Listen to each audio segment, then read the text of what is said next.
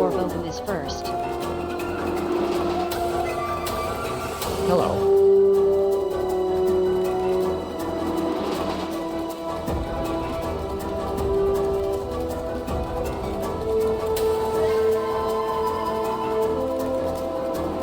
Hey!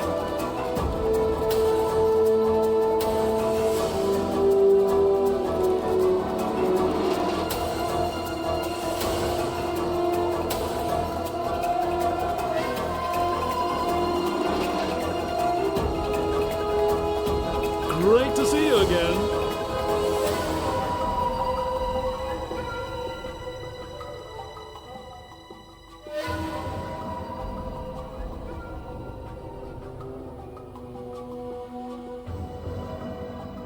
Marto_Varna just boosted Mutant Year 0. Hello. Updated my journal. Marto_Varna just boosted Stone Keith. Excellent. DC Bueller has just resubscribed for a total of 21 months. I can legally drink stateside now and subs we. You've got no idea what I'm doing. New Evilometer achievement unlocked by DC Bueller. Ahoy there!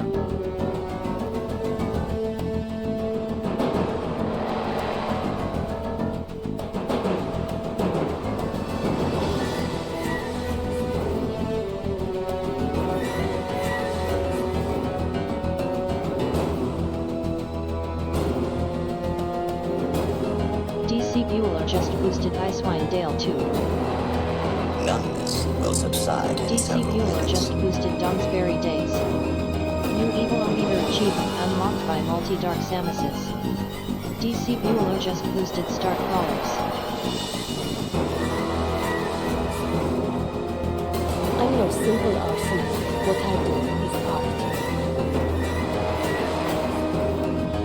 There will be worse to come yet. You will need to steel yourself, you know this.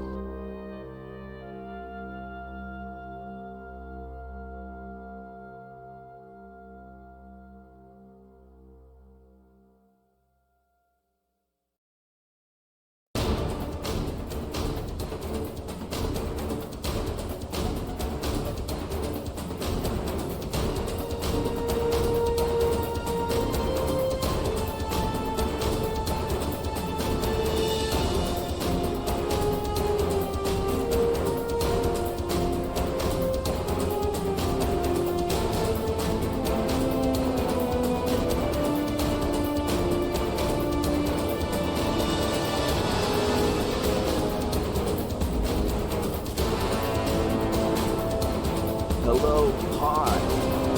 Good day to you, Pod.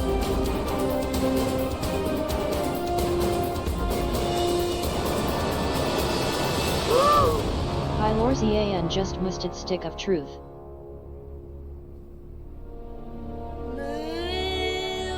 Pylorzian just boosted Andromeda. Moo. Bogu_Bogu just boosted 2. Bogu_Bogu just boosted 2. Pylorzian just boosted West of Loathing. Bogu_Bogu just boosted 3.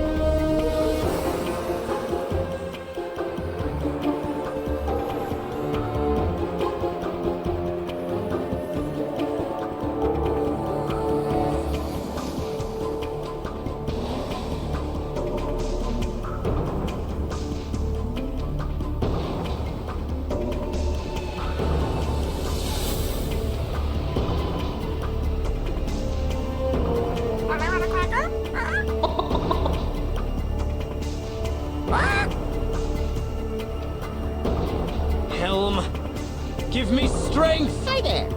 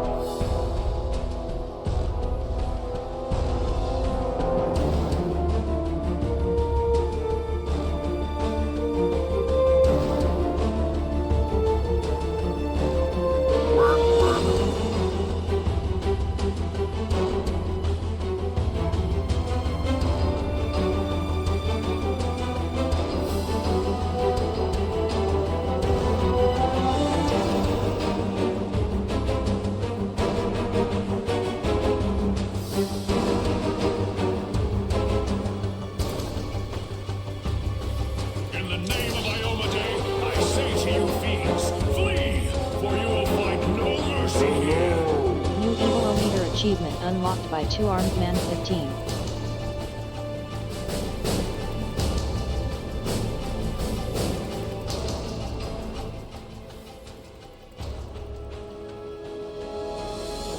Hello everybody and happy Saturday. Let me turn this down a little bit more.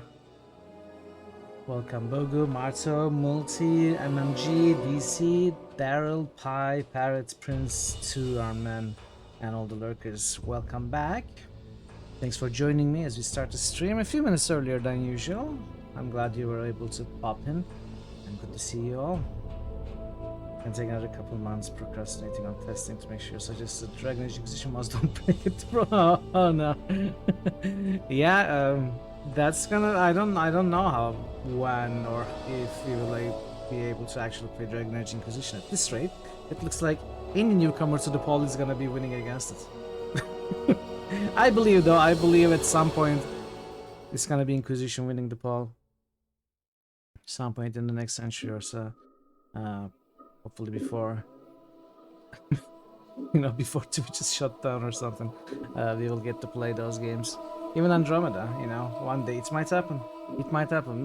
I mean, at some point there's gonna be only one game left on the critical list, and it's gonna be Andromeda, and it's gonna be selected then. Hey drummer, welcome. Happy Saturday. We're so glad Enhanced Edition overhauled the awful OG UI of this game. Your origin so hard the first time you play because it's controlled like yeah, that's true. It isn't great. This game has, if it wasn't for the excellent, spectacular story of this game, looking at many elements of the game, you would say it's a trash tier game, right? The combat is particularly fun. The endless winter. It controls a bit weird. UI wasn't the best, but it does certain things so good. It managed to become a legend, and I'm so glad there were enhanced edition versions, not only for this game but also Baldur's Gate. I mean, Baldur's Gate didn't control as bad, the original, but it was slow, and stuff like the quick loot without actually pressing on the loot that the enemies drop.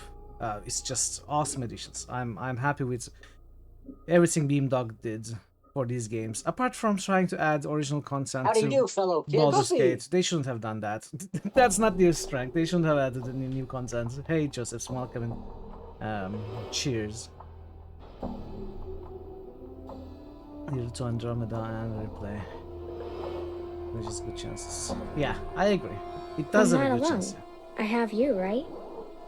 Most games was like that back then. Yeah, we didn't really, we weren't really bothered with it as much.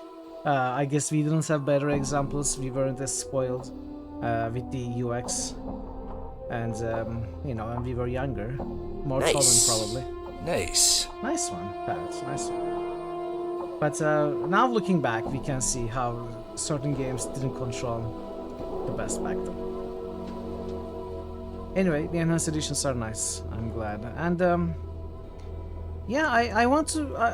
Since I have been playing this game, this is the 5th day, and we have gotten to a good point in the game. where, you know, not only think about other games to play, like Solasta winning the poll right now, which could also change, but it has a healthy lead. If you want to change your vote, if you want to vote, if you still haven't voted, you can still do so. It's nowhere over. But Solasta seems to be the next game for now, at least. Also think about other new playthroughs of Planescape Torment. Like, I really want to play Blizzard in Beatizu at some point. I may do it off stream. After finishing this playthrough, I may just install the Blizzard and Beatizu mod. And oh yeah, I am aware of it. Yes, I had heard of that many moons ago. And it was on my mind, but you know, I wasn't truly in the Planescape Torment mood, not like this. Not like I am since I started doing this playthrough. And, you know, replaying the bits that I have already played in the past multiple times is fun, is a lot of fun. But I feel like I'm hungry for more Torment content, you know? And it's not just an entirely new mod that I would want to play. I'm also thinking I never actually played this game with the restoration mod, because I didn't know it existed.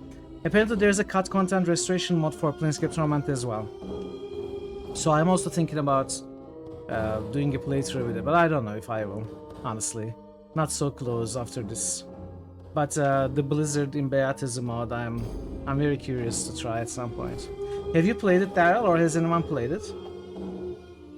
Oh, you are saying it's in the making. I thought it was done and you could download and play it.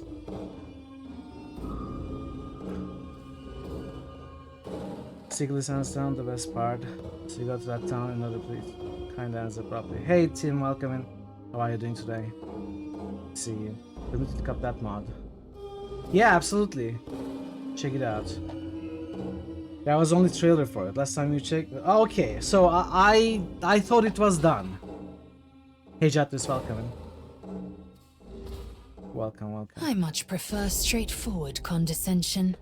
It leaves no chance of being misunderstood. So I thought it was done, and I was really hoping to, you know, just after finishing this playthrough, install that and play. But you are telling me now that I'm gonna have to wait, which is fine. I can wait. But I'm really curious to see it at some point. Hopefully it gets released soon. Anyway, Act 1 is out. I see, okay. What, Darth Vader's breathing sounded loud? It's okay. It's very short. It needs to make an impact, you know, otherwise it's easily missed. Things like that, very short, especially SFX, not voice lines, I tend to make them a bit loud, because otherwise they're just lost in whatever else is going on. Yeah, so it's on purpose. If just Act 1 is out, I will probably wait until it's fully out, honestly.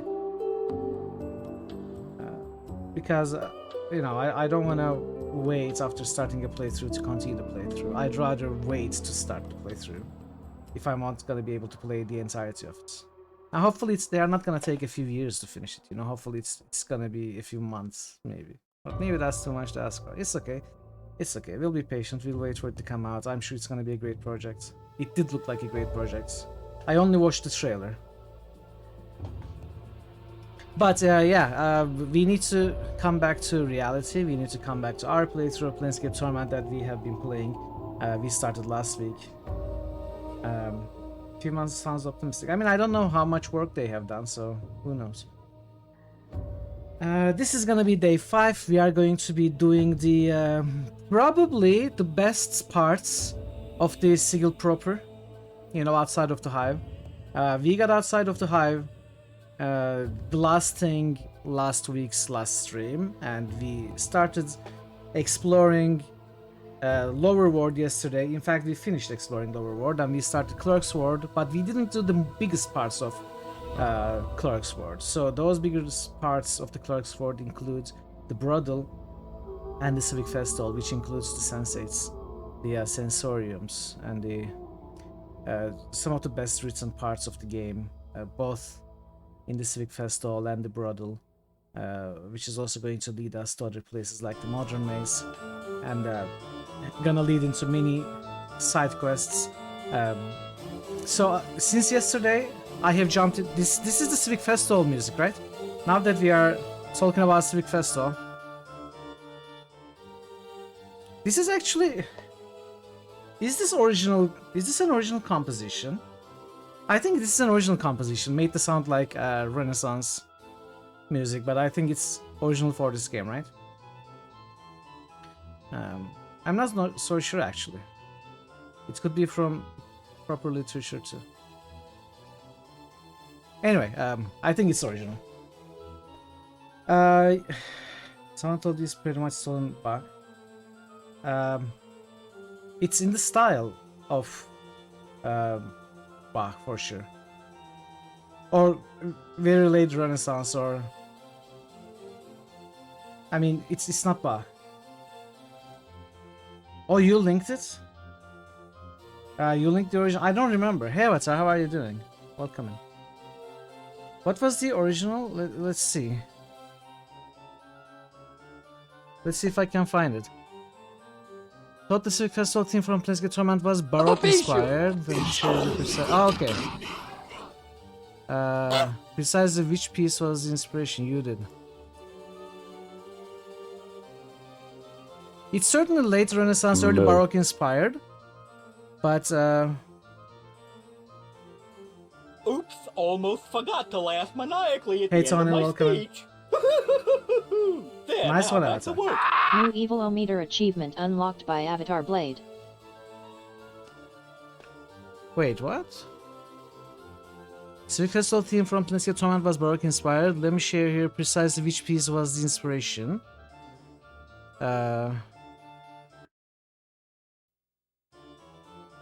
But this is the piece itself, Parrot. I'm confused. It's not inspired by it. It's the exact piece transcribed to me. But what you shared is this. Am I saying it wrong? What you shared is this. It's Planescape Torment soundtrack Civic Festival. Is there another link?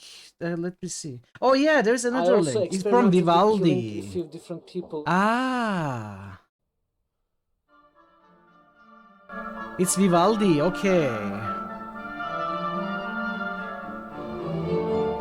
Got it. Alright. So yeah, it's a transcription of an original of another piece. That's already part of the literature. That's what I thought. Okay. I'm reading what you're writing, Parrot. I searched Civic in Discord and it showed me just that link. I had to jump to your message to see another message that had the Vivaldi ring. The link. Anyway. Sometimes it's so tough to explain myself. Anyway. I did jump back into the game. Let's get Torment. No, let's play it someday. I've never seen it before, Prince.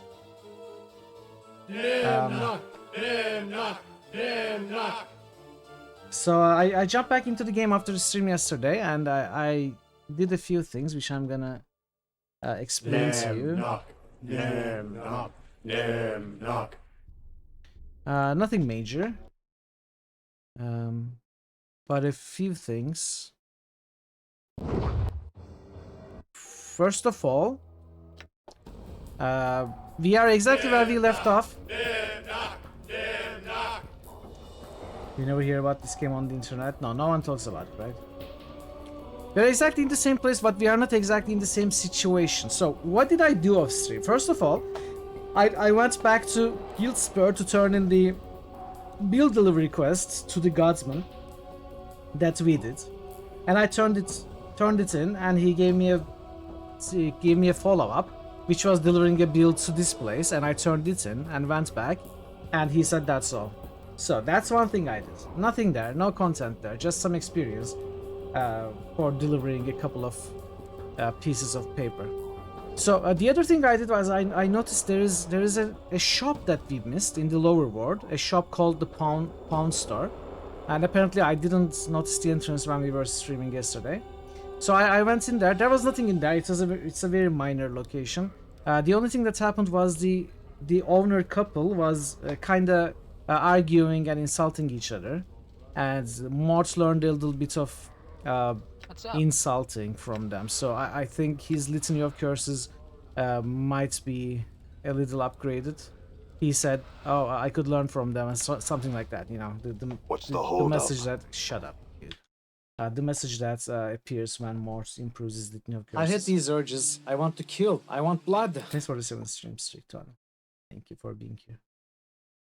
And I also, from the same place, I bought Crimson Spear earring for Anna. Honestly, it's not necessarily a good item, but it's just there was an empty slot and this was on sale, so that was an empty slot, so I bought this. And the other thing I did, as I said I would do, is I stole the spells from the marketplace, and I read them all with Dacon. So we have a bunch of new spells that I will never use, but yeah, I stole all of them. And I couldn't read this because he needs a higher level to be able to... What is this, level 2 spell? No, level 3 spell. His level 3 spells are full, so he needs a higher level. And that's gonna happen at some point. But you know, it's just for no reason at all, because I don't usually cast spells with that.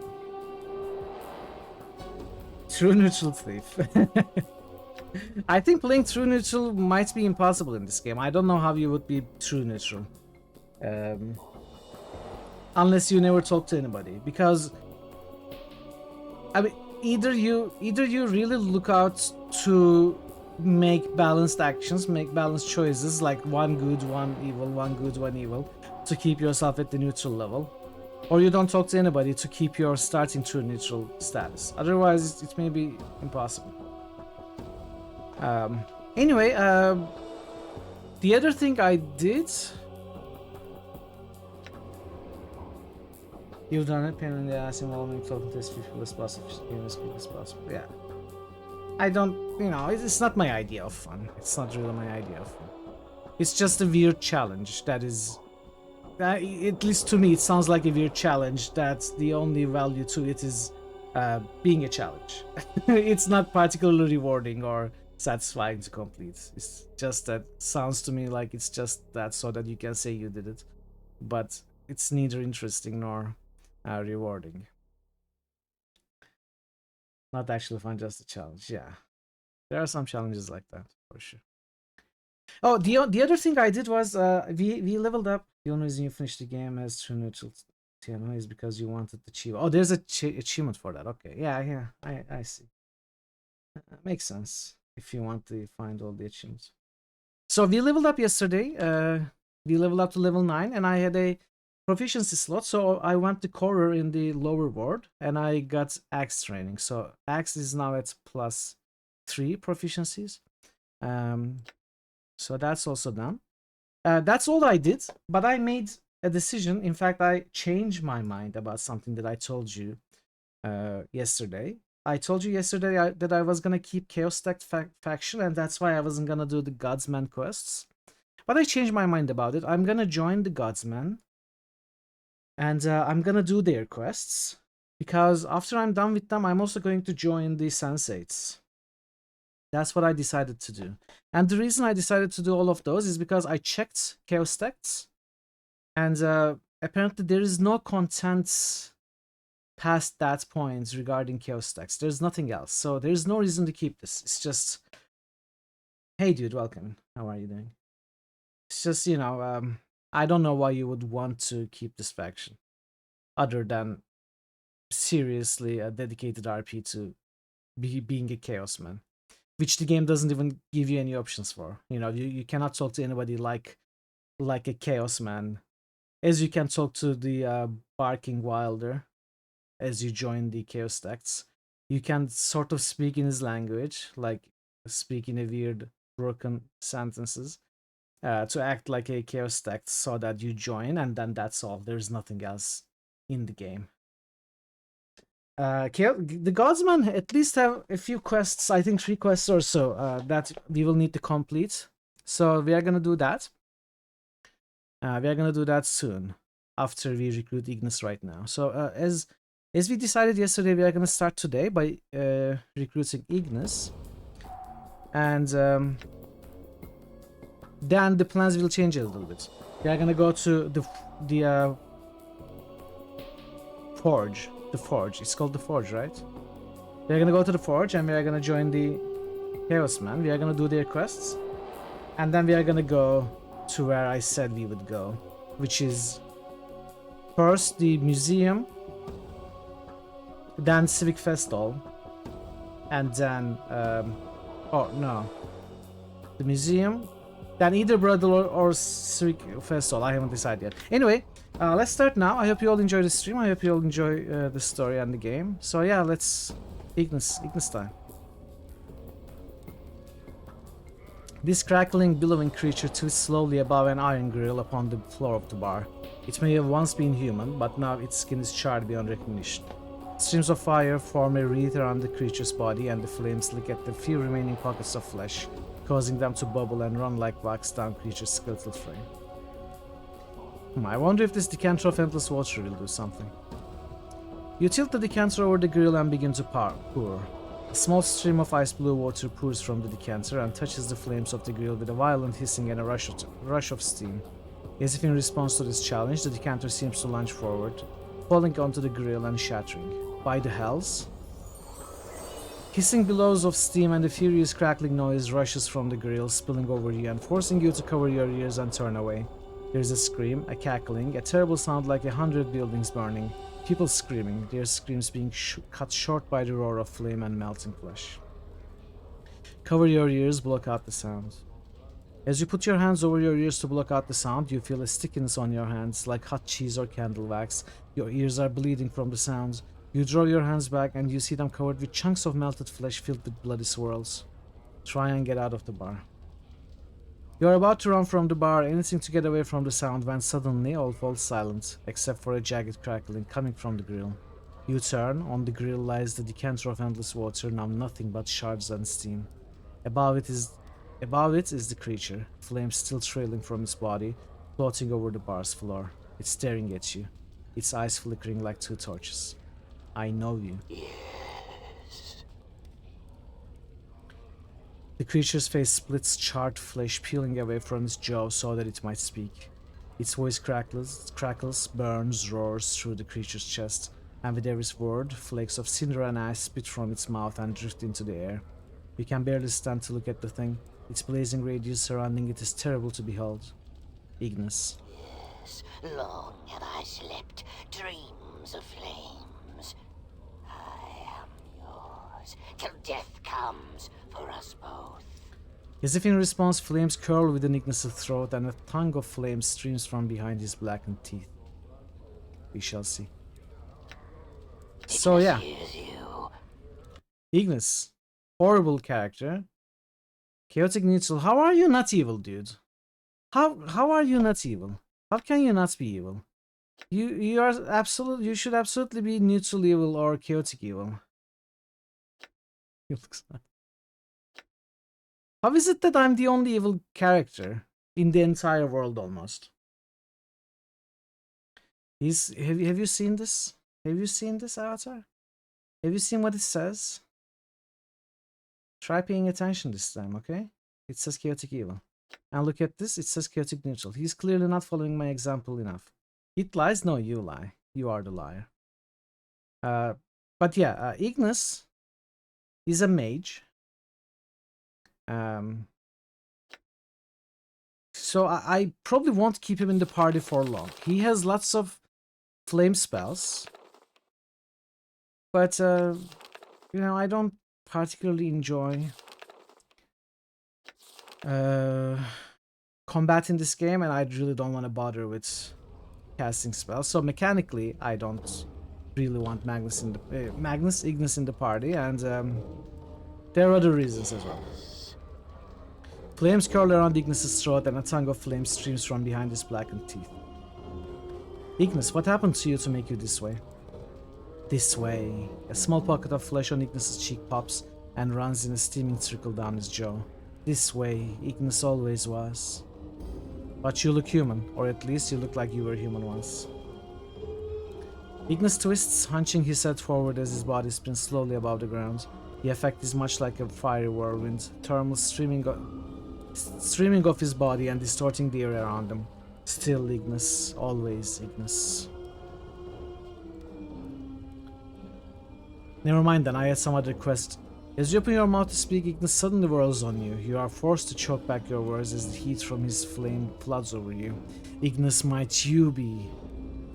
Sparks in bodies, always seeking to rise. Sparks in bodies, what do you mean? All things burn inside.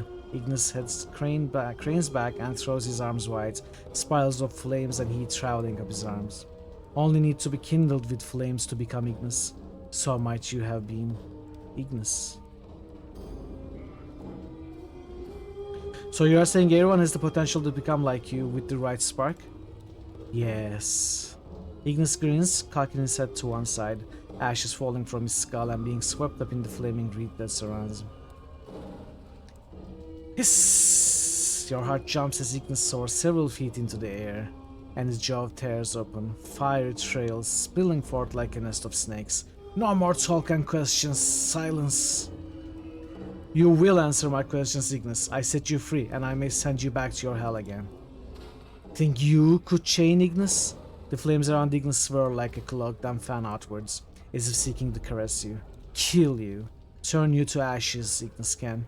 For now, Ignis follows, but threats anger Ignis. Actually, Ignis, you couldn't stop me. You could burn me, but I'd keep coming at you until you were kindling. So enough with the threats. There's a crackling in the air, and Ignis cocks his head slightly as if studying you. Then he says, "Flames will burn the immortality from you. You are not safe from my flames."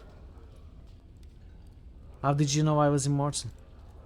You are not immortal. Ignis can kill you. Scatter you to ashes, scatter your ashes to the winds. You watch as he flings his arms wide and a heat pours from him. So powerful you are forced to shield your eyes. There's a great roaring as the air flees past you, being drawn into Ignis. Ignis, stop the... As you try to shout at Ignis to stop, the tide of heat turns back upon itself and a blazing heat washes over you. You feel your flesh begin to smolder, then smoke, and the beginnings of pain. You clench your teeth, and over the pain you can hear Ignis cackling laughter. Ignis... Updated my journal. As you shout his aim again, the heat dies. As you draw your arms back from your face, you see that your skin is blackened from where Ignis burned it. And Ignis is watching you hungrily. You know more than anything that whatever Ignis is, whatever power that has embraced him, it has the power to destroy you. If his flames were to kill you, there would be nothing left of your body. I have had enough of this, Ignis. Perhaps you can kill me, perhaps not. I'm willing to put it to the test. Ooh, is this attacking Ignis? I'm gonna try, then we can reload. Ignis howls, a horrible screaming roar, and a fiery radiance suddenly surrounds him, and his eyes. His eyes are like windows to some other place. He raises his hands, flames cackling along the edges, growing to become great flaming whips. You shall burn! Dissection time! You shall burn, Veru! Welcome, Veru. Welcome, Raiders. Welcome on away.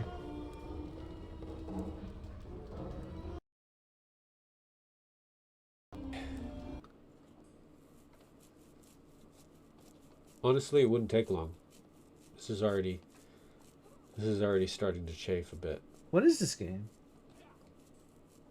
I feel like, yeah, definitely chafing now. Really quite unpleasant. Rise to Ruin.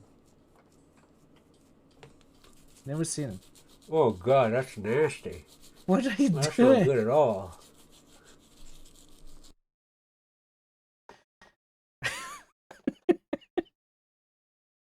No, it was not Song of Six. No, it's a great game though. It's a great game. Song of Six is a great game. Thank you so much for the raid, Veru. How was your stream today? I was lurking silently, and you were doing the space stuff again. You just came back to the end of the clip. It was a very weird clip. Yeah, I hope you had a good one, Veru. Thank you so much for the double raids, 2 days raids in a row. Appreciate it truly. And yeah, we just you know, got Ignis Use the decanter on Ignis to join us, and it seems like he's about to kill us now. It looks like we are gonna be getting a game over now. But we'll see. We'll see. As usual, we are exploring the rude and the forceful and evil dialogue options, and it usually ends either in our or the NPC's death, so we'll see what this ends as. You shall burn! Ignis, you ask for this.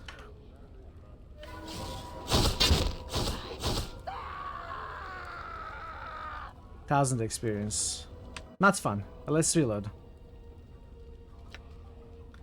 But at least we saw it.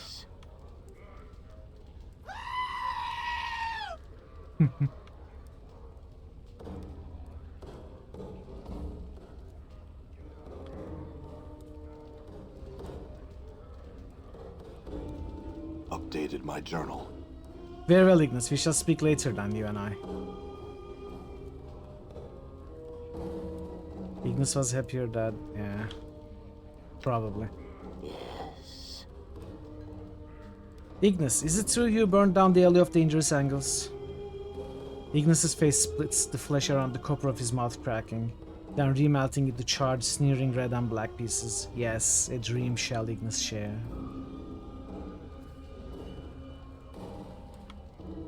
A torrent of flames pours from Ignis and you take a step back, the air bending from the heat. Streets at night so cold. Ignis burned the buildings, the dwellers all ran from Ignis. The flames and the buildings were as flames.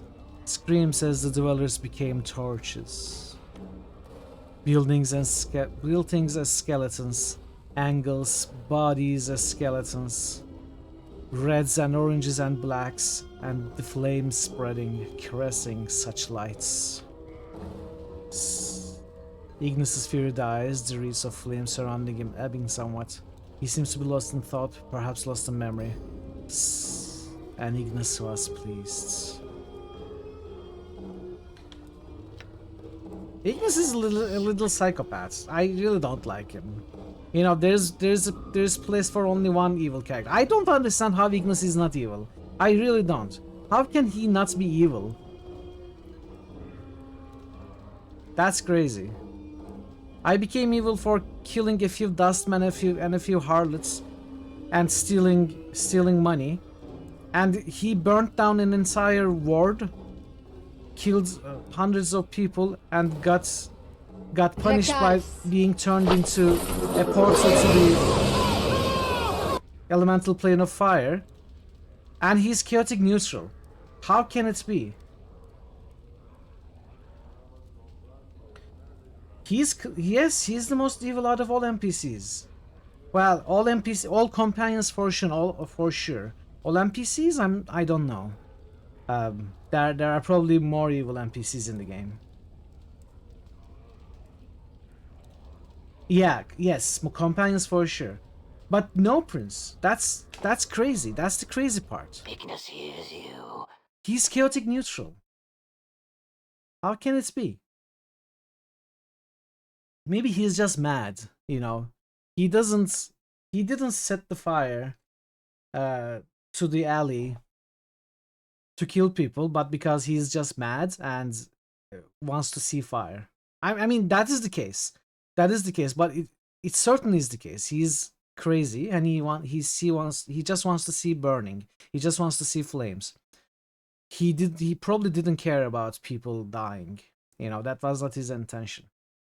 He's just insane. Companions alignments don't change as far as I know, Daryl. Yes. What were you doing in the smoldering corpse bar? For a moment, you don't think Ignis has heard you. When suddenly the fires in his eyes dim slightly, and he gives a soft hiss, cinders and ash dancing at the edges of his jaw. Ignis once knew nothing of flames. Hey Sangnif, welcome in. How are you today? Yes? Once, Ignis knew nothing of flames. He set small fires, tiny flames, tiny flickerings, small bits of flame. Ignis hisses again, ashes and fire moths drifting from the ruin of his mouth. The fires grew. Ignis set fires in their streets and lit the fires of anger in their hearts. You speak, but Ignis doesn't seem to hear you. He seems to be somewhere else, as if reliving a memory through his words. Against your will, you stop and listen. They sought to punish Ignis, the small flies from the hive. They wished to see Ignis burn after Ignis set fire to their streets. Tiny magelings, hedge wizards, runecasters. Tiny sparks of magic came to punish Ignis for hurting their loved ones. They sentenced Ignis to burn, made Ignis a torch, a spitting flame, burning, burning. It was justice, they said.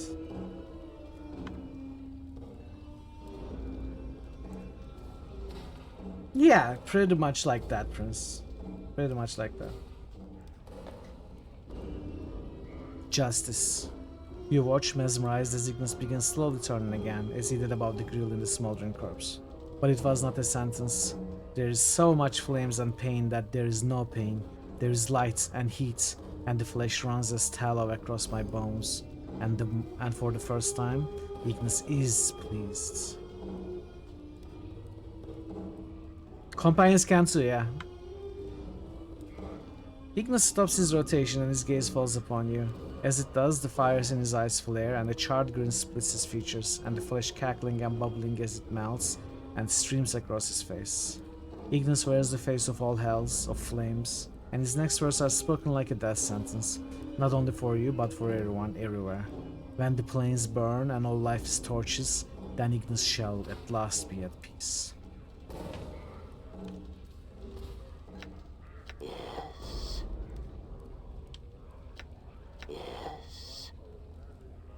Ignis, I spoke with a storyteller in the hive and he mentioned that someone taught you these things. Who? Of learnings and teachings, you know. Gouts of flame erupt from Ignis's mouth in a horrid semblance of laughter. You have always taught Ignis. Ignis master, you were. Me? Are you sure? Updated my journal. Ignis's voice drops and the crackling of the flames dies. Yes, it is the only reason Ignis obeys you. Flames rise around him in a crackling spiral, till death comes for us both. Your words to me, to your student Ignis. Ignis has not forgotten, master. Ignis, if I was your master, can you remember anything about me? Ignis hisses, and for a moment his features flicker. At first you think it's the flames, but it's not. It's the flickering of memory. Surrender to the memory. The crackling of Ignis' flame subsides, lessening as the charred bones of Ignis' body fold up, twisting into itself, until his limb lies motionless, becoming a stack of wood within a huge iron fireplace. You are staring into a fire, burning brightly within a vaulted room. The fire crackles and spits embers onto the stone floor, moss rising from the fireplace. Faintly, from the darkness behind you, you can hear the rasp of someone breathing. I can hear you. Step into the light. So many of the memories in this game are just brutal. Yeah, they are hard-hitting, aren't they? There is the shuffling of sandals and a frail youth steps into the edges of the firelight. Like this one. This one is, if I remember this one, is particularly brutal. His wide black eyes catch the flames and mirror them. He is nervous. You can hear his muscles shaking, his voice trembling, just enough to increase your irritation. Forgive my intrusion, master. You have already intruded, supplicant. You did so with intention.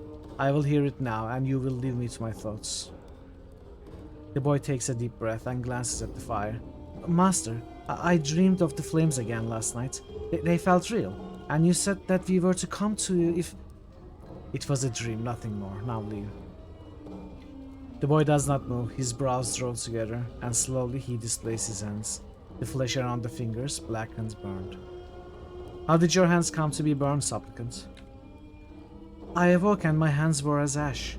The boy meets your gaze. He's still trembling faintly, but there's an eagerness in his voice which angers you.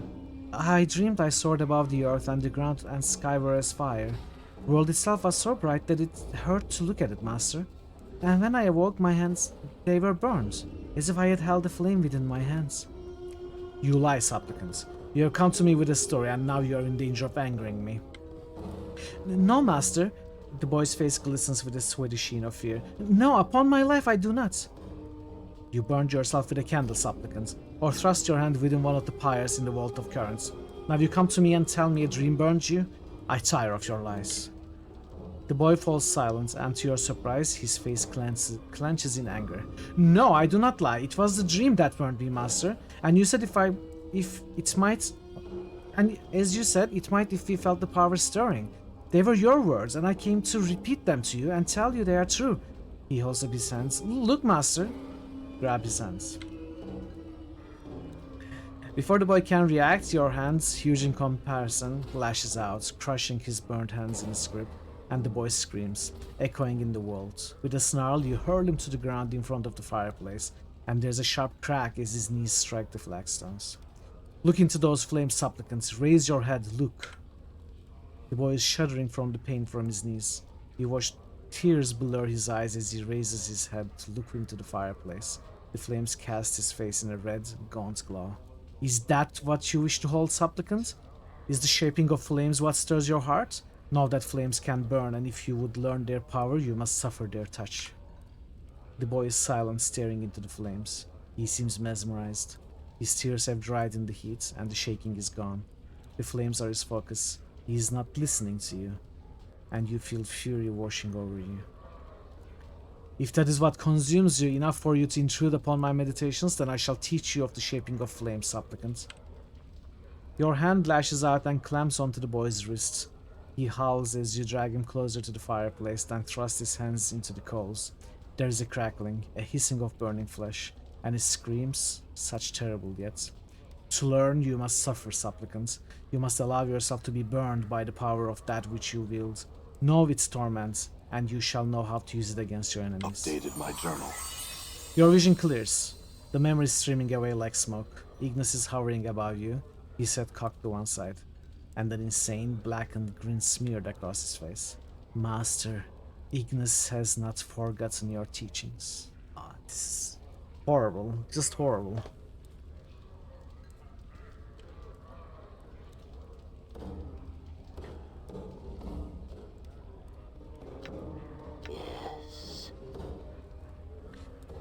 Actually, we had incarnations where we were good. But throughout the game, all the memories we remember are of incarnations where we were horrible to others. I don't know why that is. I don't remember any memory in the game where we did a good act. But there's clearly good incarnations that we will even meet later.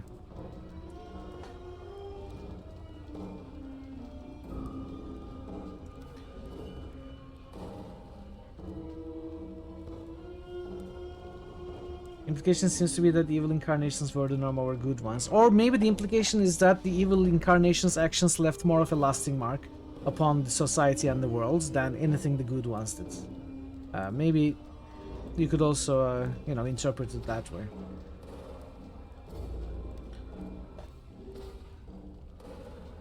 I'm sure there is more, but I'm not sure how to get more. I'm gonna try this. I may reload from this because I don't really want to apologize, but we'll see what this dialogue leads to. Ignis, about your teaching about the torments I subject to you, I'm sorry. Flames, no torments. Ignis slowly turns, twisting above the ground. He may have heard you, but you don't know if the words were related to you. Are you sure, supplicants?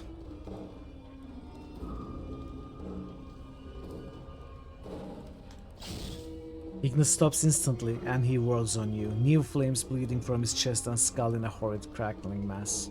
It's like a nest of flaming snakes, suddenly erupted from hidden recesses on Ignis's body. Supplicants no more is Ignis. Speak such again, and Ignis will burn you. Try it, supplicant. It seems I will have to remind you of your station. Ignis howls a horrible screaming. This is gonna be fight again.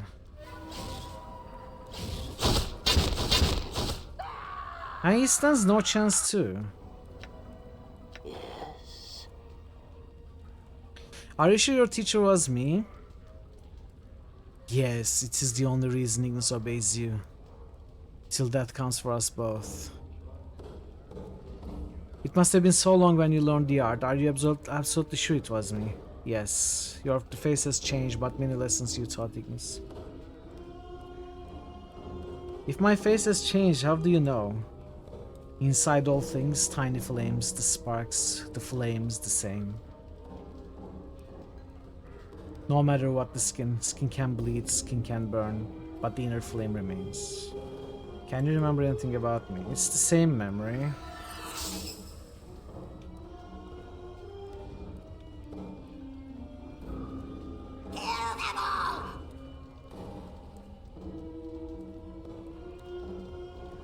You realize the most evil way to play this game? Just keep dying over and over again. Why?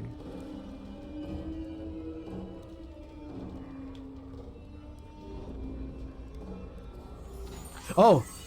No more Tolkien questions, silence. But I wish to speak of flames, Ignis, and of burning. Your words are like oil, and you watch them fill Ignis's eyes, fanning the flames you see there. Flames? Speaks, Ignis, speak. Ignis will listen.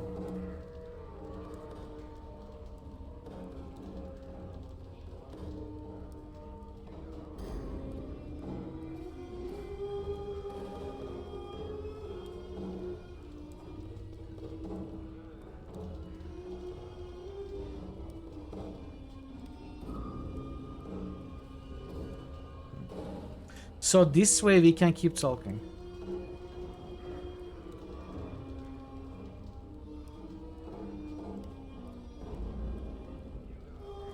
I thought there was more. Your understanding from the lore is that every time you die, another being in the cosmos dies to feel. Oh, I think, yeah, you may be right about it.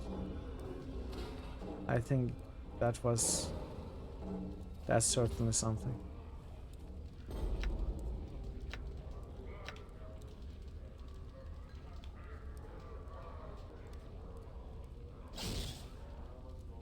Oh.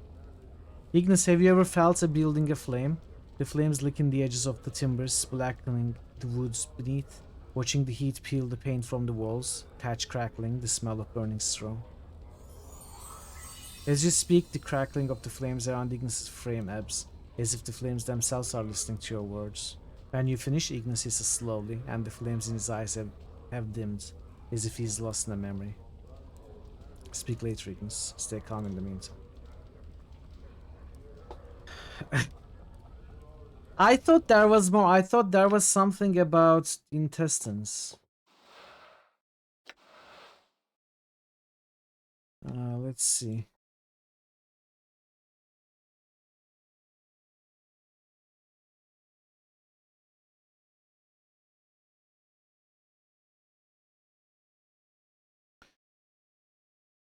Oh, okay. I think we are missing lines because I need to turn mage. Yeah, you're right, Barrett. What is your will?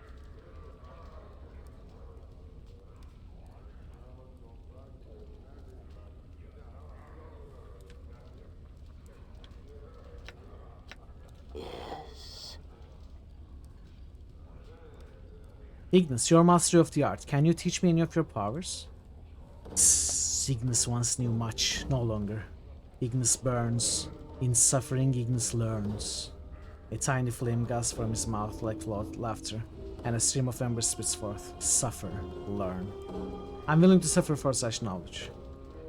As you are about to speak the words, you feel a crawling sensation in the back of your skull, and you are suddenly struck with certainty that the knowledge Ignis has to teach may permanently scar you, but you don't know how you know this. I'm willing to suffer for such knowledge. Suffer? Burn? Pieces of self are burned away. Ignis may still teach much. I wish to learn, Ignis. Can you teach me some of the arts? Where the flames once burned, one may send them again. Before you can react, Ignis' claw lashes out and clutches your finger, and with a greedy hiss, he burns it. And through the searing pain, you close your eyes and scream. You force your eyes open to see the burning mass. Okay, we got -1 max HP. Burning mass of your hand from where Ignis touched it.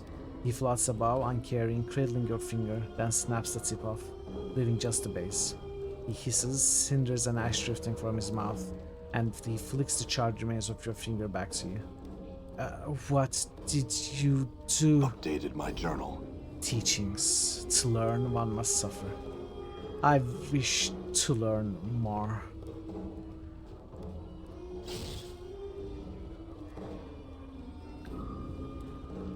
Updated my Before journal. you can react, Ignis' claw lash out and clutch your left hand.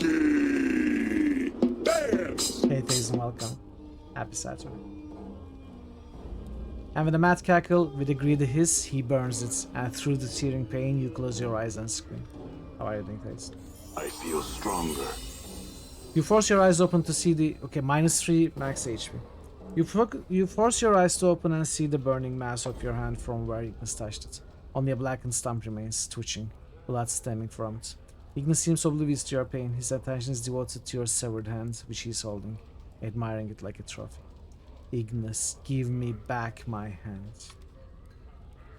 Ignis ignores you. You watch as flames from his hands encircle your severed hand like a wreath, slowly burning the last remains of flesh from it, like a sculptor, until only the fused bone remains. He gives a long, low hiss, then flings his creation back to you. You manage to catch it in your remaining hand. You notice the flesh of your severed hand is reknitting itself, slowly, painfully. It looks like it's regrowing. What did you do? Updated my journal. Teachings. Ignis cocks his head as you hold up your intestines. Oh wait, no more. Pieces of self are burned away. Yet no more of sharing will Ignis teach. You need pieces of me in order to teach me? What about this strip of my intestines? Then he suddenly swoops in and snatches it from your grasp. Holding it, he strings it between two hands like rope, and he hisses to himself. You watch the intestines stand as he holds them, turning black, and you feel a slow burning pain in your abdomen. Ignis strings out the intestines, handspan by handspan, and as he lets each length fall from his grasp, it starts rotating around him like a spiral, snaking in a slow pattern, each portion being roasted by his flames. There seems to be some dancing pattern to the way the flames are touching the strip of intestines, slowly blackening them until it looks like a long string of charred meat. The burning in your abdomen makes you wince, and it's nothing compared to the pain you felt when Ignis charred the other portions of your body. You watch your burning guts spiral in Ignis' flame, then suddenly they gather out and they fall into Ignis' hands. He gives a hiss and throws them to you. Much powers in an immortal's organs. Take the charred intestines. My journal. You hold your charred intestines in your hand. They look like blackened rope. Ignis hovers above you, tiny motes of ash drifting from his burning, emaciated frame. I'm willing to suffer for more knowledge. Can you teach me any more? Is that a lurker? Yes. Hey Bats, thanks for the lurk. No more. Pieces of self are burned away. Is there any other organs we can find? Like the eye, for example. Could we have offered...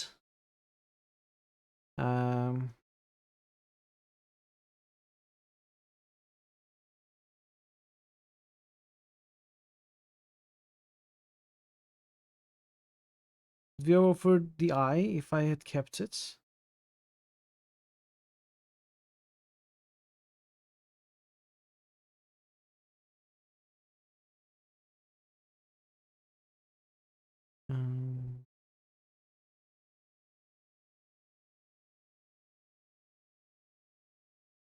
I don't see anything on the wiki. Planescape Torment, learning art from Ignis.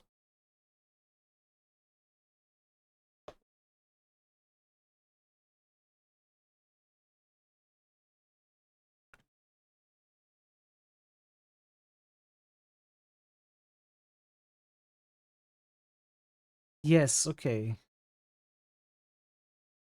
Eyeball. I needed the eyeball. Where did I drop the eyeball? I feel stronger.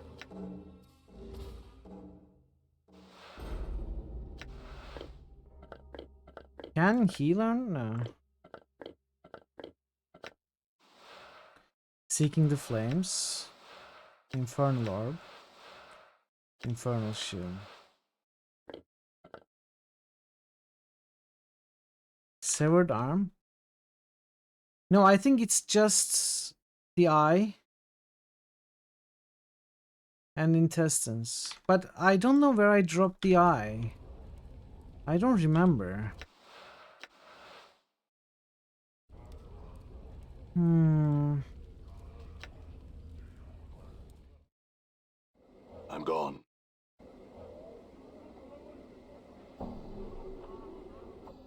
Don't want to part with that.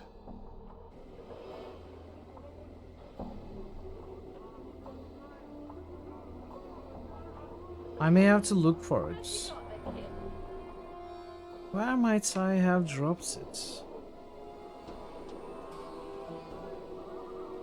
Is it one of the items I dropped at the lower ward? Done. I dropped a bunch of items here, but I think I dropped some items before and I don't remember where. Oh, the eyeball is here. Okay. Nice, nice, nice. Great.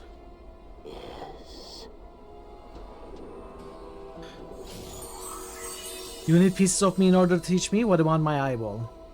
Ignis lashes out again, his finger like a spear, but he doesn't strike for the eye that you can remove. Instead, he impales your other eye. There is no pain for a moment, only surprise, then you scream, as Ignis lets loose a stream of flames into your sockets. They seem to eat into your skull, the hiss of burning flesh fills your nostrils and smoke clouds your vision. You force your eyes to open through your bloodied vision, yet only one eye opens. You can barely make out Ignis hovering in the air in front of you, his hands cupping a small orb of flame in his hands, your eye, seemingly untouched by the heat. As you watch, his hands cover the eye, and you feel a second burning pain in your eye socket. And suddenly, even through the searing pain, you can see correctly again. Ignis opens his hands, and within it, you can see the ruined mass of your eyeball, barely recognizable, yet your eye is still in his socket. He cackles, and with a breath of flame, the eyeball rises from his grasp and drifts over to you, like a flake of ash in the air. Take the eyeball. Updated my journal.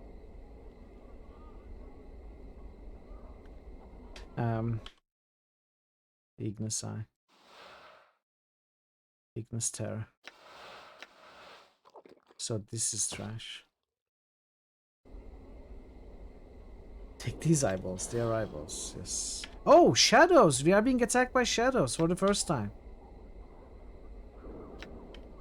What is your will?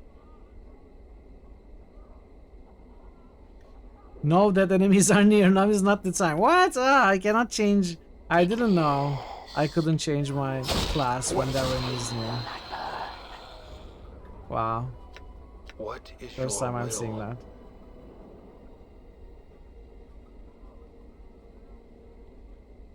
Okay.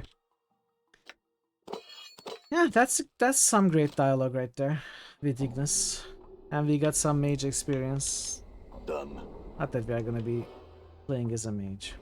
Okay, now let's go and join the Godsmen do their quests.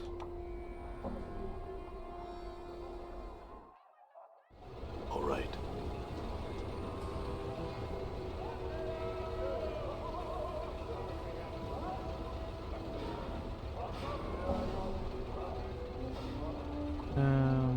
Gear.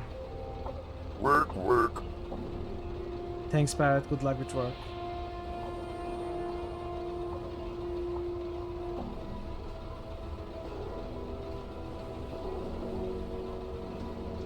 Okay.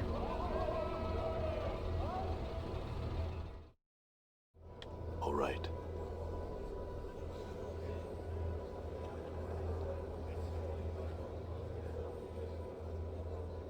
I would like to join the Godsmen. Well, first you'll have to renounce your Chaos Tech membership. Very well, I renounced them. What do I have to do? If you wish to join the Believers of the Source, you must complete 3 quests. The first quest is this. You must go to the Forge and create an item. This will show that you are capable of seeing the possibilities inherent in, even in a base lump of iron, that you are capable of bringing forth something that will stand the test of time. It measures your vision and your ability to make the potential actual. Talk to Alyssa, the founder supervisor in the main foundry. Updated my journal.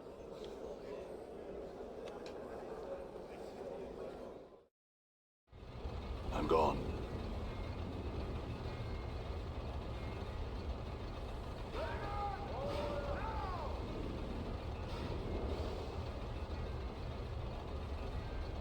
I need to use the forge. Certainly, just make sure you have the proper items for it. Protection from flames, tongs, hammers, and of course your iron ore. Where would I get those items? If you can't find them lying around somewhere, then you'll have to buy them from the clerk. I don't have iron ore.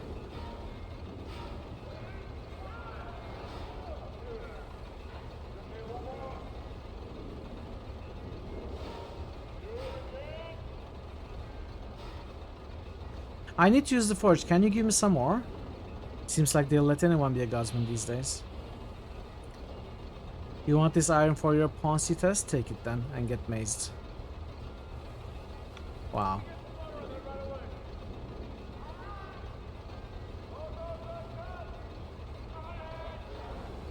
What's with the attitude, dude? What did I do to you to deserve that?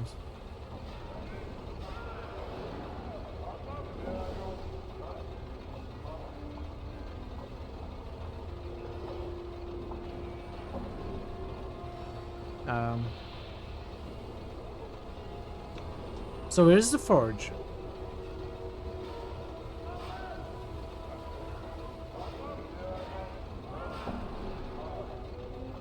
I have the things.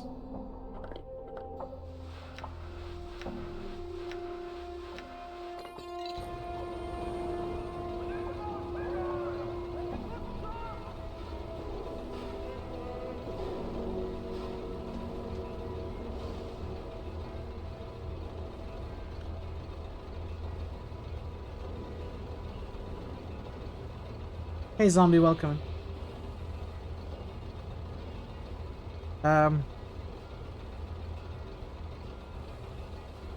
So I have the things. She's not telling me where the forge is.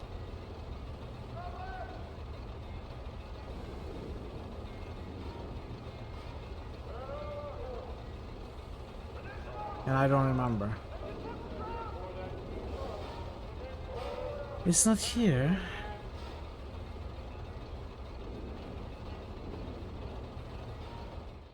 I haven't had this much fun since... I'm gone. The last time.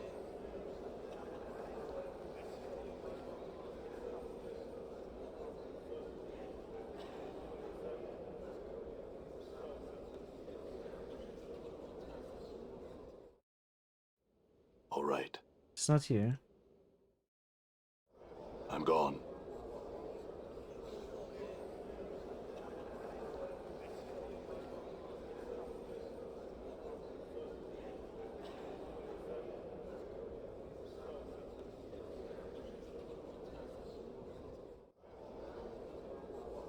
It's not here for sure.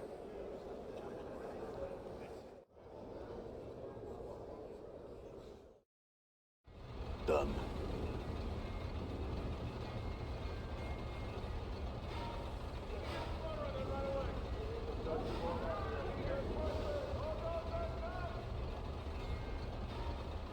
I'm confused.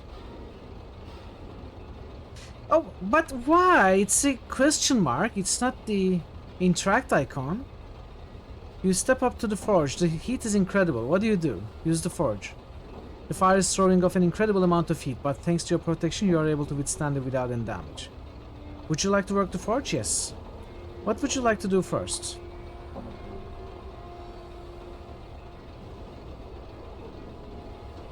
Ready the tongs.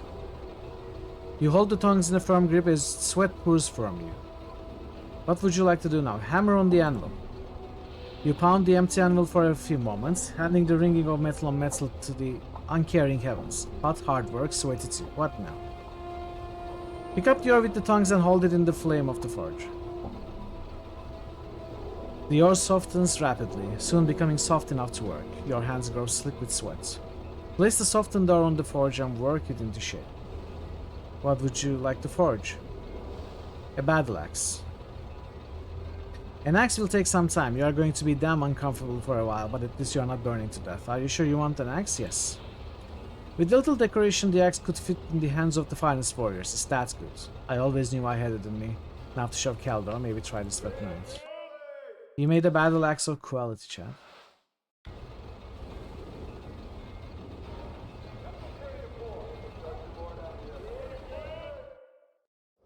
Done.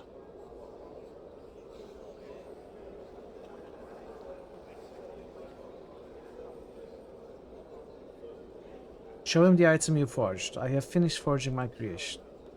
He takes it from you and examines it carefully. That is without a doubt one of the better pieces I have seen a recruit forge. You'll go far, my friend. Are you ready for the next test? I certainly hope so. A murderer has struck in the foundry, and I am forsaking the usual tests in order for you to track this killer down. Go speak to the supervisor, Alyssa Teald, in the main foundry and proceed from there. When you have completed your investigation and are ready to name a culprit, come back to me. Answer a few questions for me. Murder investigation. Okay.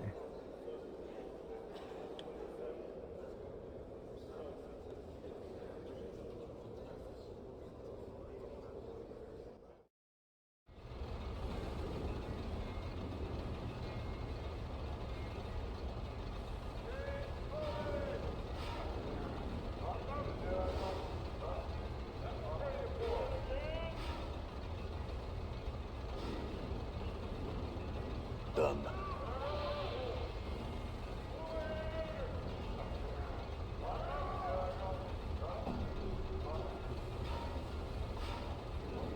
Under Kaldor's authority, I'm investigating the murder that occurred here. What can you tell me about it?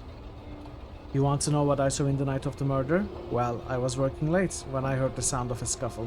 When I came out, I saw a shadowy figure slip out the door into the meeting hall, and I raised the alarm. Do you have any other details? I only know 3 people who had access to the building that night. They were Thilden, Saros, and Bedaileen. The 3 of them have dramatically different builds, but in the haze of the foundry I couldn't see clearly. How do I know you didn't do it? I have an alibi, not to mention that Kaldor already ascertained the truth from me. I have nothing to hide. Apparently Thilden, Saros, and Bedaileen do though, because they wouldn't go under Kaldor's spell.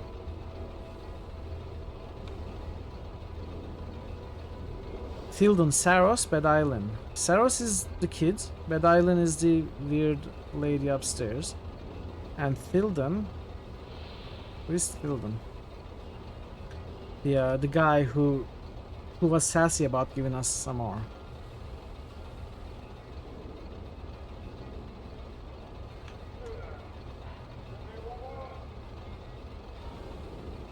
Shame about that poor Smith Evelyn, really it were. Still, he weren't want to keep himself to the grindstone. He weren't dedicated. It's the way the planes turn, mark my words. Every basher gets his due. Ah well, that... What can old Thilden do for you? What were you doing the night of the murder? What was I doing? Why, I was still in my room with a nice loaf of bread and jug of wine, staying in. Didn't go out that night, didn't see no need. Do you know anyone who can swear otherwise? No, never saw the need to make sure of it. One place you might ask, if you are really looking for Liz, is Saros. That little thieving knight goes everywhere, what with his father being such a high up here. He always was into new experiences, boy's practically a sensate if you ask me. Probably wanted to kill someone and see if he could get away with it.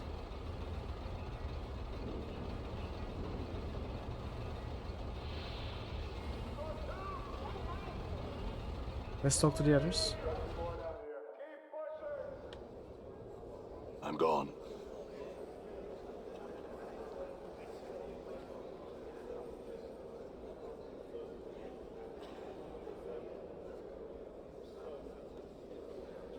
That poor Smith, I can't believe what happened to him.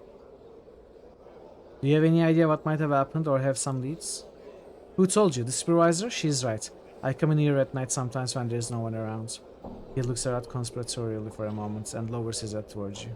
I saw Thilden creeping out of here. The main reason I know it was him is because he dropped something. He hands you an awl with the name Thilden etched into the wooden handle. Thanks, I'll be back to talk to you again. Updated my journal. Thilden's awl. This is a well-fashioned awl with the name Thilden burnt expertly into the wood handle.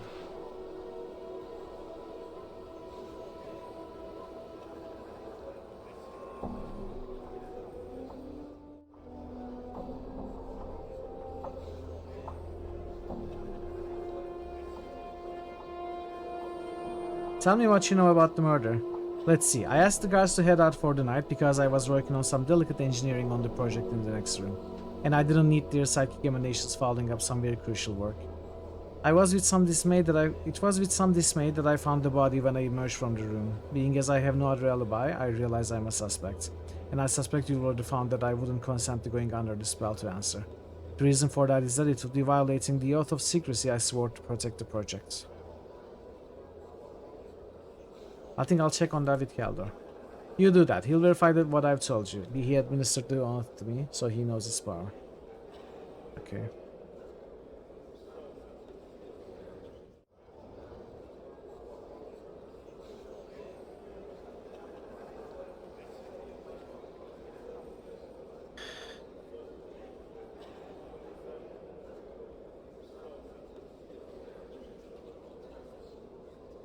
Wait, is this a foolproof theory? I don't think it is. We cannot even ask him about what Bedailen is saying. Huh.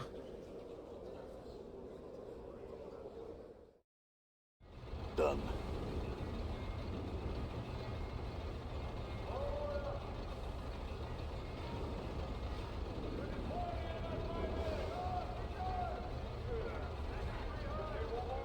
Saros, you remember Saros, don't you? Gave me an all found near the body. Oddly, this all has your name etched into the handle. How do you explain Updated that? my journal. He looks momentarily flustered and then, Saros the thief! Odds are he stole it from me. In fact, I've been missing my all for some time now. Never mentioned it to anyone because I figured I just lost it. Now I know that Saros stole it to frame me. Better go get him before he gives you the laugh. Seeing your expression, he says, before he escapes. That sounds a little too pat. I'll ask him about it as soon as I get some more answers from him.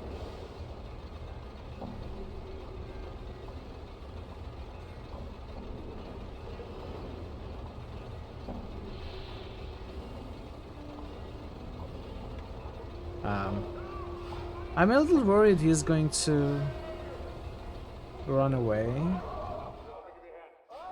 All right.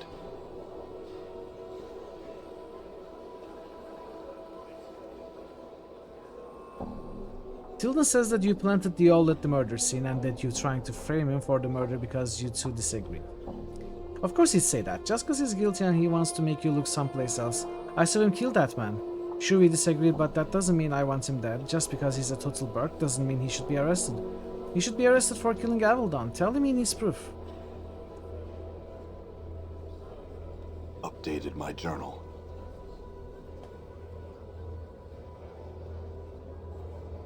Did he say he saw Tilden kill the man? Didn't he say I'm gone. he didn't see anything, but then he saw the all drop? Is he changing his story now? Or did I misunderstand? He tells me that it's not a frame. In fact, he says that he personally witnessed you killing the poor sod. He what? I tell you that the boy is a thief and a murderer and you don't believe me? What if I told you the lad's an anarchist too, a member of the Revolutionary League?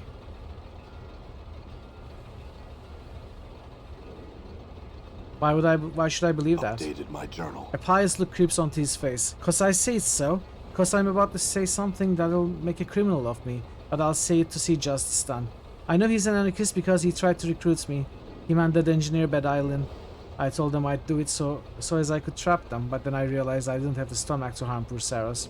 I turned them down, and now they are trying to cover their tracks. That's why they want me gone. They are killers, not me.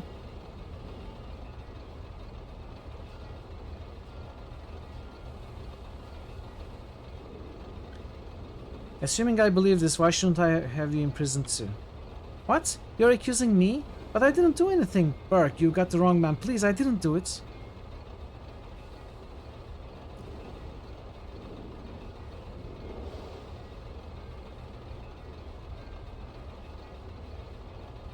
Okay, I'm just having a little joke with you, Tilden. Relax.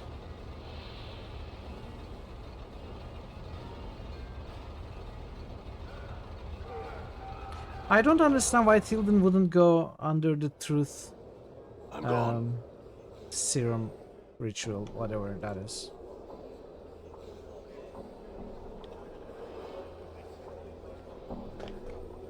Tilden says you're an anarchist and that you are trying to pin the crime on him. Anger strikes sparks in her eyes, but the look of scorn replaces it so quickly you are not even sure you read it right. An anarchist? Right. Here's my other leg. Pull that one too. Did you have some real questions, or can I get back to my work? What was that flash of anger? She smiled slightly. You don't miss much, do you? Allow me to put it this way. How would you feel if you were falsely accused? My anger stems from that and nothing more. She seems honest about this. I don't buy that. You'll have to because you're getting no other answer from me. She turns stiffly away from me. Farewell.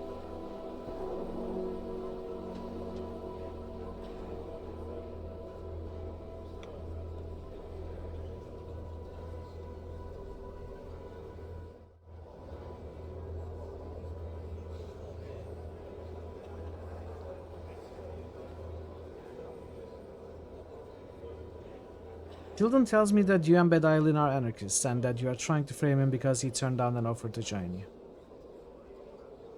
She has nothing to do with this. I did it on my own. But the truth is, Tilden shoved Avildon into the gears. I put the all there to make sure everyone would know he was there. Because I'm just a kid and no one would believe what I was saying, alright? I admit that I planted the all, but I only did it to make sure he got punished for his crime. Why? Why should I not think that you are doing this to get back at him for some other crime? Updated my journal. Because I don't know why you think that, but I promise. Go talk to him and tell him what I said. And then you can decide for yourself. I'll do that.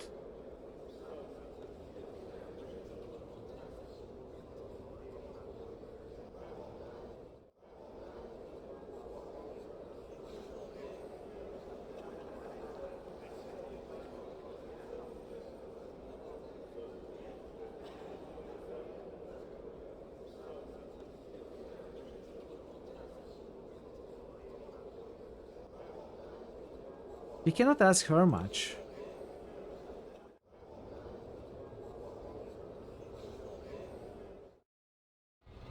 All right.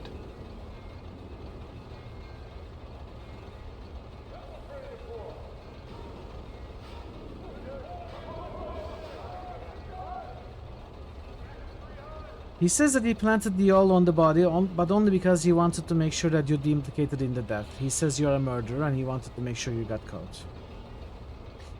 He admitted that he's an anarchist? Yes, he seems to believe you are dangerous to everyone around you, whether they be anarchist or guardsmen, and that someone needs to stop you.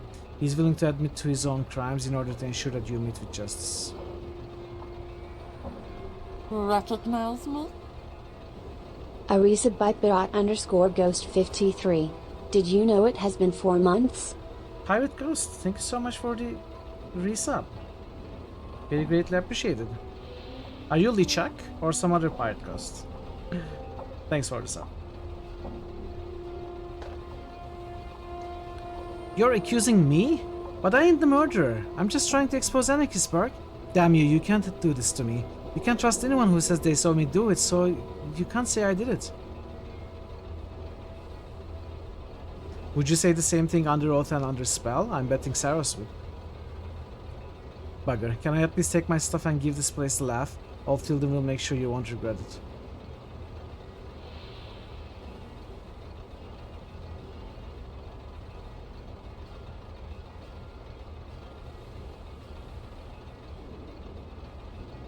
What do we do? Oh, I didn't choose this. Did I misclick? Sure, get going. I'm gone. You'll not hear hide nor hair from me again. Go before I change my mind. Why are we letting him go?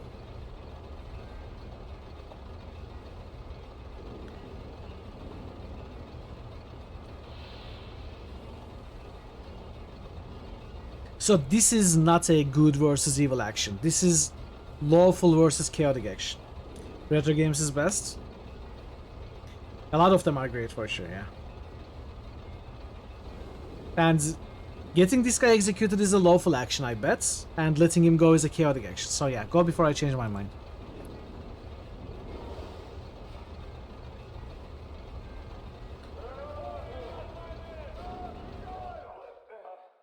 Done.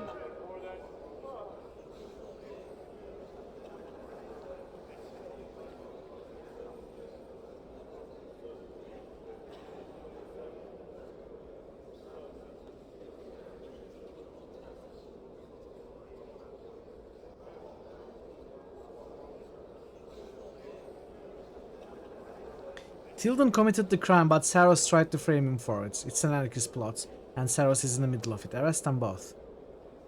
I wonder if this is all. Let's see.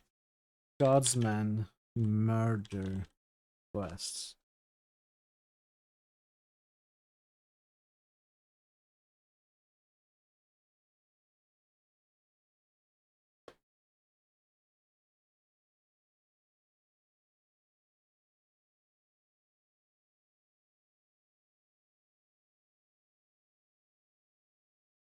Yeah, that's all. That's the best we can get.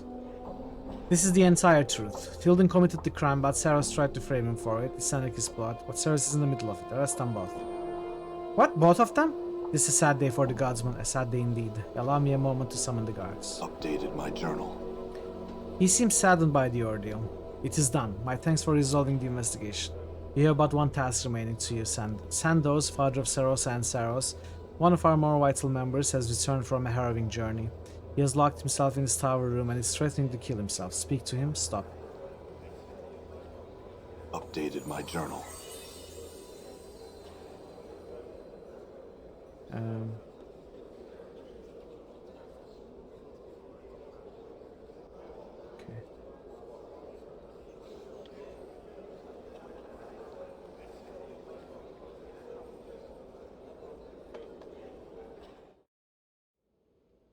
All right.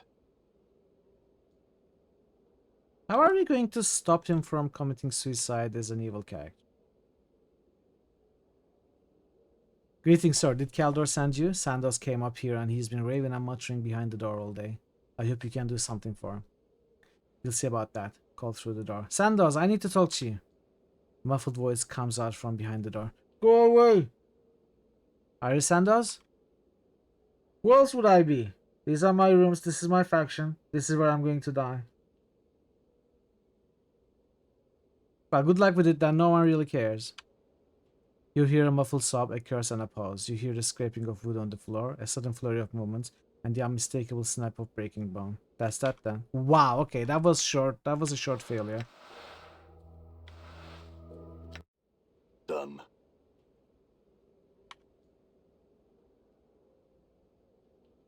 They said I should come talk to you. I guess they don't want you dead.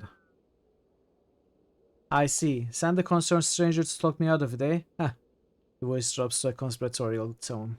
Did they tell you you could join them if you just came to talk to me? Did they think it would make you care more? Wait for him to continue. Well, say something, or are you suddenly mute? Ha! If you had seen half the things I'd seen, half the things I'd seen. You have no idea what I have seen, Sandoz, and you don't see me threatening to kill myself, do you? Get a grip on yourself, man, and grow up. That's gonna work on a suicidal person. Grow up! Okay, I think I'm gonna grow up. There's a short, sharp breath from behind the door, and a low, unamused chuckle. You're not much on tact, are you? What if I told you I had my head in the news right this instant? I dare you do it. Frankly, if you're such a coward that you consider killing yourself, I don't think you are brave enough to follow through on it. You hear a muffled sob, a curse, and a pause. You hear the scraping of wood. He wasn't bluffing. He wasn't bluffing. Oh man. I thought it might actually work. I don't think we can do it in an evil way. Like, reverse psychology won't seem... it doesn't seem like it's gonna work. We are actually going to be... treat him nice, I think. I was hoping reverse psychology and being rude would change his mind, but no, it's not gonna work. Wait. Tell me about yourself. You want to talk? Is that what you want? How about you listen? The voice pauses, then gathers steam. What's the point of it? That's what I want to know. Why do we do the things we do? What's the thing that keeps us driving, Pride and ego. We keep telling ourselves that we can be something, that we mean something, and that there's a reason we are here, but in the end, it's just blackness. I've seen that the final blackness, and there's no reason to deny it. Yet we keep pushing on out of foolish pride. There's no reason to do it. Did you ever consider that you became a guardsman for a reason? What do you mean? You found a reason once. You believe that all we face is a test. Now, why did you join the guardsmen? Because I thought there was meaning. I was wrong. There's no meaning. Love, family, wealth, accomplishment. It all means nothing. Except that it all keeps going. You became a guardsman because you don't believe in chance for something this magnificent. Surpass this test, Sandoz, and you become ever stronger. He barks out a sharp laugh. They taught you well, at least. Let me think about this. I hope you got some time. All the time in the world. When it speaks again, the voice sounds a little more balanced. Go down and tell Kaldor you've talked some sense into me. I'll want to see him eventually, but do you learn your job? I'm gone. Okay, now we can kill him. Now we can die. All right. You can't die, Sandoz. Because I need to kill you so that I get the experience. All right. Open the door, please. I beg of you. I need your rusty knife. I have succeeded. He has regained his zest for life. Updated my journal. You have succeeded? Glorious news. Congratulations, my friend. You have proven yourself worthy of joining the Godsmen. Would you like to take the oath now, or perhaps wait until later? Now. The oath. Life's tribulations are tests. There is nothing I encounter that is not a lesson. Pain is the multiverse's way of reinforcing a lesson. What I hate most in others is a reflection of what I hate most in myself. I will act to activate my potential and to aid others in achieving their goals. I will remember that Divinity's spark is present in everything.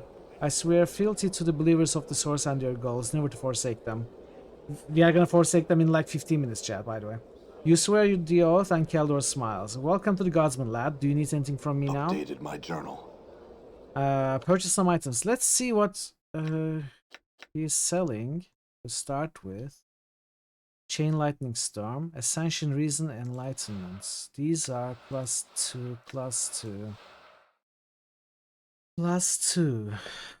These are usable only by Godsmen, so as soon as we remove the faction, we won't be able to use them. Oh, we cannot steal.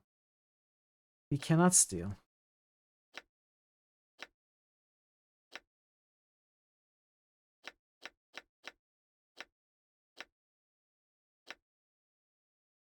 Okay. I don't know why we cannot steal.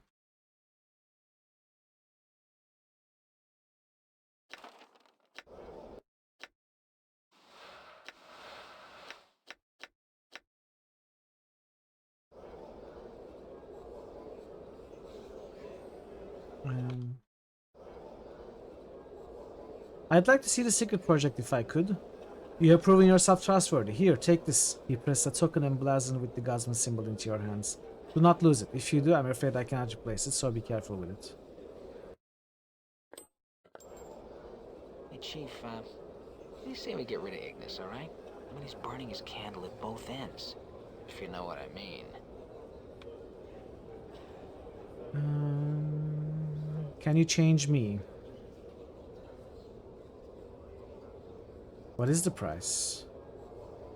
Yes. Updated my journal. Then I feel no qualms in sharing my gift with you. +1 wisdom. She speaks an arcane syllable, one that shakes you to your very foundation, and somehow your flesh feels strong. How did you do that? I know not how I came by it. It seems something that has always been a part of me. I can only surmise that my past lives and my beliefs in this one have given me a special insight into mortal nature. I am gifted with the ability to see a piece of the potential within every being. By reading the true name graven on the mortal's very being, and by slightly mispronouncing the word. We read all of this. Can you teach me this skill? What is the price? I have already spoken. Okay. Well, yeah, +1 wisdom. It wasn't really necessary, but you know, it might help us get rid of the +2 wisdom tattoo earlier in the game, which is good.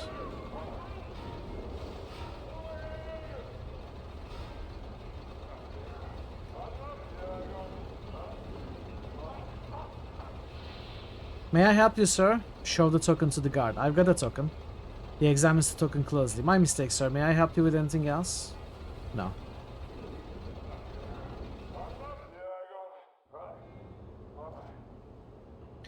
Galera.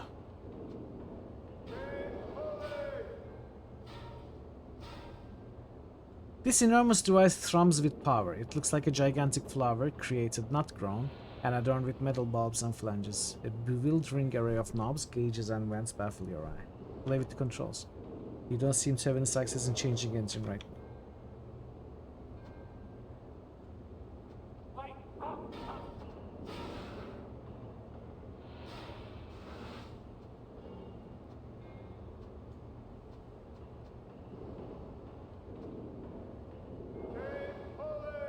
You see a Gitzerai woman, bald and with scarred cheeks and a cat's grace in her walk.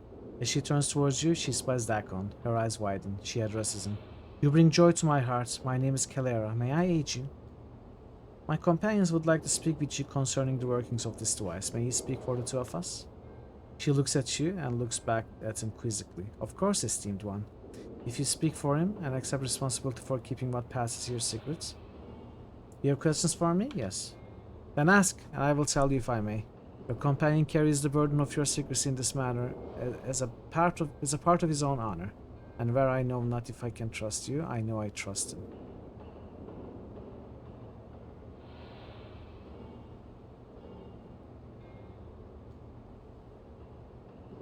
Who is she and why does she treat you with such respect?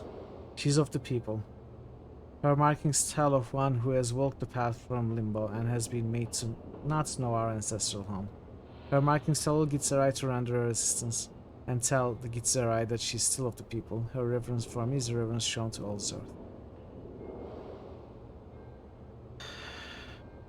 What can you tell me of the engineers?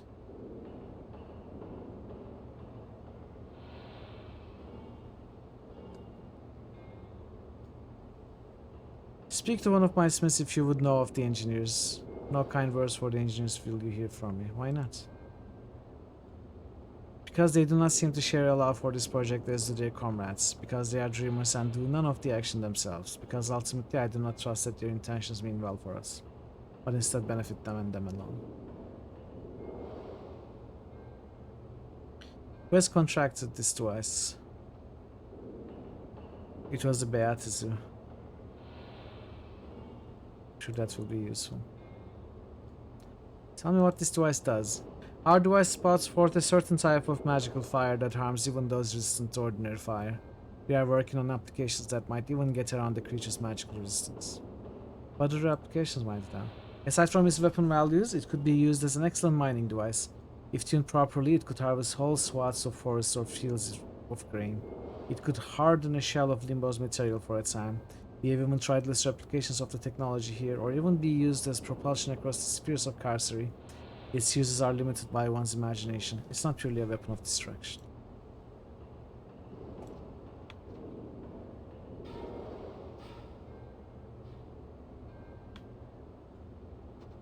I don't think we can do anything else here.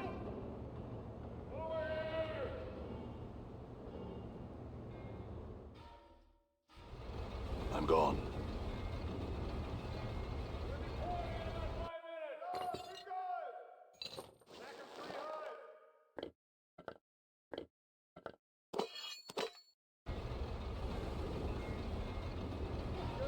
Okay, we are done with the Godsman.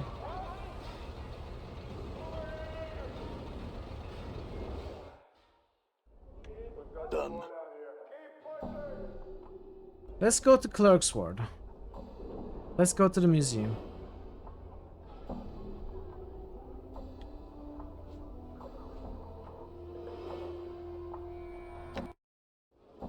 I'm gone.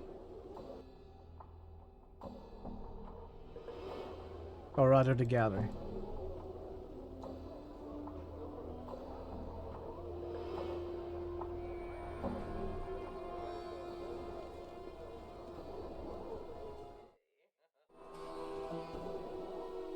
I'm gone.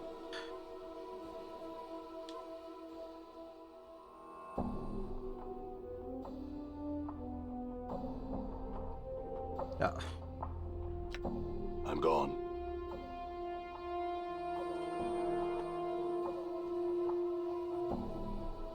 Several shards of black crystal or ice whirl within the freezing wind that this ornate pedestal gives forth. Each shard looks razor sharp. Touching or grabbing one could be perilous.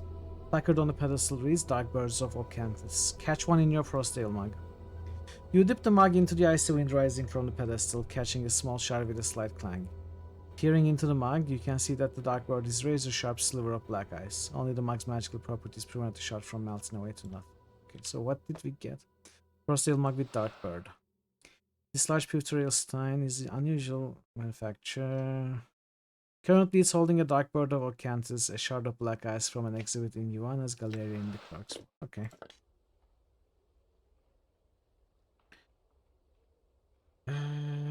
Karasuthran shoreline. Sniff at the painting. It smells strongly of sea air. Touch the painting. You place your hand on the painting, not knowing quite what to expect, but it's merely the texture of painting canvas that you feel beneath your fingertips.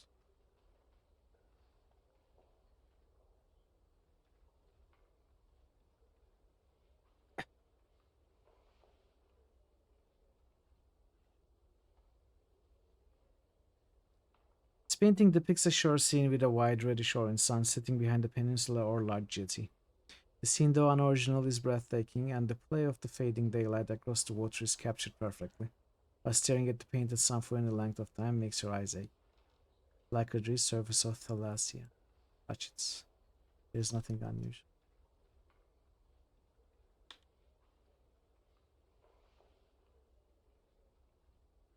The library.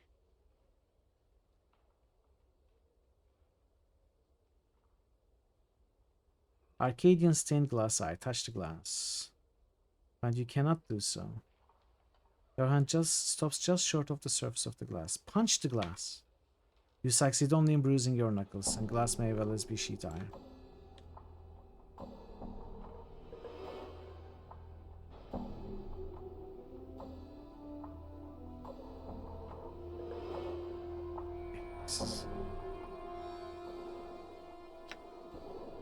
All right.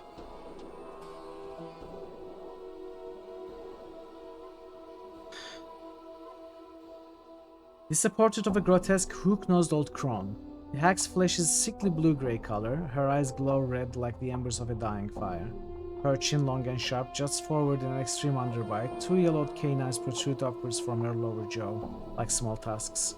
The smile upon her withered purplish lips speaks of a horrible secret. Placard reads, Grey Hag of Oinos. Leave. As you begin to turn away from the painting, something in it draws your attention. A strange tingling sensation arises in the back of your mind, a memory beginning to surface. Try and recall the memory. You recall standing confused in a maze of briars. The hideous crone from the painting is before you, cackling wildly.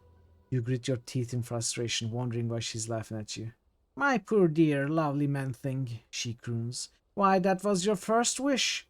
She points a single bony clawed finger at your forehead. Your temples begin to throb painfully, and you can remember nothing more.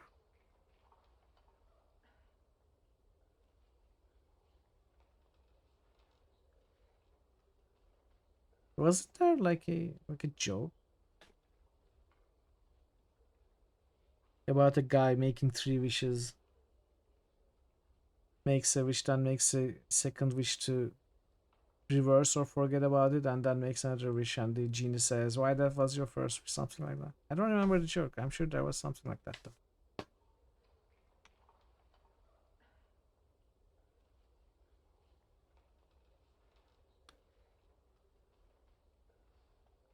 Black reads, this statue is believed to be the final fate of the Etherserian sorcerer Gangroigdon. Attacked by a conclave of rival sorcerers at the height of his dream madness, he was imprisoned with a spell that turned his flesh into stone. Gangroidron is said to have been frozen with a final awful curse still upon his lips, a curse so terrible that it was never meant to be spoken by the lips of a living man. Apply the gorgon salve to the statue. You smear the foul-smelling ointment over the statue. There's a strange shimmering around the statue, and you watch as the statue takes an intake of breath, and the eyes of Gangroigdon fills with a blazing, vengeful madness. Greetings. Before you can do a thing, a blazing torrent of words flies from the sorcerer's lips. As he speaks, you feel an agonizing sensation, like a sudden wave of raging heat, pour over you and settle into your skin like a blistering wound. Blindness strikes you as your eyes burst, running from their sockets like shattered eggs. You hear someone screaming and realize it's you. Wait for the horror to end. The last things you hear, even over your own cries, is Mort shouting. New taunts, all right. By the lady's bladed teats, everything suddenly falls silent as the last of your senses flicker and fade away to nothing. Die horribly, a victim of Gangrohedron's awful curse. No matter, he'll be up in a bit. He'll be fine. He'll be fine. All right. It's okay. Don't worry about it, chat. No one was worried. Anyway. I'm gone. No one cared. It's business as usual.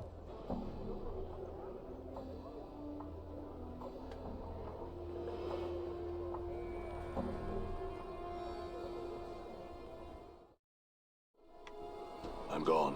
What's up? So...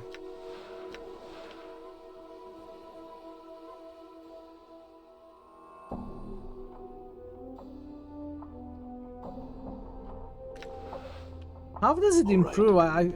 I think Mort's Litany of Curses ability improves. Yeah.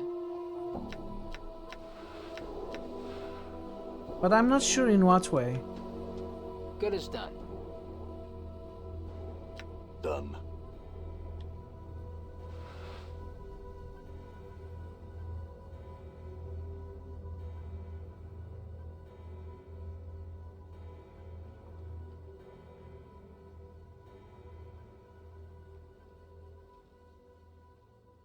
A massive horn of beaten lead, wound with brazen chains. The horn is horribly mangled, as if some tremendous force had crushed it. Jagged blades protrude along its length, almost as if it were meant to be used as club by some gigantic creature, as well as battle horn. Placard mounted beneath the horn reads, "Cleansing horn of Akron." Put your head against the wall, try to blow the horn. Try as you might, you can get no sound to issue from the massive horn. Your lips come away from the mouthpiece, tasting of blood, smoke, and metal.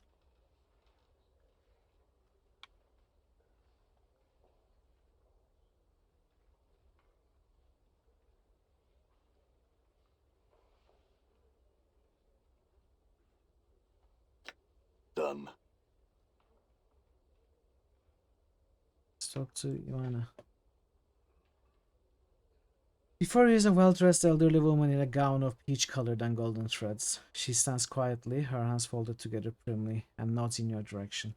It's then that you notice that she has no pupils, her eyes are entirely white. "Greetings, sir, I'm Ivana. Welcome to my galleria.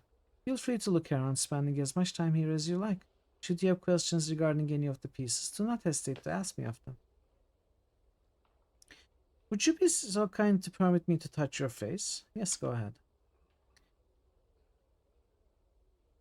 Ivana smiles, gently running her old hands over the skin of your face. She frowns, looking slightly puzzled. "So many scars, both old and new. They seem to..." She touches the side of your throat, flushes, then pulls away. "Pardon me, sir. I was curious to see how far they went." "It's fine, and they're everywhere. My whole body is scarred."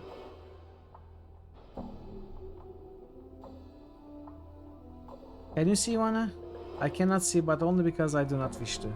In time, I will allow my vision to return so that I can re-experience the contents of my galleria with the benefit of new fresh eyes." "Do you know what this little cube-like toy creature is?" "It's more than just a well-crafted toy modern, that's for certain. It may be some sort of puzzle box or portal key." "What's a modern?" "What is this place?" "It's my galleria."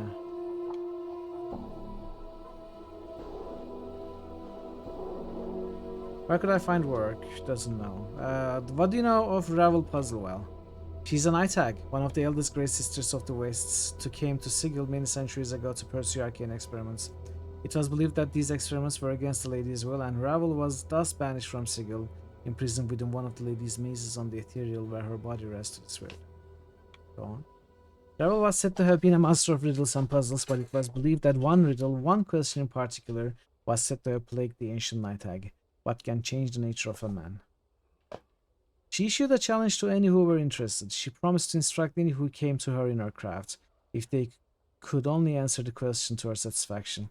If they could not, they consented to be her next meal. Many died coveting Ravel's teachings. It's not believed that until her final hours in Sigil, Ravel never discovered the answer to her question. Ravel's crime was believed to be some means of trying to shatter the cage, trying to crack open Sigil itself for some unknown reason. That is all I know of her." Okay.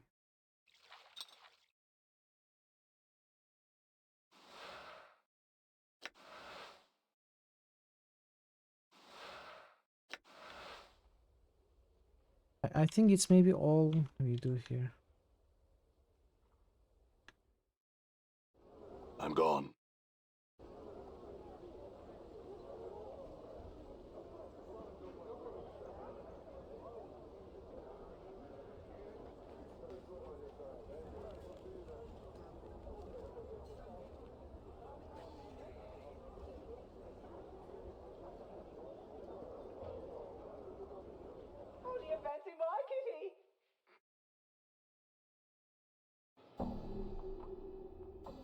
We can go to the brothel, we can go to Svig Festival. Where should we go first?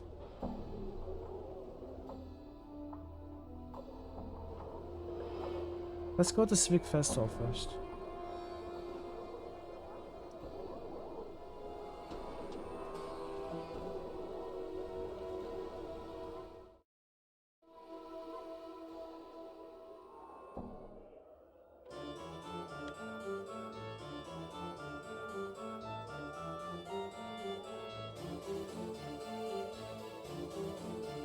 This towering man's golden skin sparkles slightly, almost as if it were metallic. Whether it's his actual flesh or merely painted on, you cannot tell.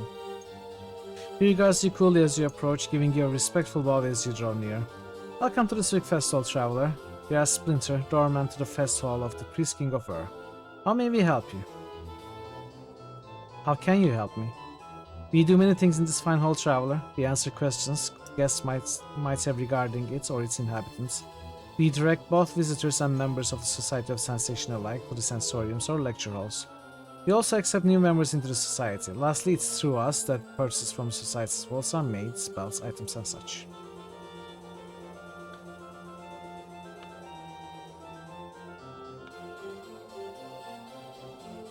You must be a member of Society of Sensation. What if I already was a sensate? I haven't come to this place in a long time, but I assure you I was a sensate. Welcome, Jay.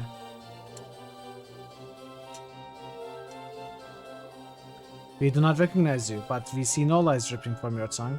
Very well, we shall grant you access to those privileges allowed only to members of the Society of Sensation, if you can show us what sensations you have gathered recently. Alright, I'm ready.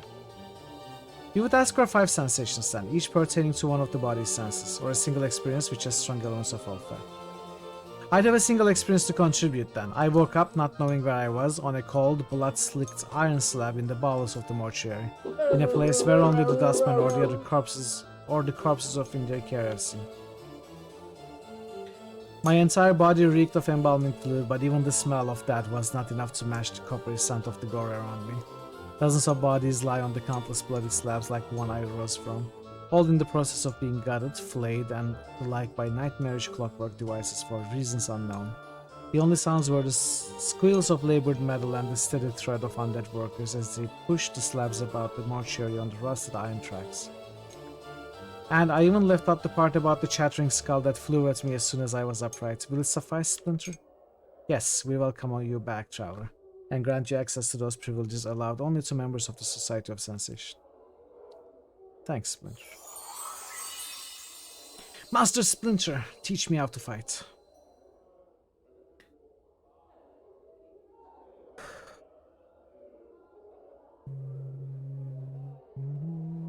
What can we ask? Can you help me? Lectures. I'm absolutely not reading the lectures for you, chat. But we are gonna go through the dialogue.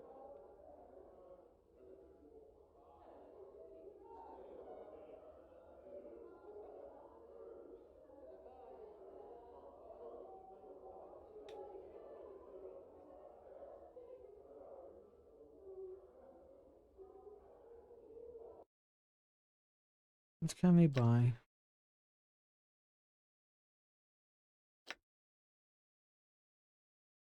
We have nothing useful. Power word blind. Level 8 spell.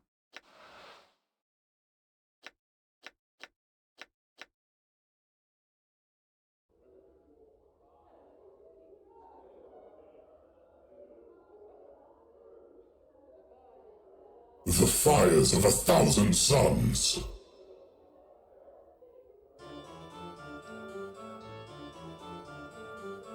Might I become a sensate? In order to join the Society of Sensation, one must be willing and prepared to share their own experiences. 5 are required. 1 from each senses. I'm already a member of the Godsman, but I changed my mind. No, I'm already a member of the Godsman, but they will not forgive you. There shall be no going back. I'm ready to join the Society of Sensation. I feel no more loyalty towards the Godsman. First, what smell or experience involving it would you work for us? 1 experience, okay, it's the same thing.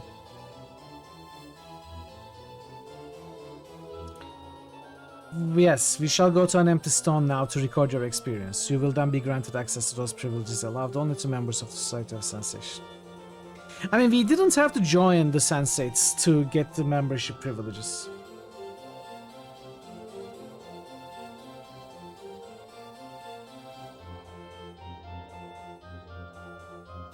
I could have stayed Godsman. It's okay though.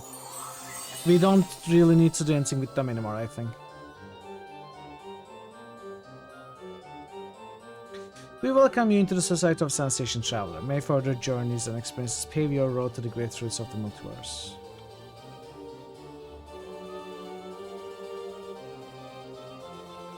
Updated my journal.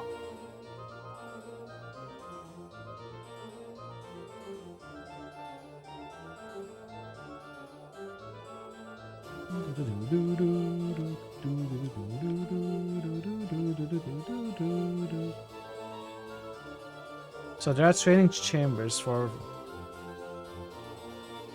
every class. There was someone I was looking for here. Mr. Joel Me of the House Sirma.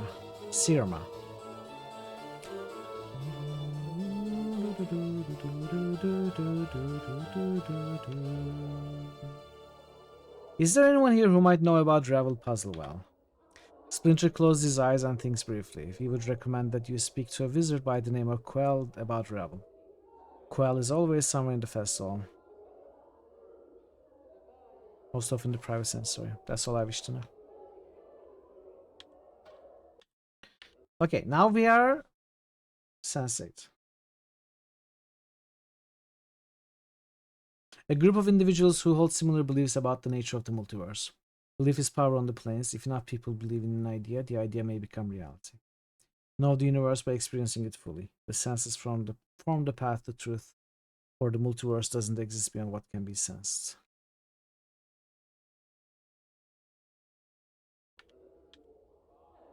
Okay. You there, might I have a word with you? Yes, you are Jolmy, correct? I spoke to your messenger. Updated my journal. I'm pleased to meet you then. I would make you a somewhat unusual proposal, though you must admit you are an unusual man. I will give you 1,000 copper commons for your permission to kill you. Are you open to discussion on the matter? Sure, why not? After short discussion, it comes down to the following terms. Jolmy will pay you 2,000 copper commons. In return, you will allow her to drive her dagger into your heart. She will wait for you to awaken, at which point she will give you the coins. Do you agree to this then? Yes, let's do it. The affair is over in moments. She already cleaned her blade and put it away by the time you recovered. After picking yourself up from the festival floor, Jolmy hands you several rolls of copper coins while you rub your aching chest. Somewhat disappointing, I must admit. Ah well, coin well spent nonetheless. Farewell. Yes, farewell. Updated my journal. Okay, now I'm gonna kill you, then I'm gonna give you 2,000, okay? I haven't had this much fun since, the last time. You shall trouble the good people here no more. We shall see you flung far from this place. He waves his hand and your vision blurs as festival seems to melt around you. What? I'm gone.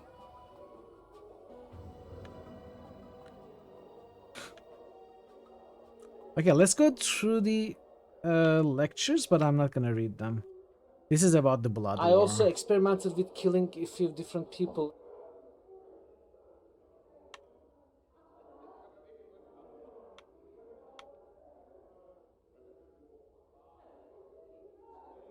Ask a question. Can't you give me a little more info on the blood war itself? What do you think would happen if someone stopped the blood war? You can't make any piking difference to the war. Even if you could make a difference, which you can't, you shouldn't try, cause then the planes would tumble on down. The planes would tumble down, why? The blood war is like a big bloody support beam propping up the planes. Kick it down and a lot of the planes come tumbling down with it. Besides this, some say war is great for business. Are you alright? You seem pained. Aye, listen, Cutter, I'm no priest, nor would I want to be one. But hear this, keep evil out of your heart. When you die with evil in your heart, your spirit falls into lower planes where you become a petitioner. Any guesses as to what happens then? Petitioners in the abyss and Beator get twisted into the foot soldiers. And get to fight in the blood war for all eternity. We are gonna fight on the side of Tanari, since we are chaotic evil. He chuckles, shaking his head. So that's the dark end. Why the Beators and Tanari try to corrupt all they touch. Because they need more troops. Eat this, keep evil far from your heart, Bark. Started the blood war.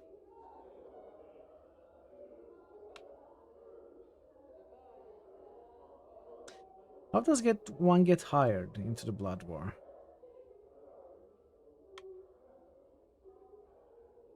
Man, how did you survive the blood war? Well, that's the one thing I won't speak of, Cutter. Suffice to say, a man does what he does to escape the war. But a woman named Rizchika told me you had to murder your own man to escape the war. The man's face becomes red with anger. Watch your mouth, Cutter. That's a lie. Foul, foul lie. Are you barmy joeing with a fiend over the bar and believing every word of it? That's what she told me. I didn't say I took it as the truth. I'll tell you what's happened, Burke. He signs and calms down slightly. I was part of the company of the Blazing Effigy. A part of its original number was 53 mortal mercenaries, though only 9 of us remained. Camped somewhere in Avernus, we were awaiting reinforcements for the next battle. My tour was nearly done then. In fact, I was to leave after that battle. The trouble was, had I died there, I would have been theirs forever. Too much blackness, too much evil in my heart. I would have ended up a petitioner in Beator, an eternal soldier in the war. Me and 2 other lads fled like dogs, that's what happened. We scurried across the plain for a handful of days before we came to this great pillar of living heads. An awful sight. The pile of skulls. They jabbered and hissed at us, calling for us to come closer. That night I stole away from the others and went to talk to the pillar.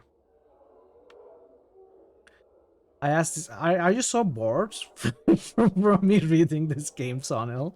Is it boring you?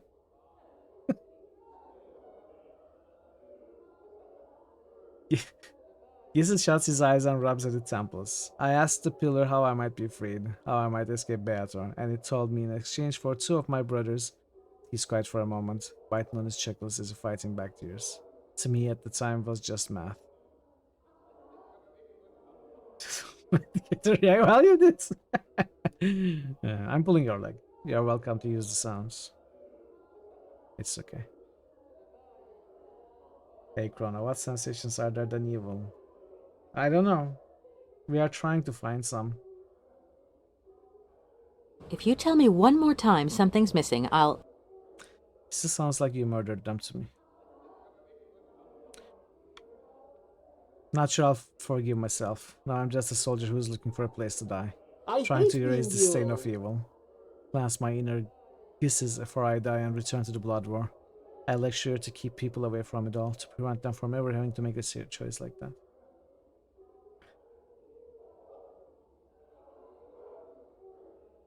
Perhaps I should spread the word around, Gisses. I'm sure people would love to know exactly how you made it through the war. I won't say it was right, Burke, but you can't deny it's what just about any man would have done. I call it survival, not murder. Now leave me be. Shall I spell that, old man? It's blackmail. I'll take something of value in exchange for my silence. You're disgusting, Burke. Here, take what I got. It's all yours. Just keep your yap shut. I have a feeling, though. Should I end up back in Blood War, I know who's gonna be there right alongside with me. Now finish the lecture up.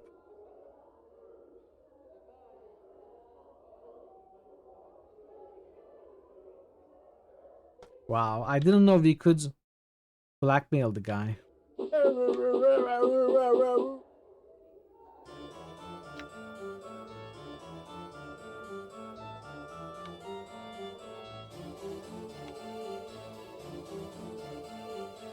I'm absolutely going to blackmail the guy, but I want to take all the other dialogue options first, and we are gonna blackmail.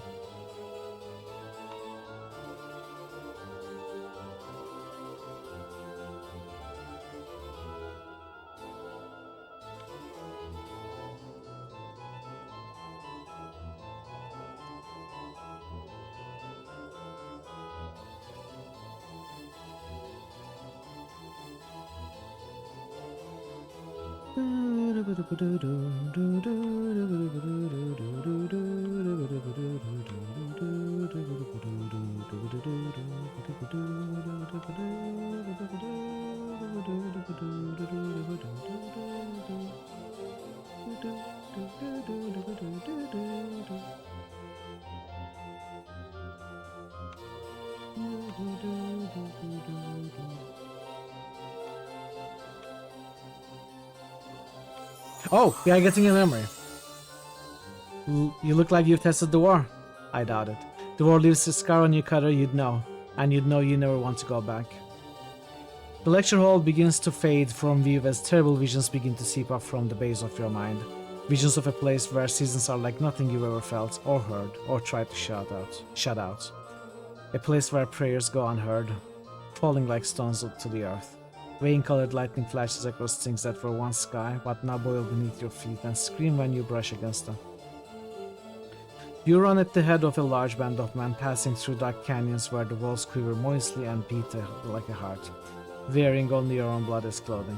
At last you stand in a place where the ashy grey remains slithers like a mass of snakes, coiling around your ankles and whispering your evil to the earth. You march endlessly, silently, through this colorless land, where fatigue seems to live and hunt you like a shade over the wastes, whipping you with despair. In time, you and your ragged men who follow you come upon a hag sitting up on a mound of gigantic writhing larvae, poking at one of the slime-covered things with a broken talon. You indicate for one of your men to run forward and speak with her. The hag's grating voice carries to your ears. "I would speak with him," she said, then cackled. Her eyes gleam as she points you out to the man. The handsome one that leads your ragged column. "I would speak with him." And that is all you can recall. You feeling alright there? Yes, I'm fine. So we met Ravel during the Blood War. Can you just regularly mail the guy and become pen pals? Maybe. If I email the guy, do I become pen pals or keyboard pals? How does that work?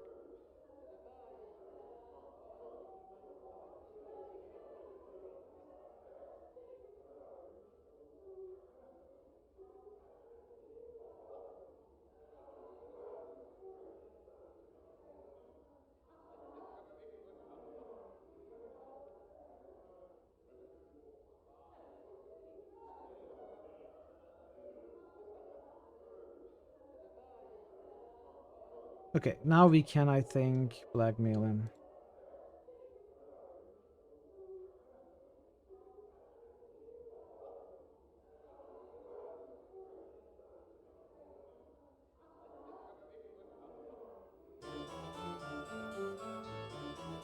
Alright. Blackmailed him for some money and some healing items. Ruined the guy's day. Looks like... Sounds like a regular Saturday. Moo.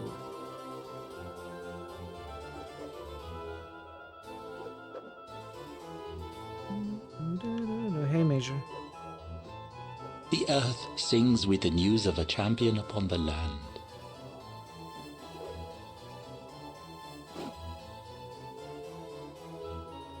Updated my journal. Where's the trainer? Quisai? They shrug, wiping sweat from their brow. Somewhere in the festival, most likely. He's Hartums.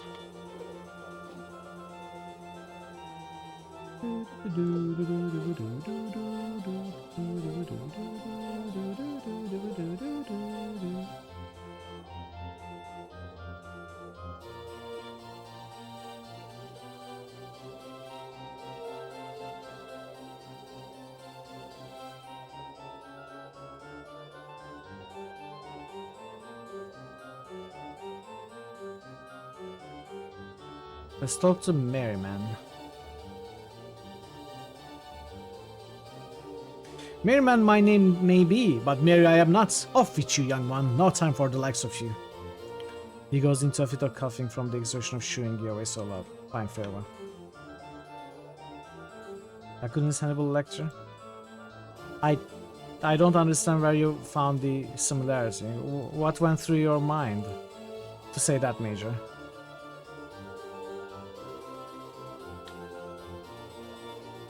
This short balding man's orange tunic and rather sizable gut give him the look of a walking pumpkin. He's absent-mindedly patting his large paunch with slow rhythm, as if it were a drum. The man's odd crooked smile and strange gleam in his eyes make him look a bit mad. The picture? You think he looked like Hannibal Lecter? Interesting.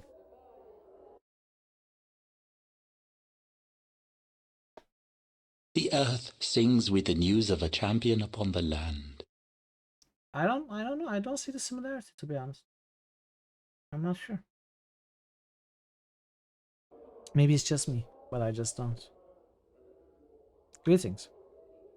The man gives an exaggerated flourishing bow and presents a small card which reads only Jumble Murder Sense, Chaos Tech Sorcerer Extraordinaire. He then snatches the card from your grasp and proceeds to eat it, grinning wildly all the while. Somewhere in Asylum is one barmy short. You're the man who cursed Rickwind, aren't you? Updated my journal. Jumble pulls an innocent face and shrugs as if to say, I don't know. He then covers his mouth with his hand and giggles like a giddy schoolgirl. I'd like you to remove his curse. Jumble pretends not to hear you, instead belching loudly and resuming his belly drumming, his eyes wandering around the festival. Remove his curse, Jumble, before I'm forced to hurt you. Jumble raises one eyebrow and takes a step back. He opens his mouth abruptly, and through his lips or throat don't move the shape of any words or sounds. A torrent of incomprehensible babbling begins to pour forth. Updated my journal. Jumble shuts his mouth and the babbling ceases. He peers at you through narrowed eyes, a self-satisfied smile on his pudgy face. Suddenly you hiccup, and hiccup, and hiccup, and hiccup again. Jumble Murder Sense merely turns his head and waves you away. Uh-oh, looks like you just got a curse thrown on you, Chief. Whatever you've done, Jumble, undo it or you'll regret it sorely. Jumble ignores you entirely. Attack him. Let's see what happens if we kill him. I haven't had this much fun since, the last time. Updated my journal. Is there anything I could do so that you remove Ricknit's curse? Okay, we need to get the hiccup curse, I guess.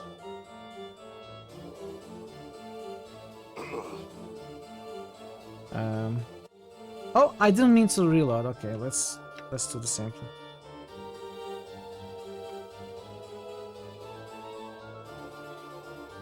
Are you mute? Is that why you won't answer me?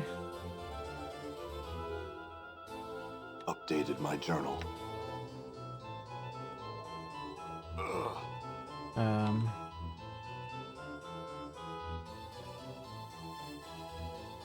Who would remove the curse? In enduring, grow strong.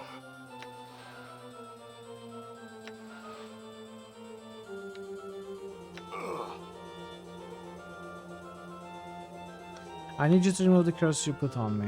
Remove the curse, Jumble, before I'm forced to hurt you.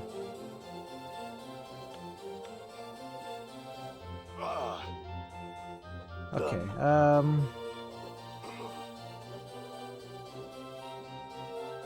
I mean, that one can cast remove curse, but I don't think that is how we remove the curse. Maybe go to the apothecary. Does anyone remember who I need to go to remove the hiccup curse?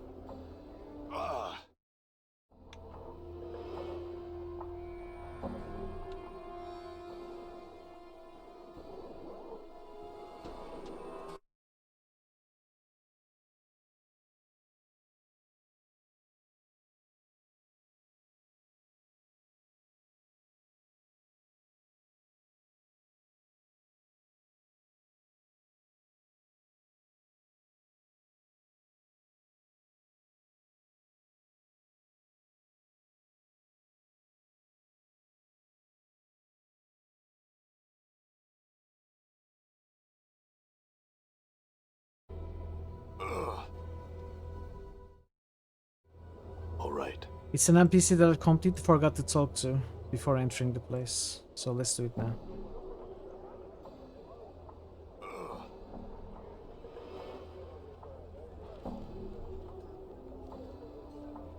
Yeah, fair enough. Fair enough. This tall thin man dressed in heavy crimson robes has sharp pinched features. He bows regally as you approach him. I'm Salabesh, oft called Salabesh the Onyx, future mage tutor of the Civic Vessel. Your business with me? Just some questions. Why are you called Onyx? Longtail. In my youth I was called Salabesh the Golden, for I was said to have a heart of gold, small, hard and yellow. But I cursed the fool who started that so that he could only speak from his arse and defecate through his mouth. The Onyx appellation, along the same lines as the Golden, though admittedly somewhat less clever, soon followed. In any case, I'm a much kinder fellow now. Far less prone to laying curses and the like. I'm not certain if I deserve the name any longer. You cursed him so that once? Oh yes, you heard right. That sort of thing is why I'm known as the Master of Curses. Master of Curses, perhaps you could help me then. Help you? Doubtful. Perhaps I could. What troubles you then? Jumbled Murder Sense cursed me. Jumbled Murder Sense? Ah, that sputtering mooncalf could never best me. Oh, the battles we used to have though. Salabash frowns. But I'm past all that now. No longer my sort of thing, you see. I really don't know what I could do for you. After all, it's his curse. Not the sort you'd find on an item or some such. You know, that you could remove with simple magics. He'll have to remove it, unwillingly. Well, could you teach me a curse then that I could use on him? Well, I don't normally do that. I keep my curses to myself, you know. And besides, even a single curse would take on a long while to learn. More time I'd care to spend on it. Perhaps you're just worried your curses aren't good enough to best him anymore. You what? Of all the ridiculous... Now look here, you knuckle dragon sack of scars. Salabash the Onyx is the master of curses, and there is no other. Why, I could give you but a single phrase that would render the nincompoop's cursing wholly impotent. Purse your lips, look skeptical. That's it, you made me do it. Salabash utters a short string of impossible syllables, words of power, which you note mentally for later use against Jumble. There, see what that does to him, and tell me Salabash the Onyx isn't the master of curses then. Thanks, Salabash. Updated my journal. Updated my journal. Updated my journal. Do you know Reek Winds? Oh yes, Jumbled Murder Sense cursed that man if I recall correctly. Why? Seeking to get his curse undone? Good luck, only Jumble can do that. Let's also talk to Sarhana. Updated my journal. Greetings. Updated my journal. Updated my journal. A woman pouts, talking as one would a small child. Are you lost, little tiefling? Oh look, it has a tail, how cute. Anna flushes and with a snarl blades sprout from her fists. Now Fiendkin, don't do that. The woman seems unconcerned as Anna draws her weapons and clacks disapprovingly with her tongue. Careful now or I'll remove that tail of yours and feed it to my dogs. Let Anna handle it. You have a sharp tongue on you, wee lass. Anna spits and sharpens her blades against each other. I wonder how sweet your tacky jewels and hairless clothes will look on you when you are dead in the streets. Anna, wait. You filthy spawn of the lower plains, a beach bastard that not even a Tenari would keep in its pen. Let things happen as they will.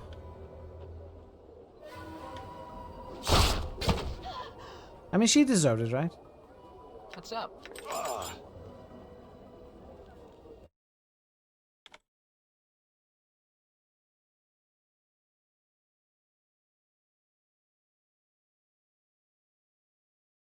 What was her name that we just killed?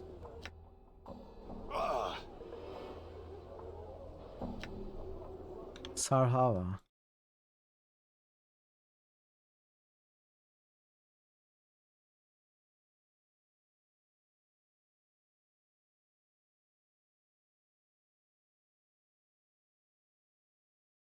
Drunken Sensate. Verbal attack Anna or Dakon upon initiating dialogue.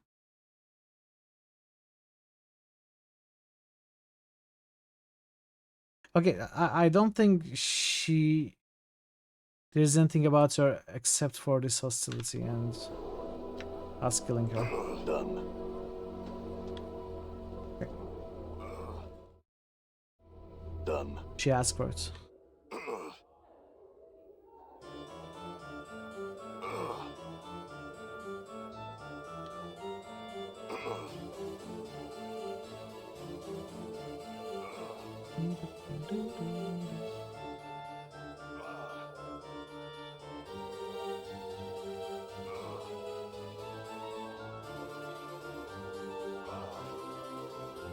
Here's Jumble.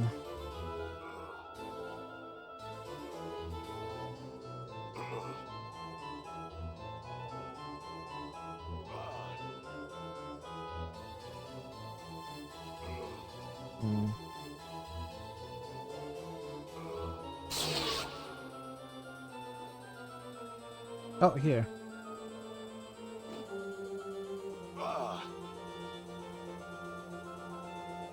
Throw the curse Salabash taught you, Adam.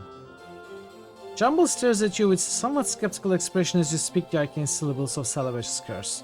After a moment of awkward silence, the Chaos Tech Mage notes that nothing seems to have happened, and an evil grin spreads across his face.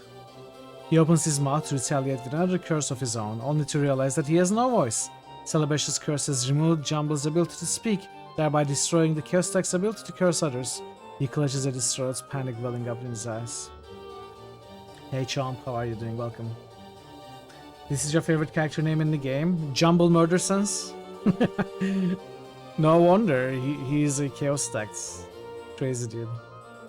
How was the rest of your stream, Chomp? How are you enjoying Deja Vu? Looks like the tables are turned, Jumble. What do you think will happen when anyone you ever curse finds out that you can't speak or curse anymore? Jumble drops to his knees, a pleading expression in his eyes. He looks ready to burst into tears. Will you remove the curse you placed on me and swear never to curse another who didn't mean you harm? Jumble places his hands over his heart and nods vigorously. Very well, I'll remove the curse then. Updated my journal. You finished it in a single stream? Didn't you start it today? Was it such a short game that you are done with it? Huh. Wow. Well done. Congratulations. Jumble sighs with relief as you remove Salabash's curse from him. He in turn removes his own, and your hiccups finally stop. He then bows humbly and casts his eyes on the floor. I'd like you to take your curse of Reekwind as well. Updated my journal. Was not too long of a game. Okay. I remember trying it as a kid and not making any progress at all. I always took it for a very difficult game, but you know, to be honest, I didn't even speak English when I played it, so that's a big part of the reason why I never made progress. But yeah, it's crazy that you are just done with it in a single stream. In what, 7-8 hours at most? Something like that. Thanks, farewell, Jumbo. Okay, we are done with Reekwind's quest as well. 3 planes aligned.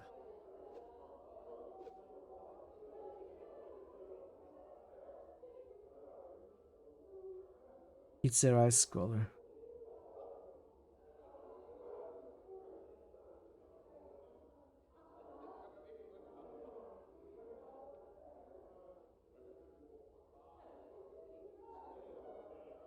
Okay.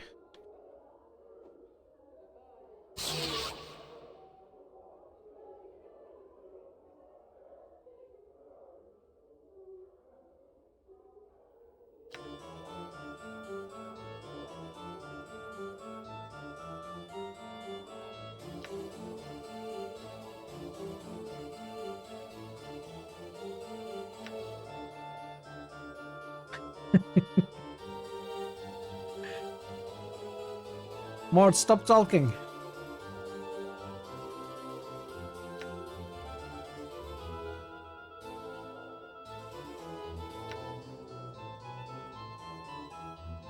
He keeps talking.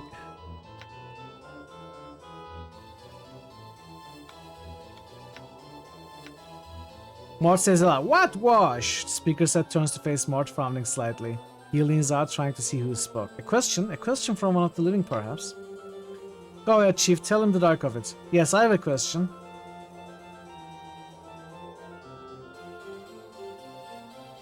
Prove what you say is true. Eh? How might I do it then? Die here, now.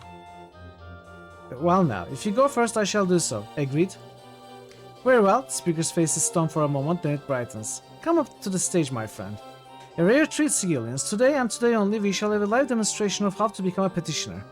Kill yourself, then get back up. The speaker turns white at this, taking a step back. By the powers. Just smile at him. Eh? The audience watches in morbid fascination. What now? Kill yourself or I'll do it. He gulps. Now, I must confess that I'm not quite ready to depart this life yet. So this great new life on the outer planes may not be all that it's supposed to be? The speaker is aware of his hypocrisy and is afraid to the alternative. Perhaps not. Well, certainly not now. As I thought. I had another question. We should have killed him, chat. We should have killed him.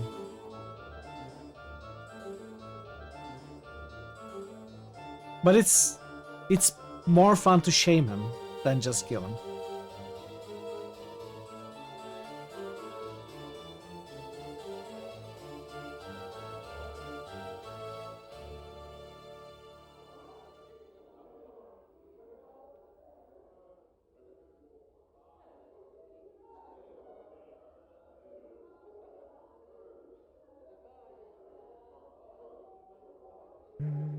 Explain alignment to me. Forgive me if I did not explain myself for all my listeners. Alignment is your spiritual leanings, good or evil, low or chaos. Alignment is the way you behave, and it is of consequence. The way you approach life decides your destination when you die. What if someone can't die? Nonsense, everyone dies. But suppose that someone can't die. Well then, based on what I've said, he would never reach the other planes and never become a petitioner.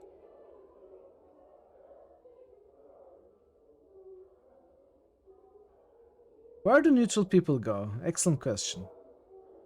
A spirit that has lived a life of complete neutrality with low leanings towards good or evil becomes a petitioner on the outlands, the lands that encircle Sigil. They are destined for no plane except the land that lies right outside our sky. Hey JFC, how are you doing? Welcome. Why do petitioners lose their memories? Many pardons, what? I said, why do petitioners lose their memories when they die? Hey, well, you know, who wishes to be burdened with such things as memories? I do. Looking at you, sir, I cannot begin to wonder why. So why do they lose their memories? I imagine that it is because you must start afresh, your petitioner soul pure when you arrive on your plane. And why should you have to do that when all your life experiences have determined what plane you end up on? Well, I don't know. That's no answer. Do you have a better answer, my friend? Perhaps one that you can share? I don't remember where or when, but I seem to recall having heard that memories drift on the astral plane as memory cores. He's right. The speaker turns to face an audience member. Well, perhaps he is. Well then, the question becomes this. Is a lifetime of memories more important than living life again? Yes, it is. Then it's simple enough. Don't die, friend. The audience chuckles.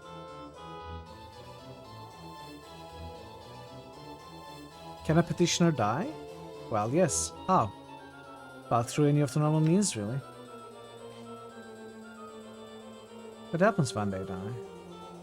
You merge with the plane.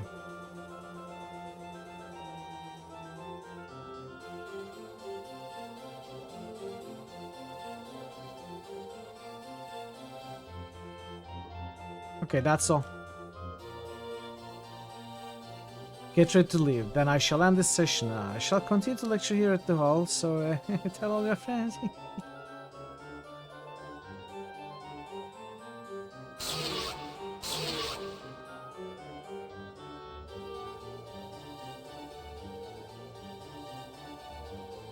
We still need to go into the sensoriums. Then there's also this guy.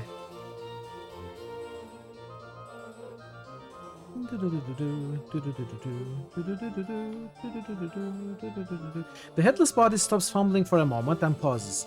Its hands begin to reach out, as if trying to feel exactly where you are. Let it touch you. After a moment, its finger brushes your forearm. It clutches your arm and follows up to your shoulder, then your head. As it feels your face and head, its hands brush your neck, as if it were checking for something. Finally, it grabs your hand and shakes it vigorously in greeting. You notice that its skin is cold and slightly clammy. Can you understand me? The figure makes a series of hand motions, then waits for a response. It seems like it's asking a question. What? I don't understand. The headless body taps its foot for a moment, scratching at the chin of its prosthetic head. Suddenly, it raises a finger as if struck by an idea. It points at you, then at the eyes of its wooden head, then at you again. It then indicates its wooden head with both hands, shrugs, and points at you. No, I haven't seen your head anywhere. Headless body shrugs, slumps a bit, turns to envelope. Oh, there's something here. DB.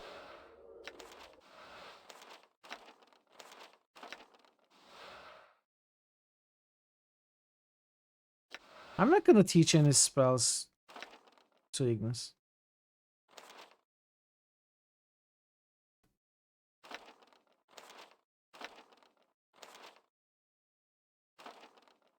Oh, I wanted to give these to Ignis.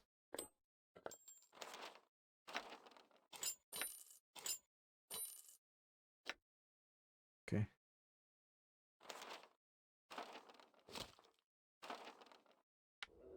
Yeah, we will get the 6th one pretty soon. Fall from Grace. But I will get rid of Ignis, because we are also going to get Nordum today, and I will get rid of Ignis. This is the fighter trainer. This is a life-size granite statue of a gentleman standing with his arms at his edges, eyes closed. It's of excellent craftsmanship, exquisitely detailed and incredibly lifelike. So much so, in fact, that you find yourself wondering if it's really a statue at all. Greetings, are you Quisai? The statue moves, barely, almost imperceptibly, but it's definitely nodded. Good, I had some questions. The statue remains as silent as ever. Hello, my questions? There's still no response. Wait for a response. There's still no response. You get the sense that Quisai might be testing your patience. Keep on waiting. A few minutes pass, and Quisai still has failed to respond. Wait quietly for a few more moments. Statue's eyes open. He gazes at you with cold grey eyes. He speaks ponderously with a voice like two boulders grinding together. Your patience is noted. Quisai would speak with you now. Hours, no, not another bark that talks like this. What do you know of Ravel Puzzlewell? Nothing. I have questions about this place. This is the Civic Fest Hall. Need you know more? Find another to ask. I have questions about you. Ask. What is it that you are meditating upon when I first found you? Quisai meditates upon the way of stone. Way of stone? A philosophy, a methods of combats. With it, Quisai seeks to achieve invulnerability. Invulnerability? You'd be unbeatable in combat. That's the meaning of the word? Nameless one, you are really smart, wow. Yes, now, the way is not yet perfect. Quisai will make it so. One day. Quisai knows this. Can you tell me what you discovered so far? Quisai nods. No one has asked. Quisai to share his knowledge of the way. Quisai shall do this now. He begins to speak at length, slowly and carefully. Listen and learn the way of stone. My journal. After hours of listening and many questions, I gained armor class. But I lost armor class. Which is a good thing. What little Quisai's way of stone he can teach you. In combat, you will use it to resist and deflect your enemy's blows, improving your AC. Thanks, Quisai. I had some other questions. Who are you? I'm called Quisai. What are you exactly? One is of the race called Stone Princess. Quisai is Genasi of Earth. Genasi? Updated my journal. He knows proudly. Quisai's father, an elemental creature of Earth, a Dao. Quisai's mother, a human woman, of noble heritage. Such is what it is to be Genasi of Earth. What do you do here? Quisai meditates. Quisai also trains others in the arts of combat. Can you train me? He looks you up and down, making a deep rumbling noise. Slowly he holds up his hands and breaks off one of his fingernails with a sharp crack. Quisai would see you break this stone. He hands you the shard of living. Break the stone. With some effort you snap the shard of rock in two. He takes the stones from you and places them in his mouth, chewing them to dust with a harsh crackling sound. Quisai finds you physically suitable. Quisai would now ask, why do you seek training? DC has an advanced Dungeons and Dragons trading card redeem. A lot of the characters have armor classes of 10 or more, which is super bad. Yeah.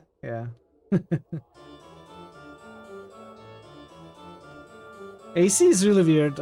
It's like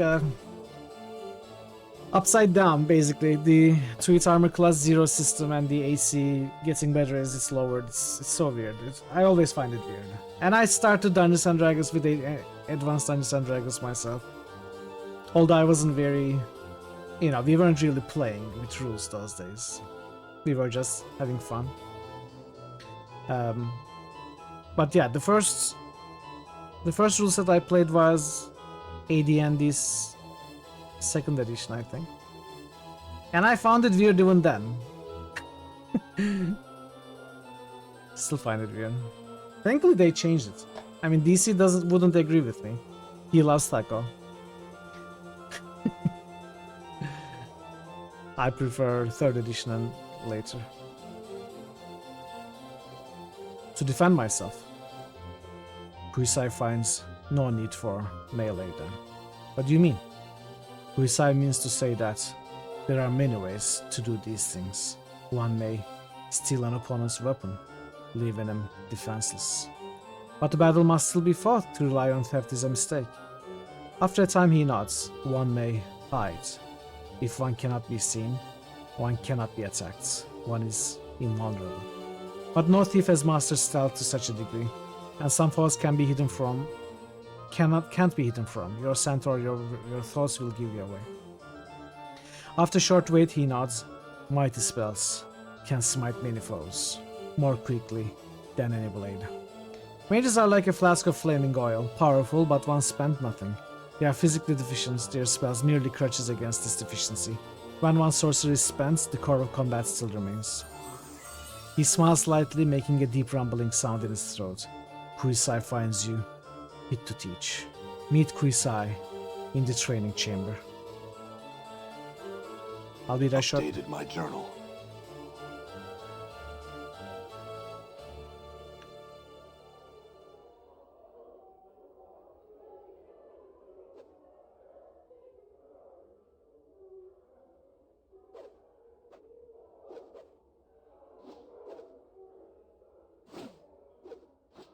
Where's Kuisai? Didn't he tell me to meet Kuisai in the training chamber? I'm in the training chamber. Hello? Hello? Did you go to the wrong chamber?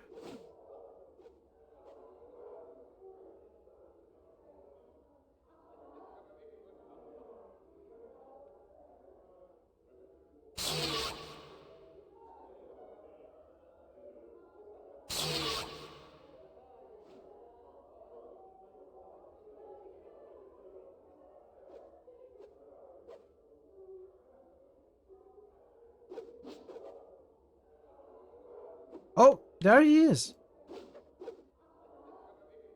You are here to train under Kuisai? Yes, train me. Are you a warrior by trade? Yes. Kuisai is proficient in all weapons, specializing in none. Master of many.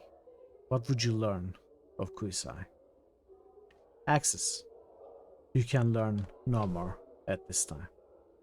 Okay.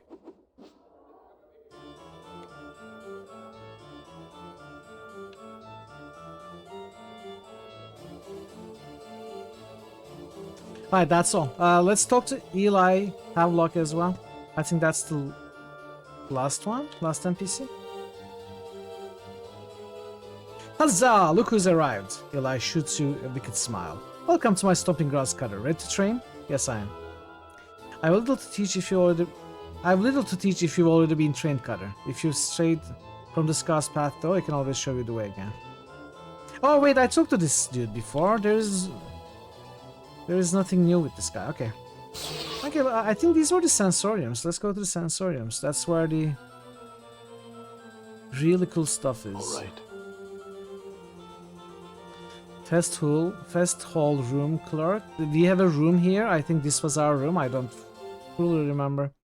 But I think one of those rooms. Okay, so this is not the sensoriums. This is like the tavern.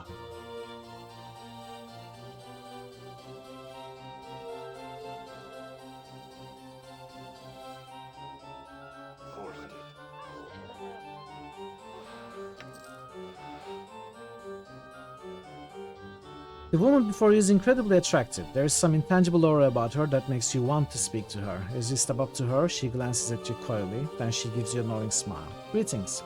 You want something, yes? She hisses the yes, throwing it out slowly, sensually, from between her teeth. I can help. Name your desire and I shall provide it. I love the fest hall. The man ignores Mort, her eyes locked with yours. The woman ignores Mort, her eyes locked with yours. She smiles, awaiting your response. I want my memories returned. All of them. She smiles. Much may be forgotten in a lifetime, and much more in several lifetimes. I can help you. She studies your face closely. Explain to me the ways in which you want these memories. Speak to me your craving, and I shall speak to you of the price.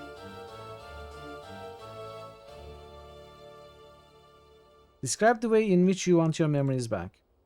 As you speak, her smile fades, and she leans forward attentively, her eyes ravaging your features as you speak.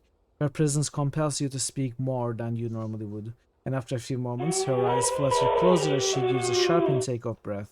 Suddenly, desire for your memories begins to wane. Your want slowly drains out of you, leaving only a cold emptiness in its wake. She opens her eyes again as you stop speaking. What is wrong, traveler? Do you no longer want your memories returned to you? No, I mean, yes. What have you done to me? She seems perplexed. Whatever do you mean? Despite her innocent demeanor, you are certain something unnatural has occurred. She has somehow siphoned off some part of your desire, stolen it away for some ghastly collection of wants, or perhaps to feed upon. Did you finish speaking of your desire? You are certain it would have been lost forever to you. Come now, is there something else you want then? Tell me of it. I'd best not. Farewell, unfulfilled desire. Wow, did she trick us? Let's see if anything else can be done with her. Unfulfilled desire.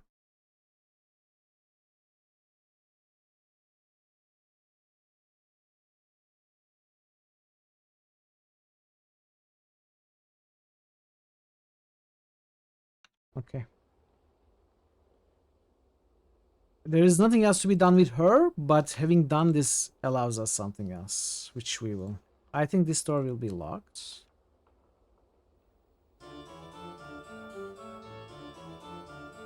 This is also locked. This is also locked. Failed.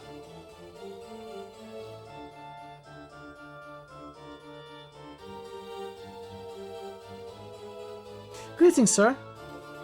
Ah, here's your room key.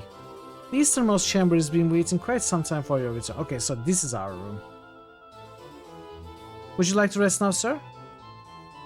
No, but what do you mean waiting for my return?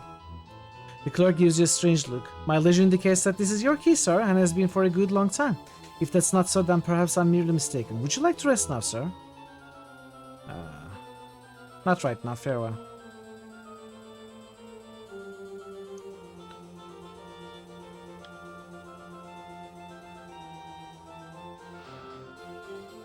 Okay.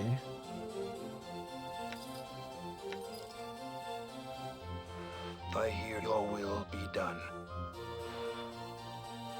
Yeah, okay.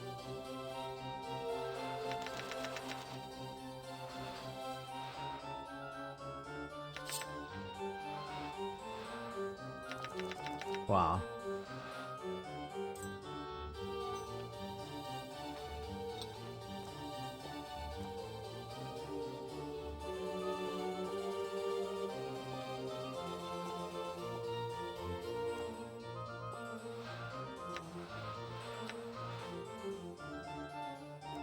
I can just sell these, I don't need to keep these.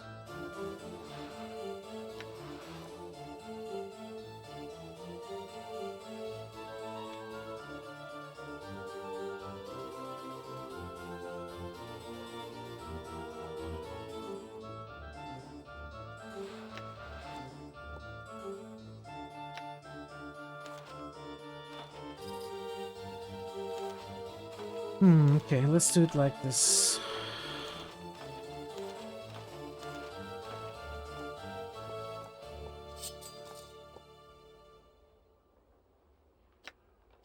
What is your will?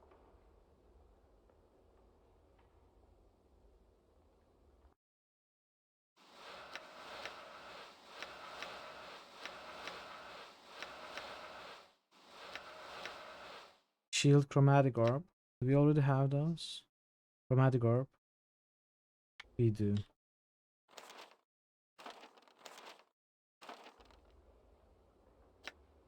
What is your will?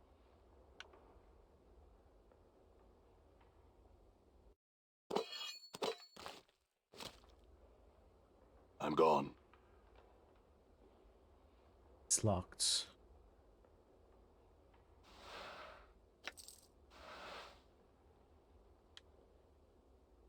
Forced it. Dodecahedron.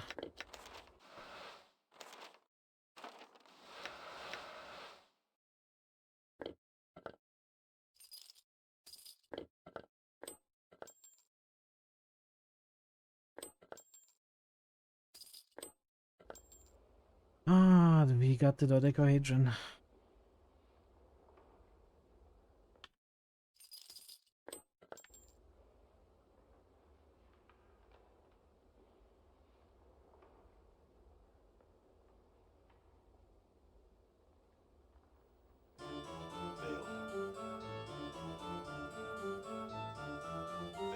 Welcome, Matt. Happy Saturday.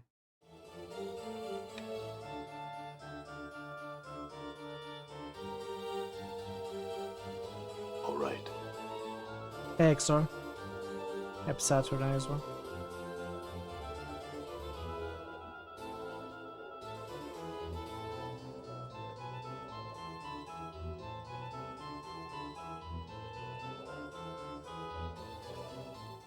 I'm gonna go to 2 NPCs, then I'm gonna come back here. There's still more to do here. I'm gone.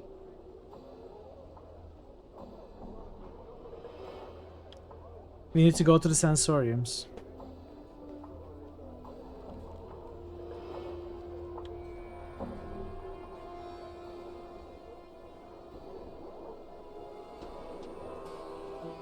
There's someone you should speak to, Unfulfilled Desire. You can find her in the Civic Festival. Talk to her of your love for drink, you'll soon find you won't want it any longer. Updated my journal. Truly? I shall go speak to her now then. I think you, sir. He pauses, looking down at his empty mug. Here, I would have you take this. I need it no longer. You already have a copy of this? I wonder if I can also fill that one with a dark bird.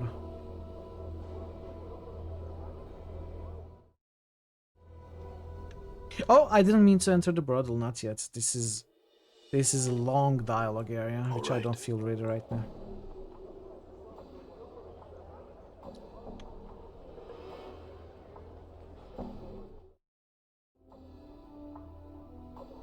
Done.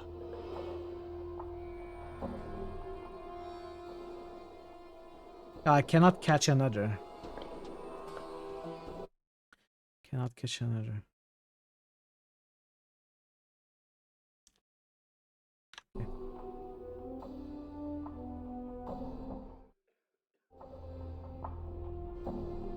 I'm gone. Alright, let's go to the sensoriums and then... Oh, wait. I forgot something. I wanted to go back to Reekwind.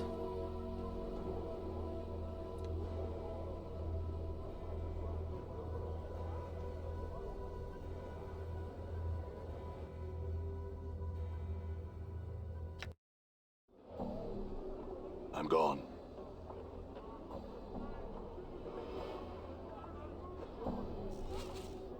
You see Reekwind. His eyes have reverted to their normal size. He is no longer assailed by twitching spasms that you noted before. He's smiling and he looks considerably cleaner than before. Greetings, Reekwind. I had some questions for you. It stopped. It all stopped just like that. Powers above, I feel clean again. Good to hear it. Jumble didn't want to remove your curse, but I got it out of him. I thank you, sir. I have nothing to pay you with, but you are in my good graces. For whatever that is worth, I will tell the story of your kindness to all who will listen. Actually, do you have any stories you haven't told me already that could be payment enough? Of course, though I've had enough of telling tales for a while. Do you have something I could write them in? I have a journal here. Updated my journal. Ah, there you are. Thanks, Reekwind. If you would never use that name again, I, among others, would be thankful. Very well, what should I call you? My name is... Now, perhaps I shall keep that to myself this time. Thank you again, good sir.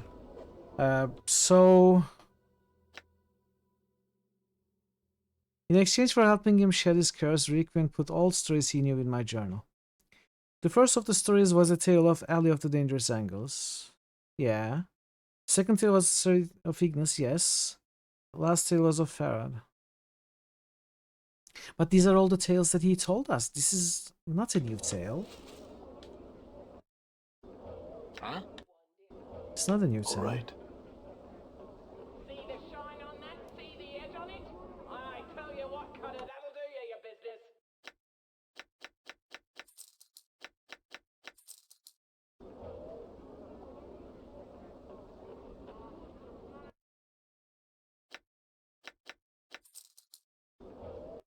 What?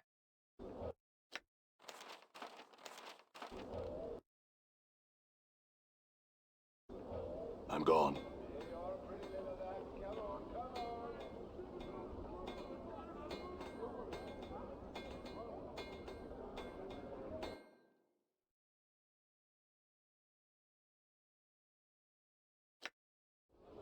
All right. Okay, sensoriums.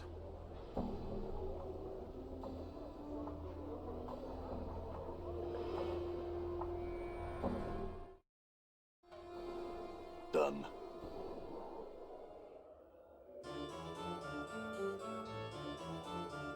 Can you show me to the sensoriums? There are two, public sensoriums and private sensoriums. Let's go to the public ones first. What happens if we exit? Where do we exit to? Okay. So we have to talk to him to go to the sensoriums.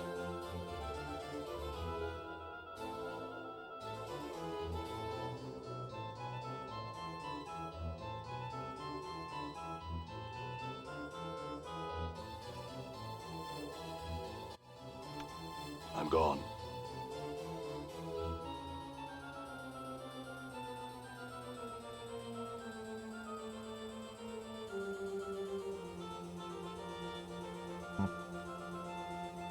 No sensation recorded damage.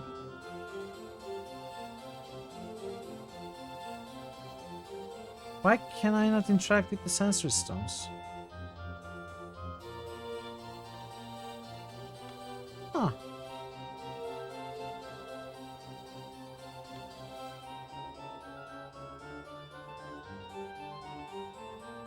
Maybe I have to talk to the guides first?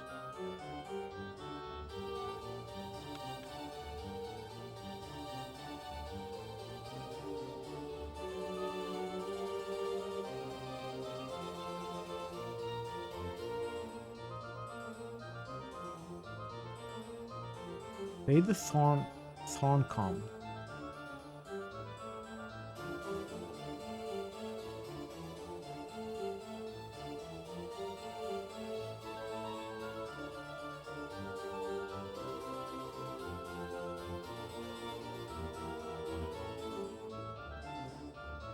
Okay. Let's talk to a guide. Greetings, are you here to use one of the sensory stones? Yes, I am. The man smiles and explains to you some of the various sensations that are currently available for your perusal. Will one of these suit you? Unavoidable pain will do. Good, the stone you shall want to use is one of the smaller chambers, one room clockwise from the stairwell. So unavoidable pain, tender love, mind-numbing tedium, sheer wonder, consuming impatience. When you choose mind-numbing tedium, you come to this stream chat. Consuming impatience, tired surrender, supernatural lusts. This is one of my WODs, the third one. Okay, let's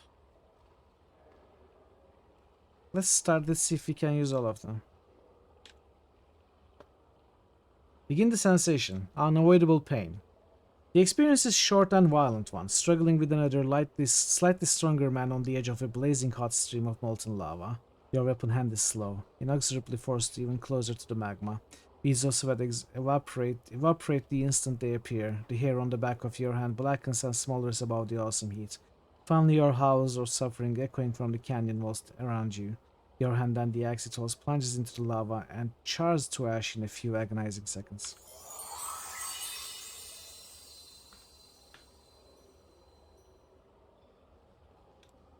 Okay. Oh, I have to... okay. I guess I have to choose all of them. Another session, Tender Love.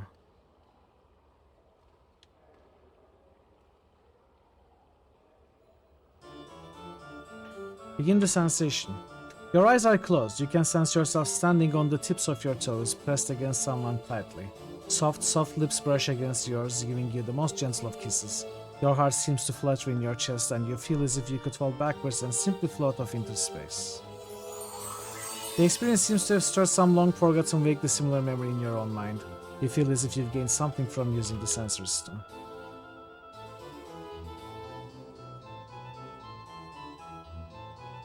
Mind-numbing tedium.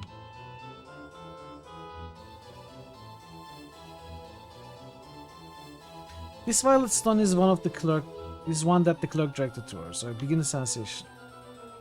Experience couldn't be more than a few minutes long, but hours seemed to pass. A long, boring lecture in the driest, dustiest hall in the University of Charm in Sigil. Charm? You look about the vast hall, hoping to catch someone's eye to pull a face at, but the other students are either asleep or staring listlessly into space. You drop your quill pen, pick it up, and drop again, just for something to do. You consider stabbing yourself in the eye with it, just to see if your senses haven't been holding them by the incredible board. Hey Phoenix, welcome. Happy Saturday. Hope you are well today.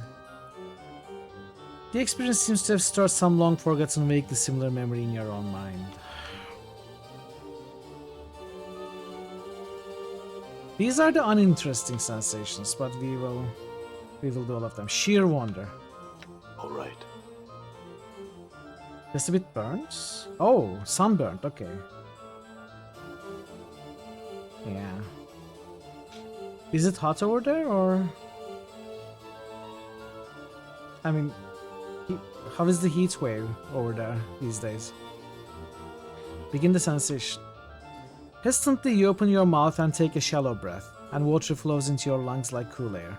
You smile and take a deep breath, gawking in all directions as you slowly sink to the bottom of the harbor, where hundreds of colorful fish weave through the twisting tracks of brilliant coral.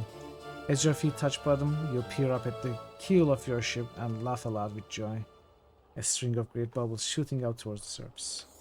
You're in Portugal. It was okay the last weeks, but today was a bit little.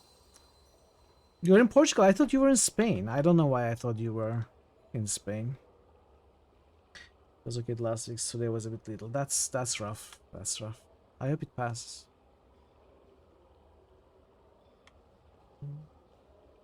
Consuming impatience. You speak Spanish? Maybe. You're in Prague. Moved to Portugal. I don't think I heard you speak Spanish, but I think I may have just guessed from your accents, like incorrectly guessed, that you were Spanish. Because it sounded like Spanish accent to me.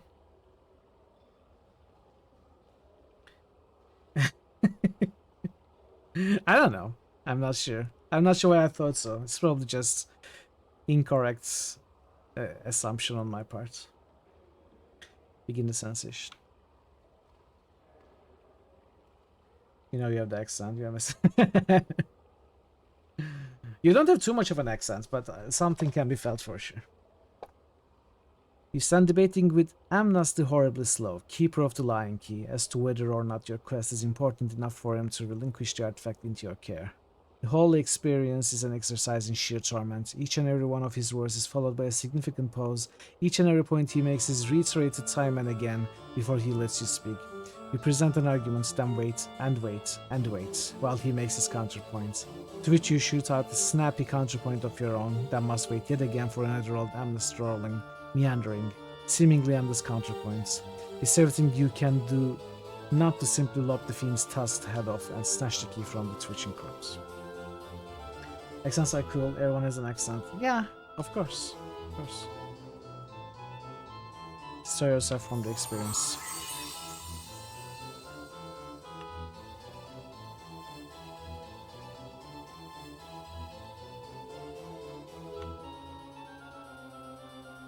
Tire surrender.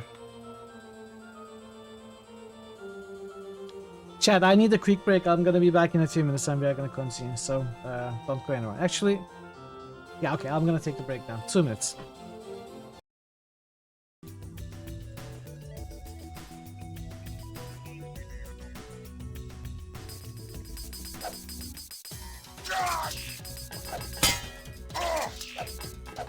I can never hit these.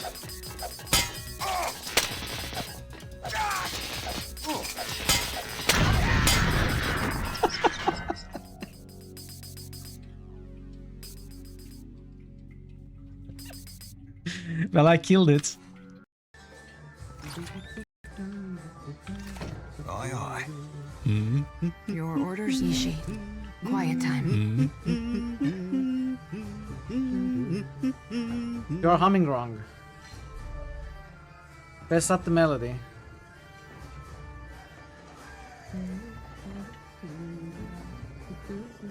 I cannot hide here.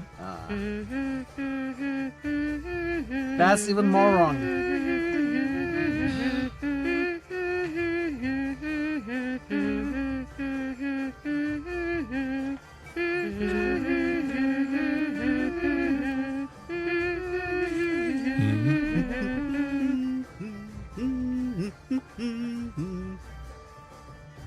Are you happy? You ruined the tavern song. Are you happy? I hope you're happy. You are one of the patrons whom he helped, but you can't bring yourself to open the gates. Wow, that's loud and long. You don't want to give the labyrinth another chance.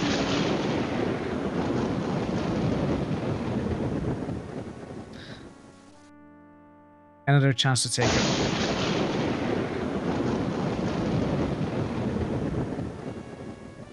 Really, game? Really? Come on, bunny! You can do it! You can do it! Come on! Come on, little guy! Yes! Okay, I'm back. Let's continue. Tired surrender. Shuddering, chattering, hoping beyond hope to be found. You curl into yourself beneath a blanket of snow and to say show what me the little money. hope you have left. Fighting to keep your eyes open, to remain awake, you become aware that you can no longer feel your arms, your legs, the ice against your face, and tired, so tired, you at last resign to the inevitable.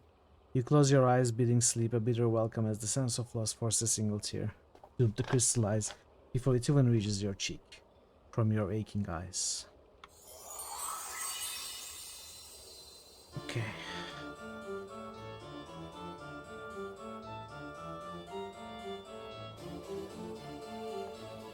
Supernatural lusts.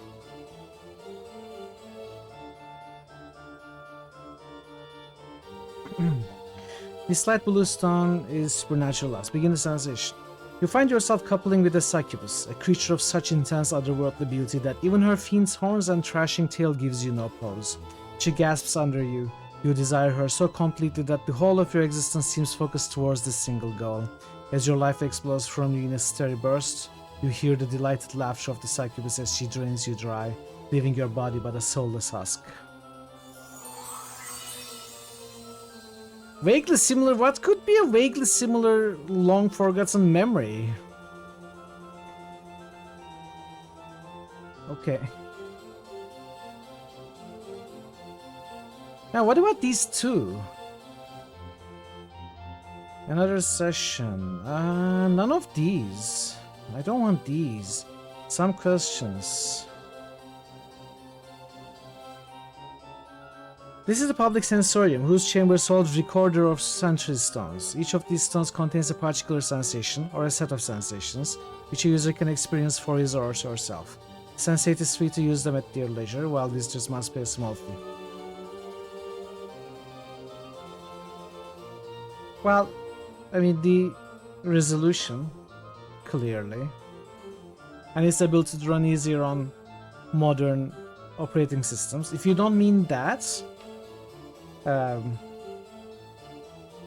Succubus X, I mean, if we have gone through a similar experience, we would be drained dry and probably not even come back alive. But if you don't mean the technical aspects, gameplay wise, there isn't much, if anything, honestly. Except for the quick look button is something I know.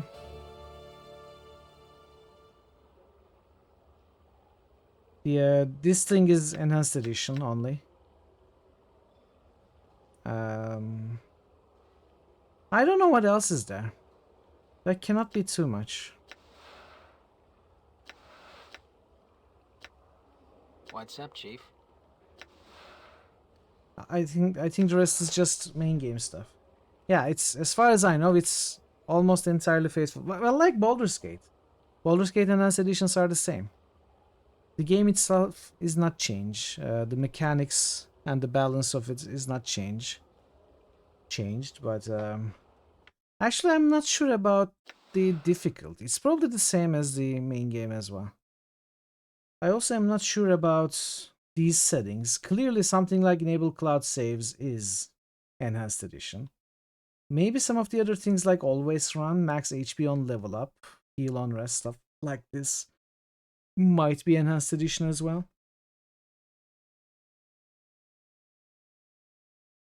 I don't know. It's been so long since I played the original. Honestly, I have no idea.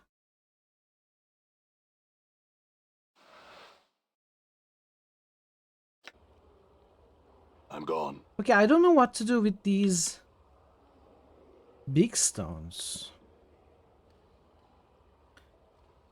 You remember hearing some grumbles about the Baldur's Gate Enhanced? Well, most people who complain about Baldur's Gate Enhanced Edition complain about the additions, story additions, new companions, etc. that Beamdog added.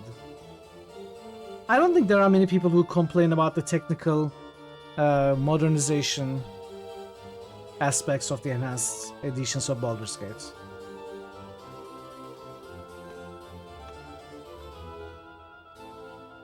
But this game does not have any new content. Like, it's clearly Beamdog's not strong suits. I think Beamdog is pretty bad at least has been so far pretty bad at creating new content for old games. Like Siege of Dragonspear for Baldur's Gate is not a very good DLC. None of the companions they created, like Nira and all the others, I forget their names. Dorn, and there's the monk, etc. No one really likes those characters, honestly. Nira is great, sure. You can play with her then. No one is stopping you.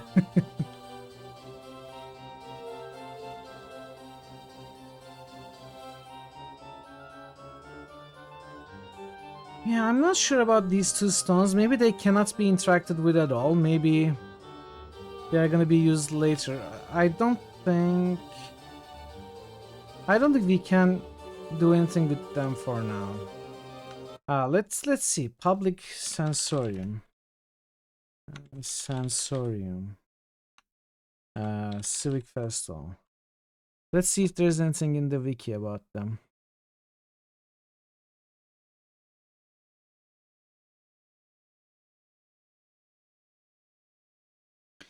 Public Sensorium.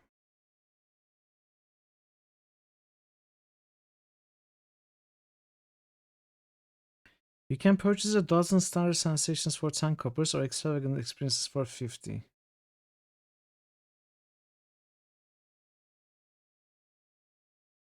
But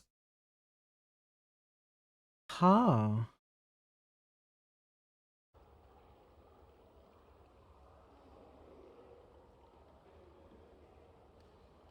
I'd like another session. Oh, there is show more here. I've been trying to scroll down, it wasn't working. Okay, actually, are there others? Oh, there's more.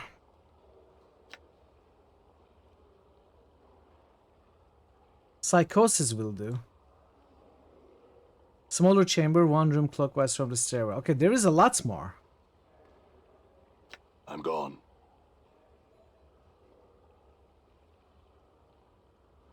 The experience is a strange one, very disturbing. You have the point of a knife pressed to someone's throat, your hand clamped over their mouth and breath hot and heavy in their face. You begin to stab them, slowly. The knife dimples their skin and eventually breaks it. There is the hot rush of blood over your forearm, the sound of strangled respiration, a horrible sense of perverted glee, and it's over. 750 for this. Long forgotten, vaguely similar memory that we probably did like 2 hours ago at most.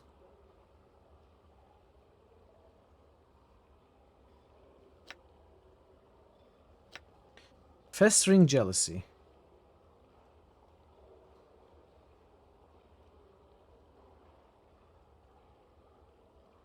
You begin your lip curl as the fair-haired young hero, armor gleaming like a polished silver mirror, once again enters your tavern. Hanging his velvet cloak on a wall peg, he surveys your patrons with a pair of eyes like sea gems and a smile that says the serving wench is swooning. You set the mug you're cleaning down and hurl loudly, thinking of what it'd be like to turn him upside down and show him in a rainbow.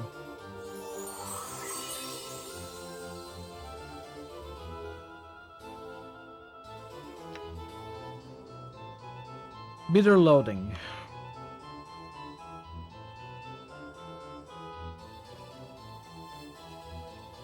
Venomous tears of pain brimming in your narrow eyes. In narrow yellow eyes, you gather the tattered remains of your small, scaled red wings off the floor. You humbly back out of Groba's study, gritting your needle-like teeth beneath sealed lips. Sure, you're only a Spinagon, least among devils, but that's no cause for a pit fiend to tear your wings off because he doesn't like the message you brought him. What will your Gulligan master do now? He certainly can't see anything to Groba, and what use is a Spinagon without his wings? You'll probably get cast into the pit of flame for incompetence. Vengeance out of the question. There's little to do but shake your clawed fist of hate. Hate! Groba with all the loading your hard little black devil's heart can master. Poor little dude.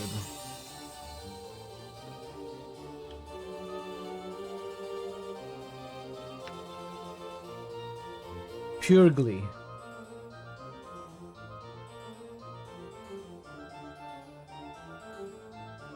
Dancing and leaping about in rhythm with the Wood Elves' bouncing festival music, you and a dozen other dancers spin through the forest clearing like a whirling dervish, smiling and laughing like mad. As the cheering forest dwellers whoop, clap and dance alongside you, fairies careen through the air above your heads, leaving sparkling trails of colored lights.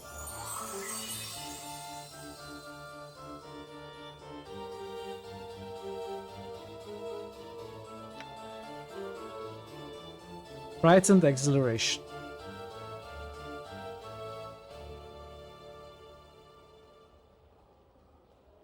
You twist your head to look up the large contraption strapped to your back.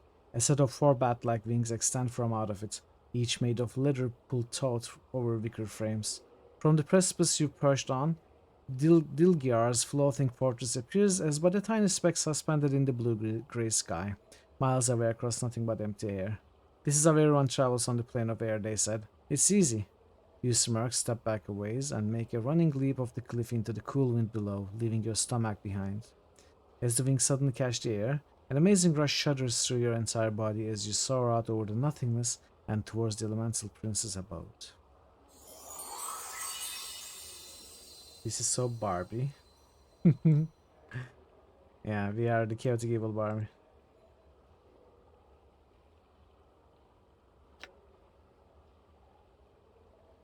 Grim determination.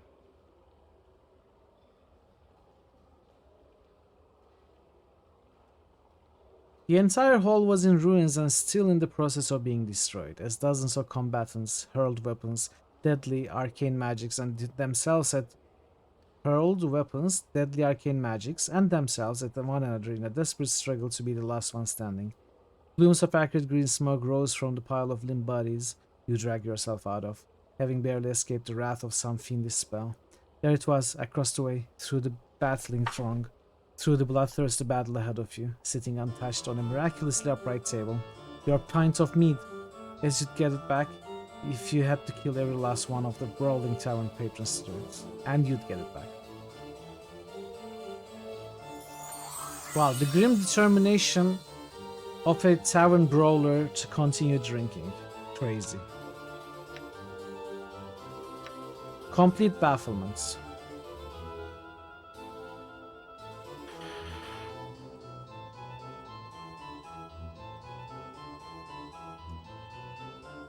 You awake from uneasy dreams to find yourself transformed in your dank lair into a rather small, 4-limbed fleshy thing. You are lying on your shellless, as it were wholly unprotected back, and when you lift your tiny head, unadorned with its usual sensory antennae, a little you can see your pinkish belly, partly covered in soft curling hairs, quite unlike the black bristles you're accustomed to seeing there. Your 2 and only 2 legs now jut from the end of your torso, rather than up from around your abdomen.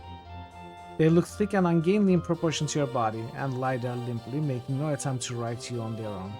Only by actively concentrating can you move the things. What has happened to you?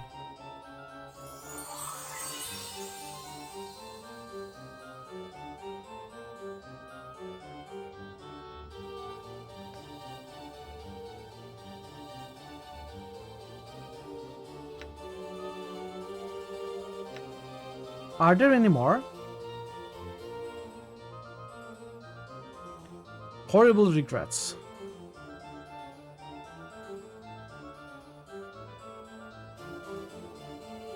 The stone you shall want to use is in one of the larger chambers, 3 rooms counterclockwise from the stairwell. Reddish orange, so this one. Horrible regrets.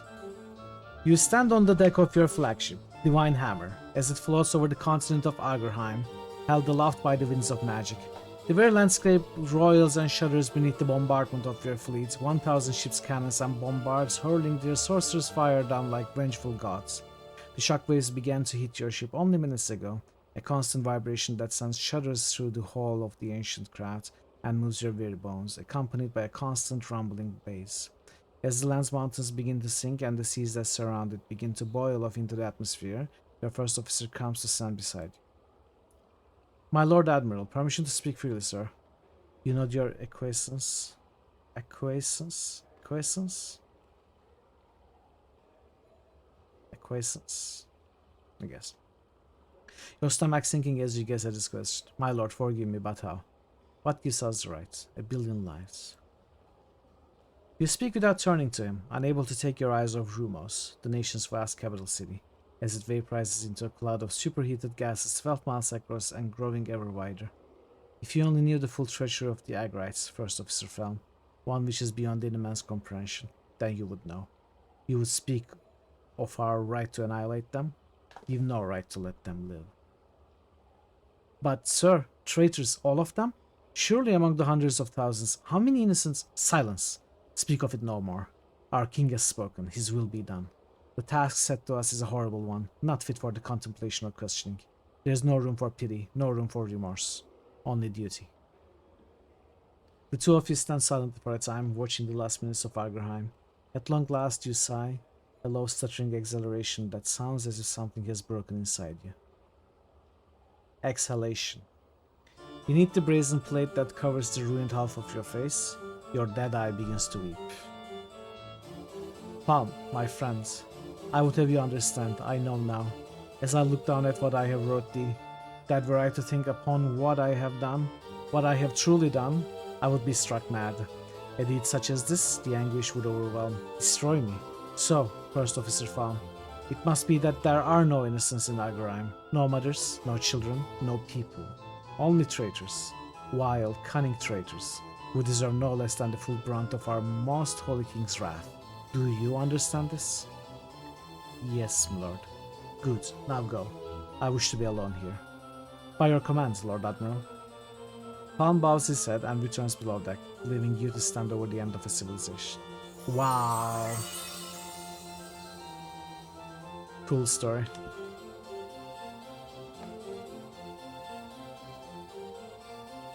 Shock and a rise to seething vengefulness. Hey Millennial, how are you doing today?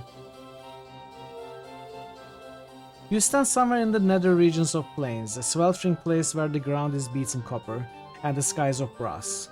Here the bodies of sinners, petitioners of in this horrid place, are rolled amongst iron brambles and bronze scorpions until their bones are fine grey dust.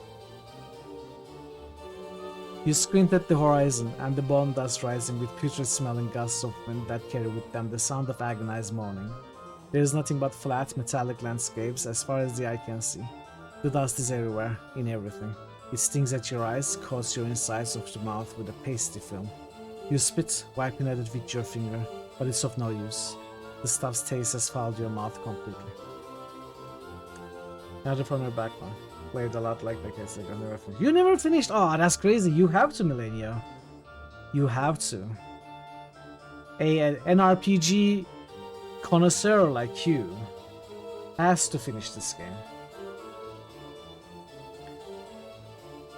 You look down at the key in your hand, a minute platinum orb, and picture the man's face who solemnly swore to you the magical portal you just passed through, now gone of course, led to the green fields of Bytopia. Someone, by all the powers and their proxies, was going to pay for this one. There's an NPC called Nestor? I think so, yeah. Let's remember who Nestor was.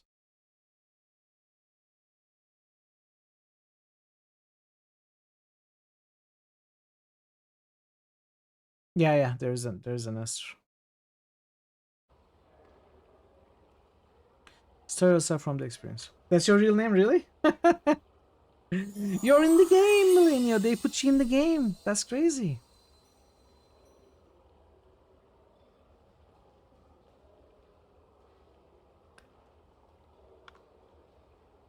Slowly dawning horror. Hey, farmer, welcome. Happy Saturday.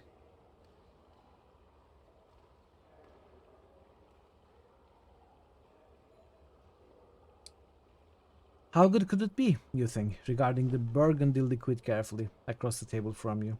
The twisted old man smiles slyly. Please, sir, try, he whispers, his hushed voice the sound of dry leaves blown over a roughly cobbled street. Thou shalt find it more than lives up to your expectations, I am sure. You nod at him and lift the crystal goblet into the air, watching the light play through the crimson liquor. You'd come a long way for this drink, search long and hard for this old man, and you'll be damned to let anything rush you now. Moment was to be savored. You raise the glass to your lips, inhaling the stuff's aroma. The bouquet is light, sweet, intoxicating, almost distinctly so. You've tried countless drinks, written tomes about them, their flavors and smells, means of manufacture, in your journeys across the plains, but this stuff was supposed to be legendary. No living man you'd found or heard had tried this stuff. The stories were ridiculous, nothing could taste quite so good. But if there were the slightest bit of truth to them, this would be some fine liquor indeed. At last you drink off the goblets, a cautious sip. Incredible, indescribable. As the flavor washes over your palate, you fight the urge to shudder with delight. Nothing you have tried in all your long years has tasted quite like this. You look up at the old man, startled to find your glass empty. You had drained it all in a single draught. You wipe your eyes with the back of your hand, not entirely sure when you had begun to cry. Tears of joy, eh? The old man laughs softly. Quite pleasing to the tongue, is it not? Wouldst thou like some more, perchance? He smiles at you once more. Yes, I might. Surely, he replies, refilling your glass. Try as you might, you cannot resist downing it in a single gulp. You thrust your finger into the goblet in an attempt to find some last hidden drop of the stuff. Several times more does he fill your goblet, and each time you gulp the stuff down as a starving man would devour a feast, unable to control yourself, to deny yourself another exquisite taste of it. He chuckles softly once more. A drink such as this? A man would do anything for it, no? You nod without hesitation. Yes, a man would. Looking at him, his sly smile suddenly takes on a whole new meaning. A sense of horror begins to creep over you, even as you begin to yearn painfully for more of the blood-red liquor. Yes, the old man grins, his yellow eyes gleaming. A man would do anything in the thrall of such a drink, even the most terrible, the most heinous of deeds, as thou shalt see, my newest servants.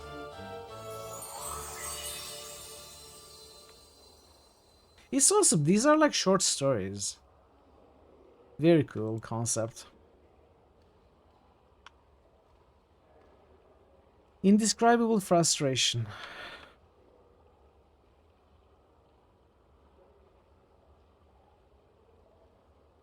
You can see it now, the crown of Hayfon, gleaming upon a marble pedestal.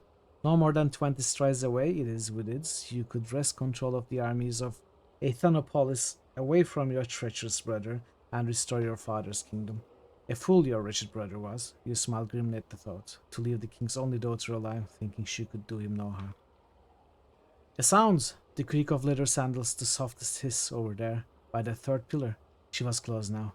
Polafi the Medusa, jealously guarding the crown her servants had stolen for her so long ago. Crouching behind the white pillar, you wrap your hand tightly around your trusted, thrice-blessed javelin. Beat your helm of swiftness and the 100-mirror shield. Even a beast such as the Polafi would be no match for you. Any moment now, she would round the pillar and meet the sight of you. Even if she turned away from the shield, your javelin would surely find her throat. Suddenly there's a gentle touch on your shoulder. You gasp, spinning away to face, of course, the Medusa. It's accepting the inevitable. You only have time to lose a piercing cry of frustration before your lungs and every other part of you solidifies into cold, grey stone. Aww. It looks like He made a slight error in calculation there.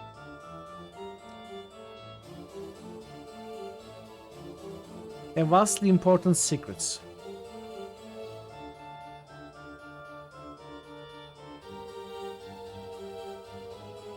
Six Imperial servants rush ahead of you, swinging the golden doors of the Dragon Palace wide. "Long live the Empress!" they cry in unison. 1,000 years! Long live the Empress! 1,000 years! Beyond the threshold, dozens of loyal warlords, kings in their own rights, drop to their knees, touching their heads to the floor in deference as you pass them en route to the Grand Imperial Throne. As you turn and face your minions, seating yourself upon the Imperial Throne, you allow a small, satisfied smile to creep across your carefully painted lips. There is but one thought in the forefront of your mind.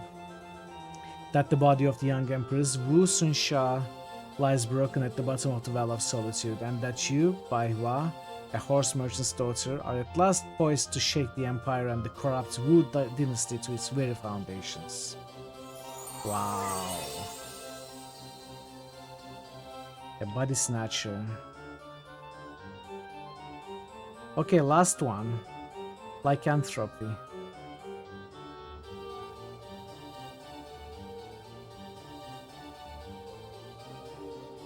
Suddenly aware that the hour has almost come, you leap from your bed and run flying from your cottage into the surrounding woods. Stumbling in the dark, you come to a small moonlit clearing, the one you had found last week and decided to use tonight. You hastily strip off your clothes and sit in the long grass and wait. You close your eyes, listening to the steady chirp of crickets and through the croaking of bullfrogs in the nearby creek. The rustle of the grass as the wind caresses it. What would someone think, seeing this through your eyes, experiencing this moment and what was next to come? Soon you would travel to the city, find a cleric to rid you of the curse. But for now, may as well make the best of things. You rub your hands together with anticipation, grinning like a bearded, fire-haired giant of a madman, sitting naked and alone in a forest clearing in the dead of night. A prickling sensation runs across your skin, and your senses sharpen dramatically. You breathe in through your nose, inhaling the scent of everything around you, the damp earth, the sweat on your cast of clothes, and the opossum clinging fearfully to the tree behind you. You open your eyes and look down at your forearms. The faint moonlight reveals the slightest quivering across their surface. By the moments, your flesh begins to ripple impossibly, tufts of thick brown fur sprouting forth. With a grisly crackling sound, like popping joints and grinding bones, your back and shoulders begin to hunch and broaden, uncomfortable, but not quite painful. Your muscles, your entire body mass, doubles, triples in size, and continues to grow. Still fascinated by the transformation yourself, you watch as your fingers wither away to nothing, hands swelling into meaty paws from which bursts fur and massive black claws. The night seems to become brighter as your eyes transform, become accustomed to the darkness. A wide muzzle comes into view, and you touch your wet, snuffling nose delicately, chuckling to yourself. Next time you think, you'll have to stare into a mirror or pond as the curse takes effect. Watch your face warp and change, losing its familiar shape to become a bear's. Soon it becomes difficult to concentrate upon anything but your more basic urges. Food would be good right now. Yes, food. Perhaps you'll get lucky and find a nice fat catfish in the creek. You rise off your massive haunches with a huff and begin to amble through the trees on all fours, heading for the water's edge. That was all. That was the last one in the private sensoriums. Now we're gonna go to the public sensoriums. Now we are going to go to the private sensoriums.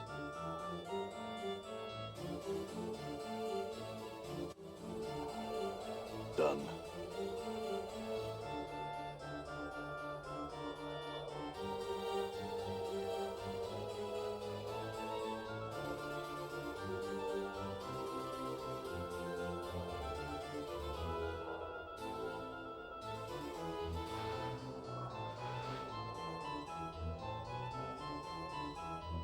This older man is chewing on something, muttering softly to himself. After a moment, there's a crack as he crunches down on the object in his mouth, then swallows it.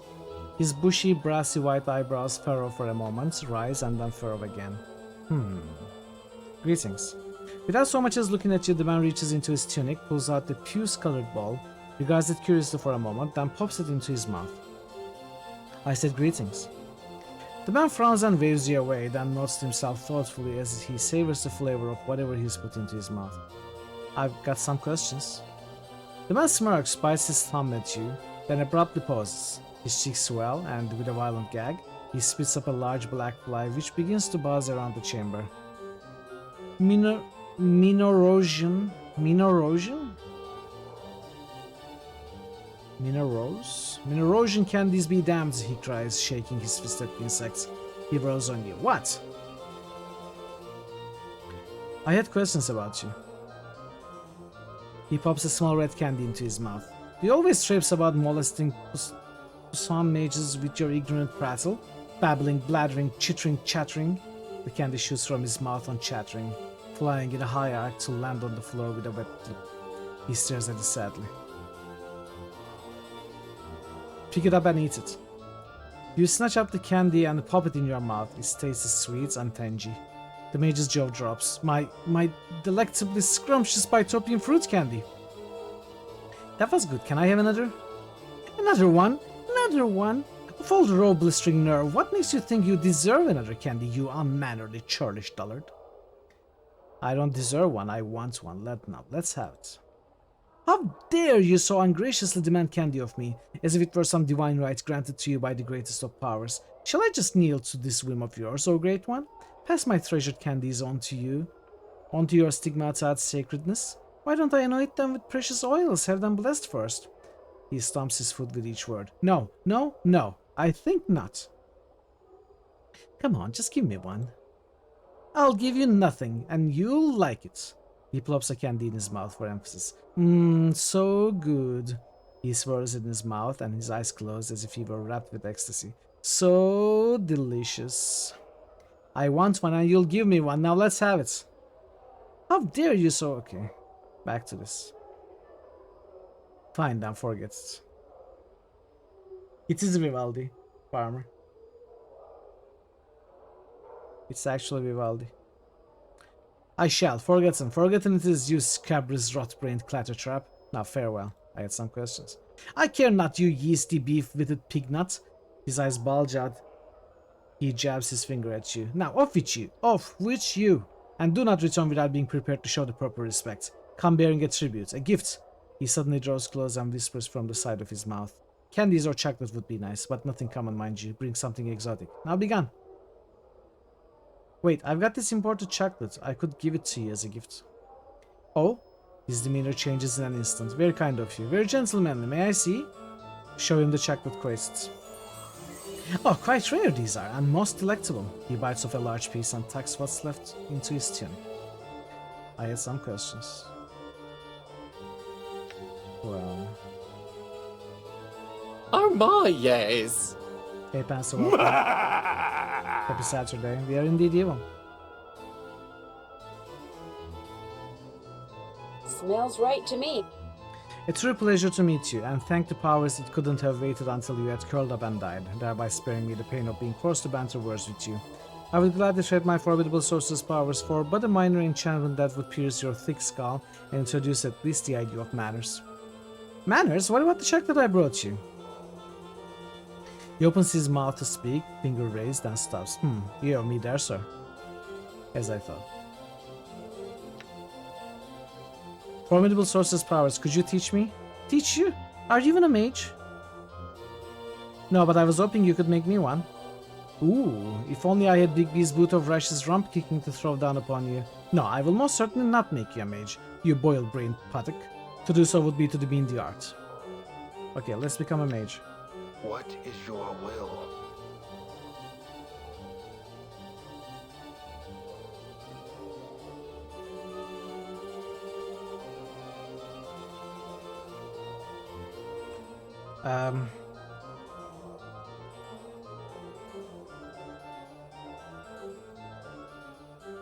Come back.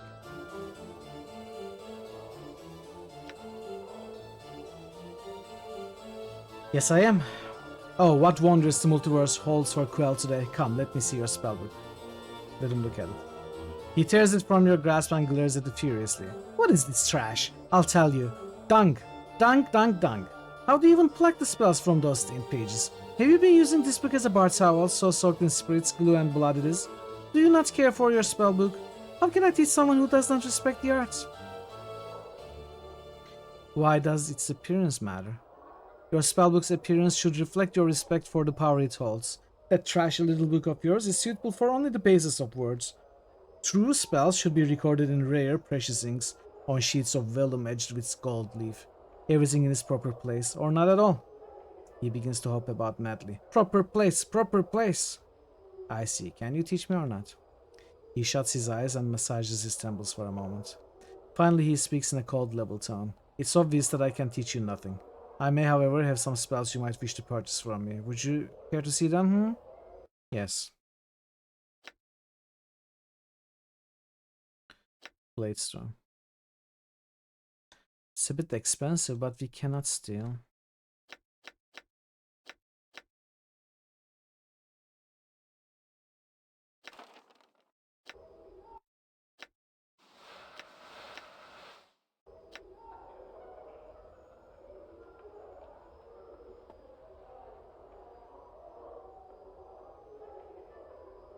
May I have some candy?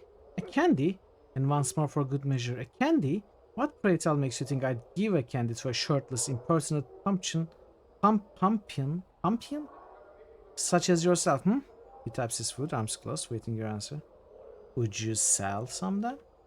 Now that I might. But I would warn you, I sell no ordinary candies, but chocolates of power.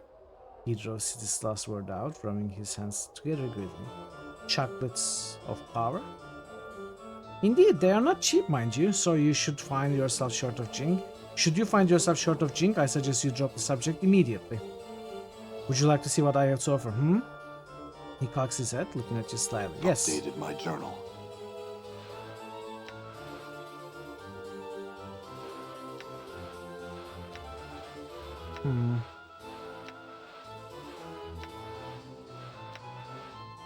I don't think I care about any of these.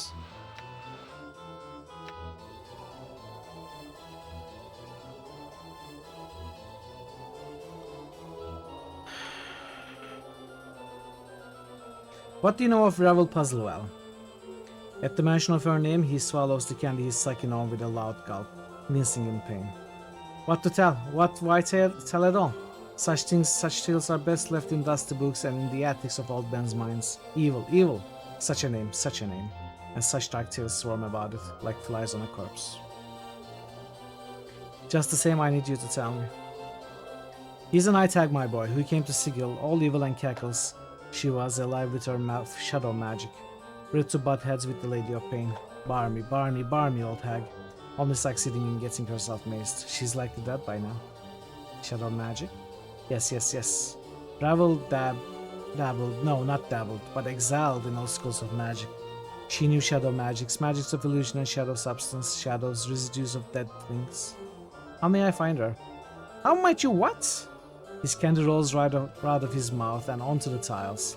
Before you can so much as look at it, he snatches it up and pops it back into his mouth, giving you a dirty look. Why would you ask such a thing? Are you mad? What could you possibly want with such an evil creature?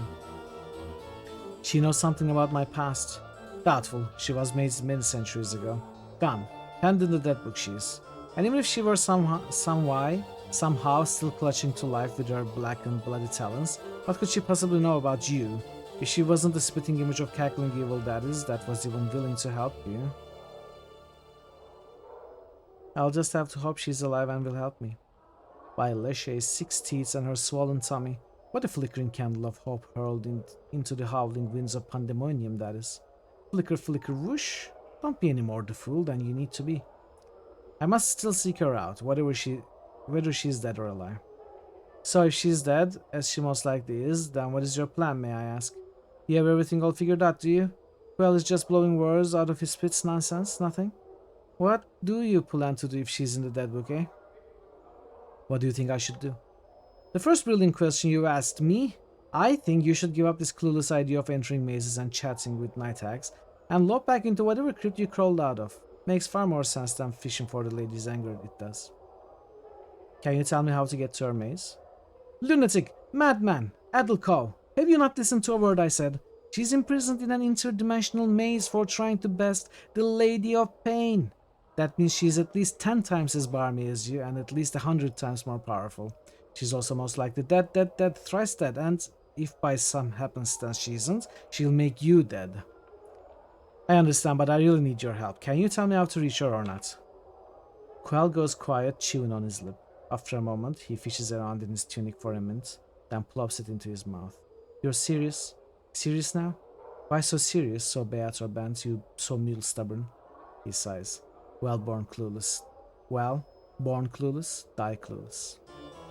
Yes? Updated my journal. All mazes have portals, this much I know to be true. A way in, a way out. This is how the lady fashions them. I do not know the portal, its location, or even its form, but I am told its key is a piece of ravel. A piece of ravel? But if ravel is maze, then how am I supposed to...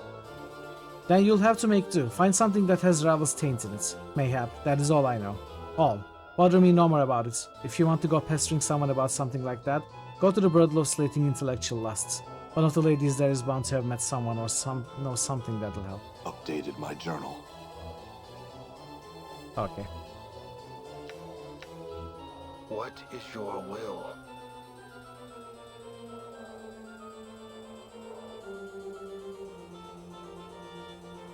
All right.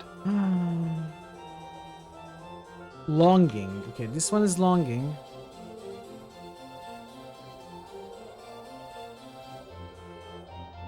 Week-long hunting trek across the forest of Arborea.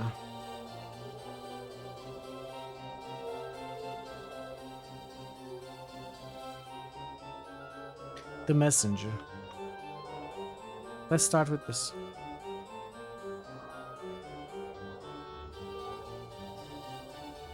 You are standing in a circle of white tents deep in the woods somewhere. The trees around you are by far the largest you've ever seen.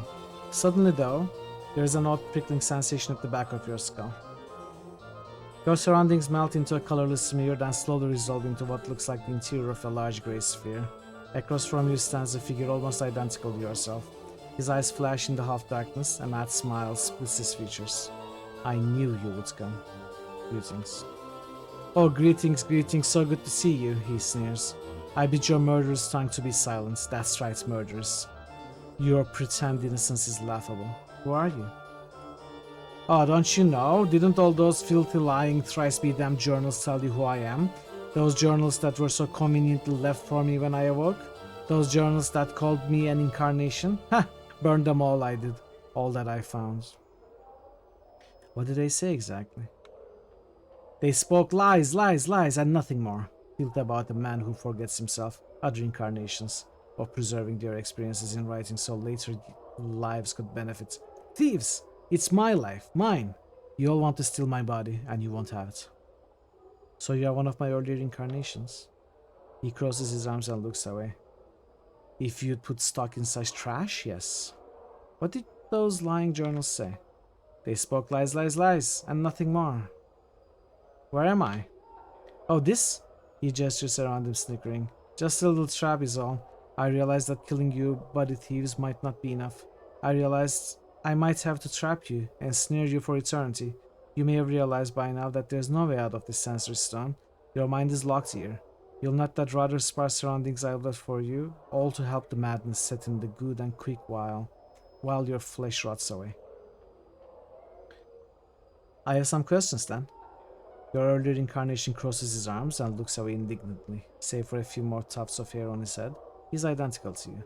Even his arms have most of the tattoos yours. Did you put those tattoos on? No. That one incarnation, that practical one did. I've tried to burn them off, burn the skin, but the skin regenerates with the tattoos still on them.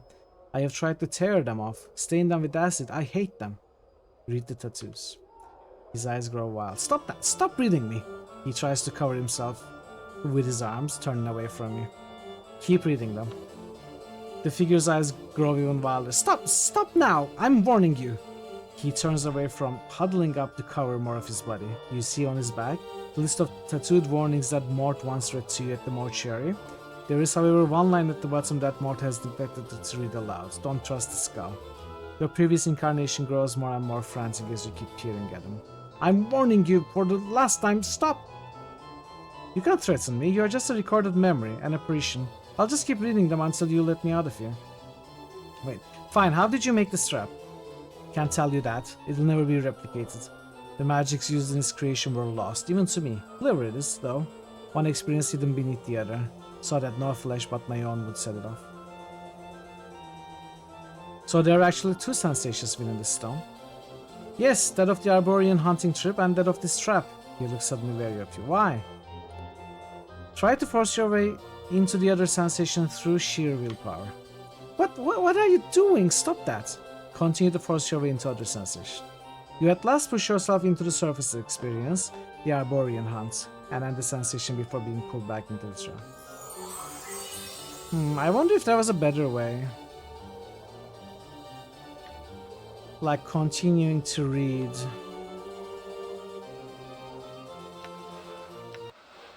I wonder if it's always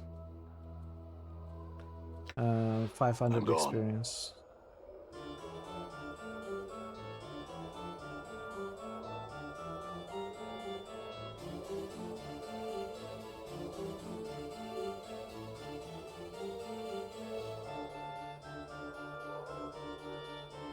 You can't threaten me. You're a recorded memory and apparition. I'll just keep reading them until you let me out of here. He howls like a madman, thrashing wildly, clawing at his arms and frothing at the mouth. Out, out, out, out, out, out, out!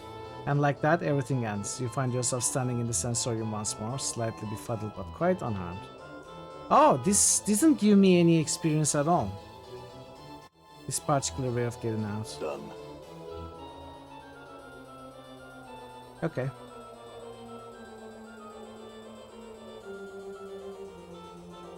The base of this aquatic blue stone has been sculpted so it appears to have melted into the pedestal it rests upon. A stream of perfect azure tears drip down the sides, framing the inscription beneath the pedestal, longing. As you place your hands upon the stone, its surface ripples beneath your touch. A chill washes over your arms, like plunging your hands into a mountain stream. Close your eyes, submerged into the experience.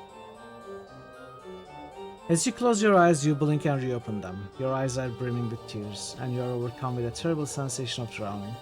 As the sensation rolls through you, there is a stirring in your breast, a hunger poisonous like a serpent, biting into your heart until you feel as if your breast will explode. You want to desperately steady yourself, focus, but all that comes to your eye is tears. Wipe away your tears. You raise your hand to wipe away your tears. Your hands are soft, delicate woman's hands. They brush the stray tears from your cheek, and you cup them in your hands. Each of the tears like jewels shimmering in the lights. Turn to examine the lights. The lights are cast by candle globes that drift through your sanctuary. You have come to this place to gather your thoughts, to reflect on the past with an eye toward the future. To cleanse the mind before coming journey, yet you cannot concentrate. Your thoughts remain in the present, trapped there by the terrible feeling that rides in your breast. What did you mean? You close your eyes, but his words echo in your mind 100, 1,000 times. Will he ever return? The sound is a whisper, an echo. Only you, only you. Yet you hesitate at the brink of time's door, and he must have thought you afraid to go. But you are not. You are afraid to stay. And the fear? The serpent rides in your breast again, its fangs biting into your heart, filling it to bursting with his poison. The tears come again, running down your cheeks in streams, his words echoing. Only you, only you. Your eyes snap open, it's his voice. You whirl and you gasp. He stands powerful in the shadows, and he strides into the light of the drifting candle globes, and you feel the serpent riding and dying. He returned, his face stern, but somewhere in those features, you can almost see his pleasure at seeing you. After all, he returned for you. Only you can help me, Dianera. But it was wrong for me to ask you for your help. Ah, it's Dianera's memory of waiting for us. You speak, Dianera, yet you, it is you, grey-skinned like a statue, striding from the lights. Are you that scarred? Your body looks like it has been bathed in knife blades. The wounds, the tattoos, horrible, yet you see through Dianera's eyes, and she sees. How can she see you in such a way? She puts a cloak over your features. She sees you in such light, such terrible longing, light. For she, how can she feel such? Try to refocus, brace yourself, hold on to the experience. You feel your vision tearing, doubling until you are that man striding from the light. It is you, but not you. You feel yourself being torn. It's Dianera's experience, at the same time it's also yours, and you... What? I asked too much of you to accompany me, Dianera. I have no right to place you in such danger for my sake. It's your words, but they are a surgeon's words, chosen with cold skill, without a trace of emotion. With every word, you feel yourself sneering inside, knowing what the stricken girl will see next through her longing-stained eyes. And who? Are you that person? That man twisting her with your words, not knowing how powerful they are to her? Like bolts from a ballista, piercing her breast, yet she sees only relief at your return. How? How can she feel and not know you mean to? I have come to ask your forgiveness, Dianera. I shall return to you as soon as I am able. Your vision tears again, doubling and bleeding, until you are facing yourself again, trying desperately to speak, to warn Dianera that this is not a man, but a creature that kills for his own needs. He doesn't care about you, Dianera. You're a tool to him, a tool he needs to... But Dianera speaks, and you can't stop her. I would place myself in 1,000 dangers, embrace eternity for you, my love. I'm not afraid. Listen to me. I will accompany you. Through the place themselves should bar the way. Though the plains themselves should bar the way. You feel yourself scattering, relief and satisfaction. His satisfaction at her words. Knowing she would say them, always knowing, and her admission of love is like the slamming of a portcullis across your heart. Trapped. She's yours, but you must be certain, so you drive the nail home. The way is dangerous. You will have to be strong, far stronger than you are now. Swimming through her mind, relief, the wave of relief.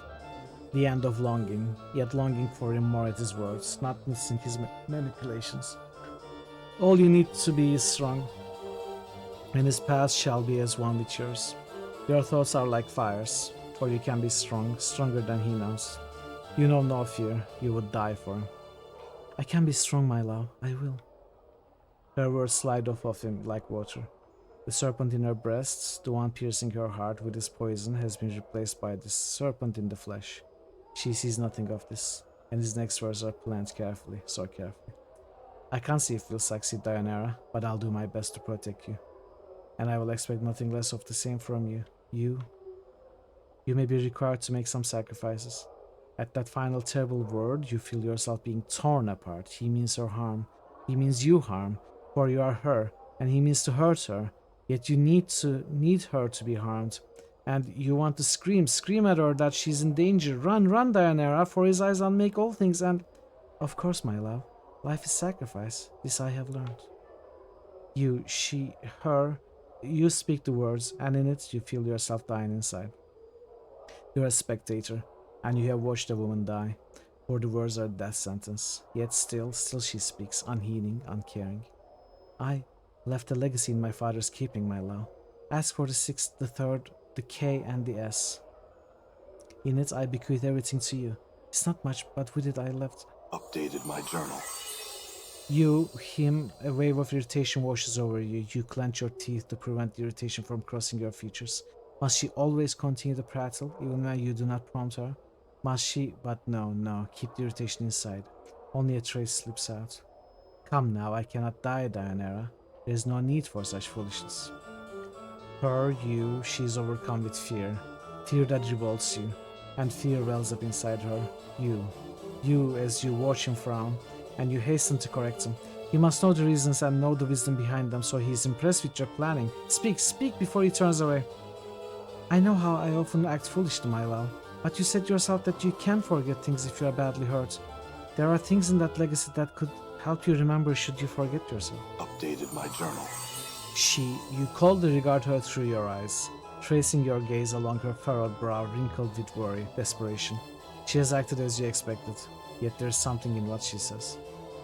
Perhaps, yet I hope nothing in this legacy is of value. Oh, perhaps, yet I hope nothing in this legacy is of value. I do not want you to leave anything here in some safe that could be of some use on our journey. Her illusion is shattered, and just for a moment you watch silent as the emotion falls to the ground, splintering like silvered glass, of some use.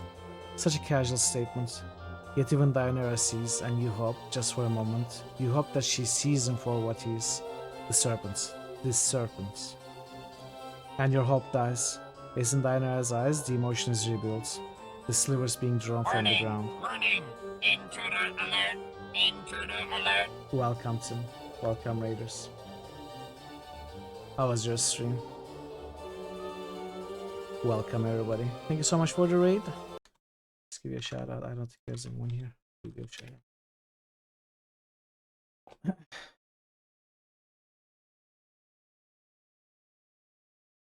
Your Warcraft sound 1. card works perfectly. Thank you for the follow. Welcome to the channel.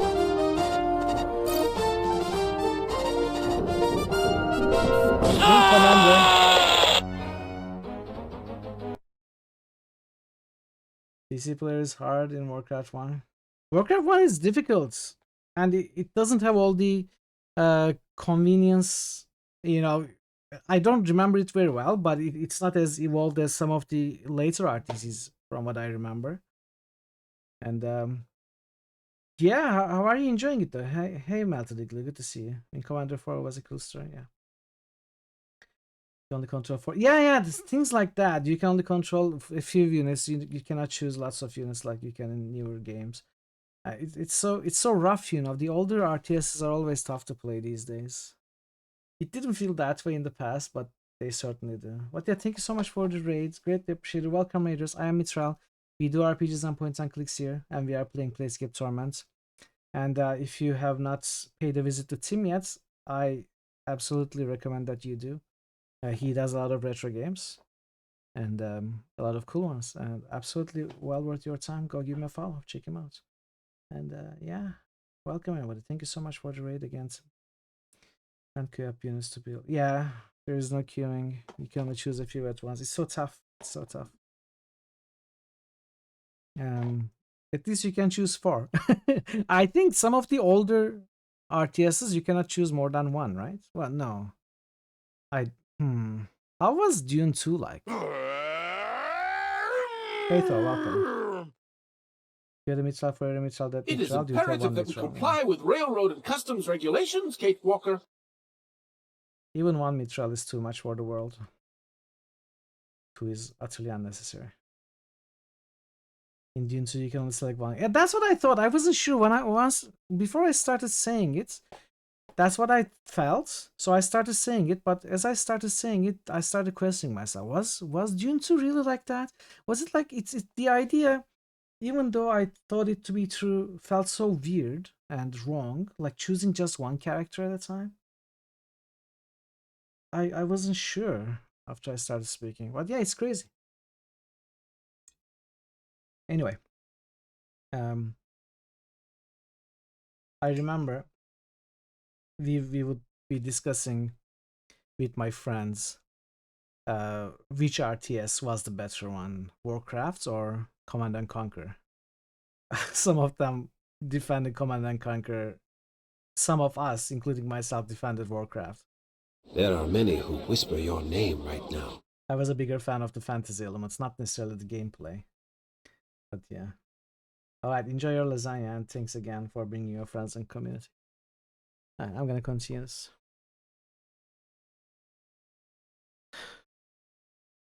Command and Conquer is definitely your game. We're just too serious for you.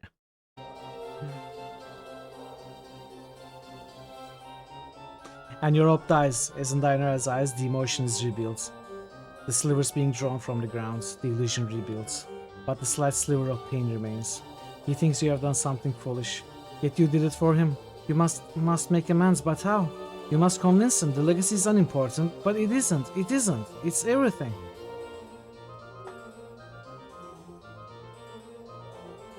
But Age of Empires 2 is much newer than what I'm talking about. The RTS genre has evolved so much by then. Even by Red Alert, and even by Warcraft 2. Like, it has completely evolved and got overhauled, I think. From the earlier examples like Dune 2 and Warcraft 1. I think even Command and Conquer 1 is much modern compared to the previous ones. And of course Age of Empires and then a few years later, I think, StarCraft are game changers. Wait, what year is Age of Empires and what year is StarCraft? Now that I'm thinking, I gotta check. Age of Empires release. Age of Empires is 1997 StarCraft release. That's also 1997, right? Oh, it's 1998. Okay. So I was right. Age of Empires was earlier than StarCraft, but just a year difference. In fact, it's just 7 months or so. No, sorry, 6 months. 5.5 months even. Yeah, you can play as the Ottoman, right? There's the Janissary units and stuff.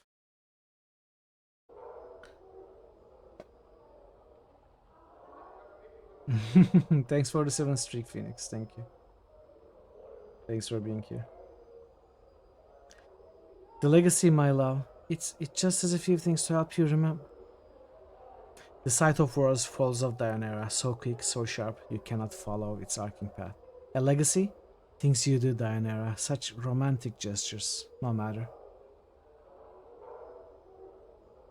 Of course, I'm glad you're enjoying them.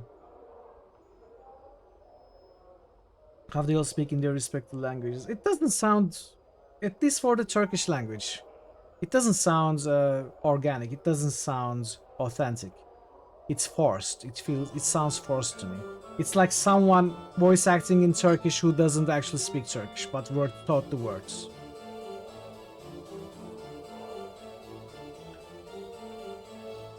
Like, for example, you click on your peasants and order them to cut a tree, and the peasant says in Turkish, he says woodcutter. He says woodcutter. You tell the guy to go cut some wood, he says woodcutter. Why does he say woodcutter? How is that some sort of acknowledgement?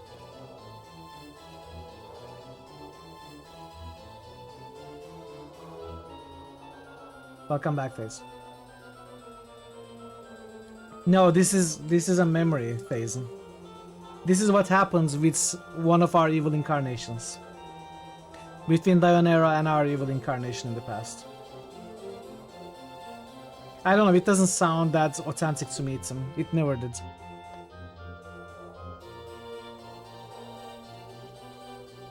At least not all of it. Would you wish to leave a legacy, my love? For yourself or for anyone you would want to? It might help you remember if you left something for yourself or for the ones you loved. Yeah, there are no cool scenes like this that we can do. We can only hear these stories, but we can never really act like an evil character, sadly.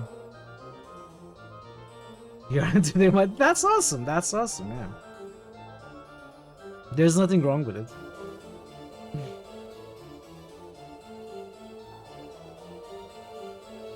The worst sight falls again, terrible and swift, yet this time the illusion holds and the serpent is cloaked.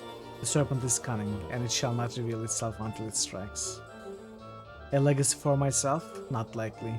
The things I would leave for myself would not be safe in some advocate's office, Dianera. But enough of this, I must leave. He is leaving, you must make him remain, and the experience swirls around you, terrible, spiraling toward the final scene. The question she wants to ask, don't ask it, Dianera, don't ask it, be silent, my love, before you go. His anger, his irritation, what now, girl, what now, you mewling banshee? Before I go? It looks like I am in no danger of that. Come, Dianera, can't these questions wait for the morn? There is much... she's desperate, drowning, say it, and you, speak it. Do you want me to come with you, my love? The rush of emotion dies in your mind. This is the end. The words you are about to speak are true. But the truth is not the truth she sees. There are no lies, only cold calculations. Of course he wants you to come with him, Dianera. You understand it clearly, too clearly. He has invested too much in the poor girl to let her go. Of course, Dianera. I would not have asked you to come with me if I didn't want your company. You know how I feel about you. There's a cold silence in his mind, then a hissing of a thought, a response sharp and deadly, like a dagger blade. The lie comes swiftly, unburdened by emotion. I love you, Dianera. And you want to scream as you feel the lie wash over her like a radiance, but it is a shadow of truth. A serpent's kiss, and he means you harm, and she can't see you. You want to call out, but she's crying with joy, even as cry with joy. with frustration, with joy, with despair. Emotion washes over you, like you are drowning, and you need to speak. You long to speak, but you cannot. And tear yourself away from this. Join! Die! Join! Die! And you scream. Scream as you tear your hands from the stone. Bloody tears rushing from your eyes, running in streams down your arms. Your hands to coat the stone. Blood, her blood. And you can't warn her. And you can't stop crying. Anna is watching you terrified. She looks like she wants to step forward, help. But she's paralyzed. Are you alright? Yes. I just need a moment. Anna is silent, staring at you, hypnotized. Your blood drips upon the floor, each tear splattering into a crimson circle as it strikes the flagstones of the sensorium. What did you see? What did you see in that fiend stone? Longing. Anna frowns, confused, then stares daggers at the sensor stone, as if she's thinking about shattering it. I'm longing to break the stone. I am, to tear ye up so. Aw, Anna! You worried about us? No, I just need a moment, Anna. I'll be fine. As much as you want to hurl the memory of the experience from you, you hold it fast, because you know it's important to remember it. It was you in that experience. It was Dionera's experience, but because it was you, your memories flooded you, and you could feel both sides at once. Who were you? Who was that shade of you? Turn from the stone, Lee. This is like some of the best written material in this game, this memory stone, sensory stone. It's so awesome. It's so awesome. Okay, this was a cool one as well.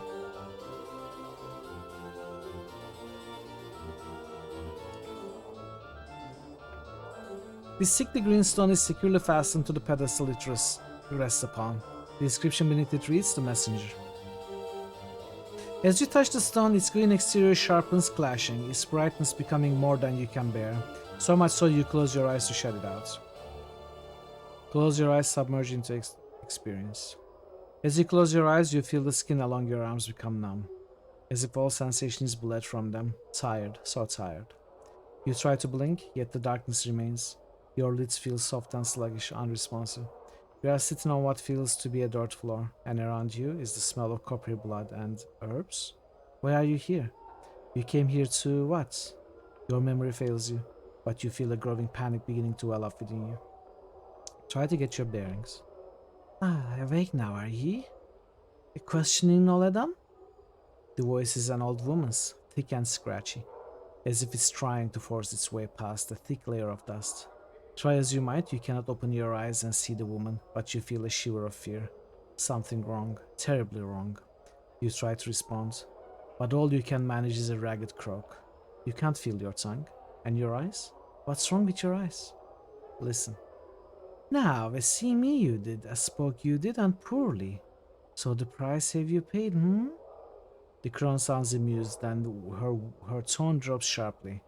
No more of your questions now, you will listen, and you will remember my words, for in minding me you shall live, she hisses.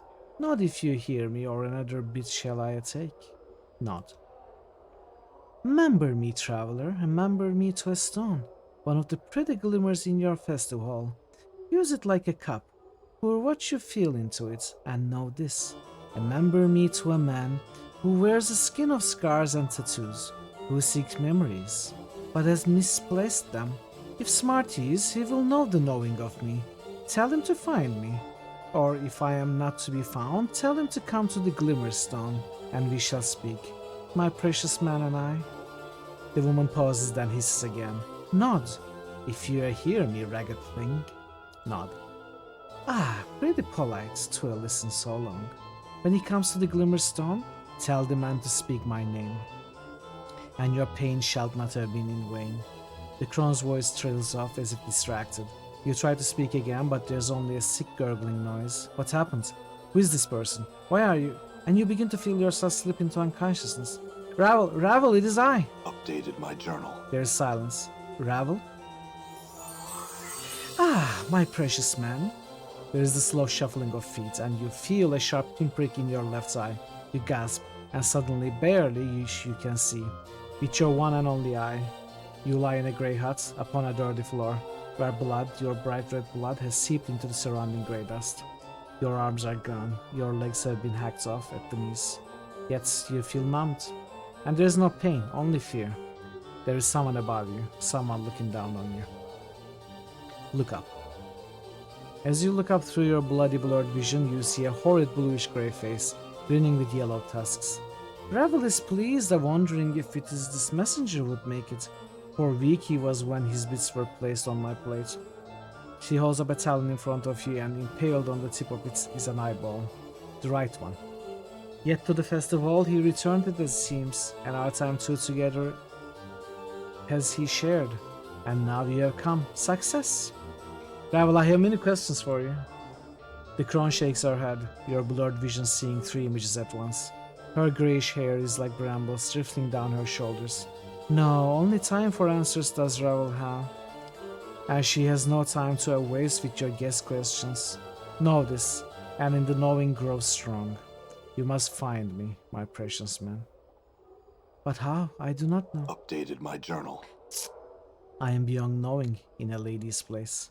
Now shh and listen to Ravel, for there is much you must do.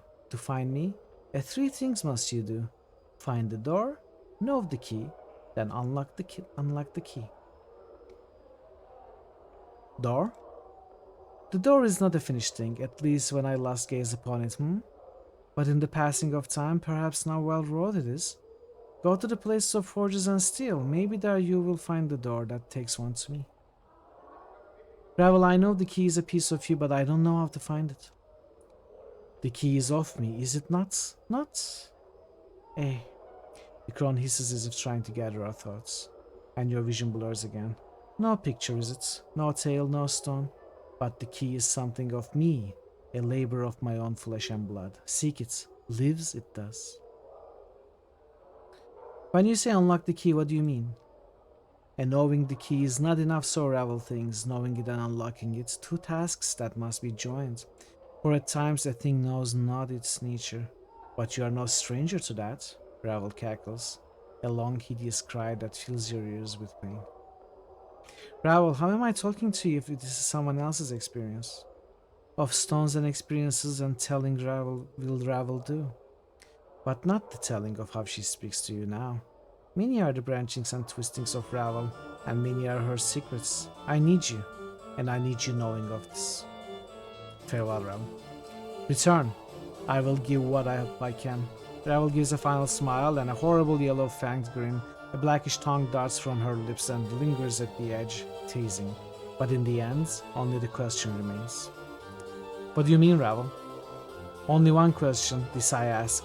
Ravel's eyes blaze like fires. The red light turn in her face blood red. What can change the nature of a man? At the question, you feel a tremor pass through like thunder, and you feel yourself burn. Let the experience go. Your vision clears until you are standing once again before the hideous greenstone. It looks different than before, more horrid somehow. Try to shake off the experience and leave. Alright. Yeah. Very important bits relating to the main story. All right.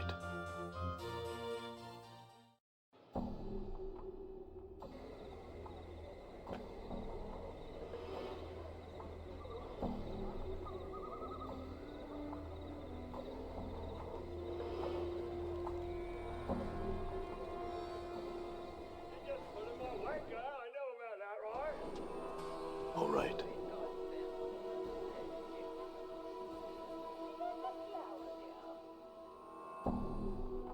Yanis, there's a sensory stone in the sensorium that contains a fragment of your daughter's experiences. His eyes blaze with hope. There is? But in which one? It's one of the sensate sensory stones. If you're not a sensate, you could not gain access. I must find a way. Perhaps they would make an exception for her father.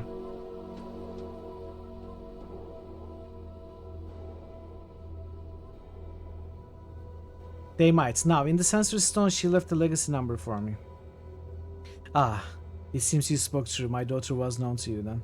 Hold a moment, I will see what's left to you. Updated my journal. All the articles are accounted for. Yanis is holding 3 scrolls in his hands. I had no idea she had established a legacy here. He's staring at the items, almost hypnotized. Here you are, if I may. May I read them, sir? It's a private matter. As an advocate, you must understand this. Of course. Yanis seems broken. But please, I beg you. I have very little left to remember my daughter by.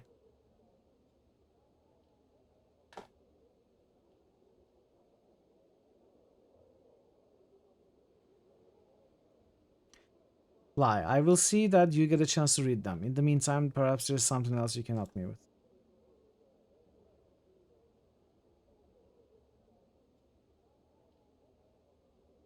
I could help you for a price. My word may carry some weight in the festival. Updated my journal. This looks relieved. When you have obtained permission for me to see the stone, please return. I will see to it that you are well compensated for your trouble.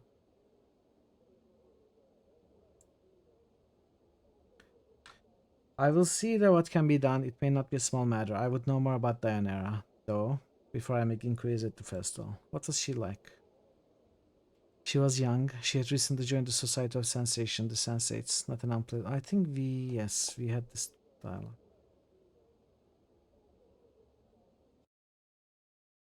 Dianera's ring. 1 AC, 1 all saves. Legacies, heart charms.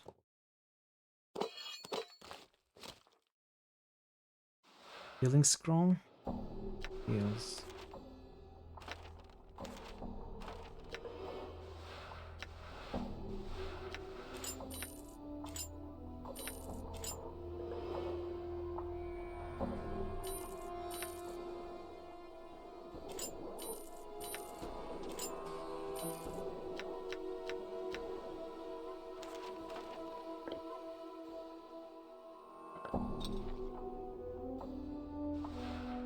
My love, if you are reading this, then the tragedy I have seen has come to pass. I have died and you have remained to suffer the loss. Know this, my love. I know why you were forced to shield your feelings from me. You sought to protect me from the terrible burden you carry with you. The distance you kept between us was your way of protecting me, and the brief moments when we were alone and you let your feelings be known. That was when I knew you cared for me. Carry no regrets with you, carry no guilt, for I came with you on your haunted journey, of my own accord. And no matter how death came for me, I know that you did everything in your power to save me. Our lives are intertwined, my love, and that shall not be a wall between us. For my sight has seen what is to come, only in staccato segments, but it is enough for me to know we will be separated for a time, but we shall be reconciled again. Thus do not see my death as a farewell, but only as an interval before we meet again. Carry my ring with you, and those other pieces of me, and think of me. Keep me in your mind and heart, and that will be the beacon that brings us together forever, Diana. I wonder if turning the letter in gives me experience. Updated my journal. Does not. I'm gone. I was curious to see that. All right.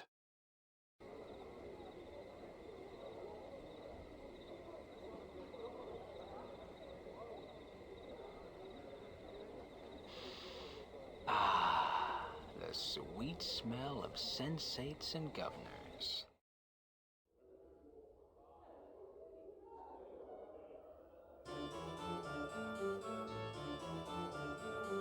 There's a man, Yanis, whom I was hoping you would grant temporary access to private sensorium. And for what reason would we allow such a thing? Because one of the stones there contains a fragment of his daughter's experiences. She died far from home, not having seen him in a long while, and he mourns her loss very deeply. Updated my journal. Yes, we shall allow this Yanis to enter the private sensorium, well escorted of course. You may tell me as permission. Okay, let's see if this gives us experience. I'm gone.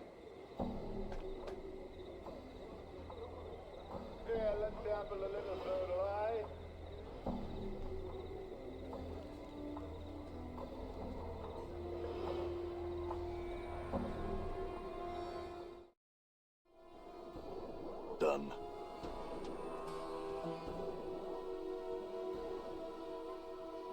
They agreed to give you access to your daughter's sensory stone.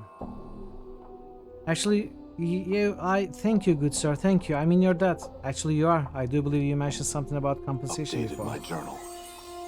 Of course, of course. Hold a moment. I will return shortly. Very well, I will wait. Here you are, sir, and again, you have my gratitude for your efforts. He holds a large bag of coins.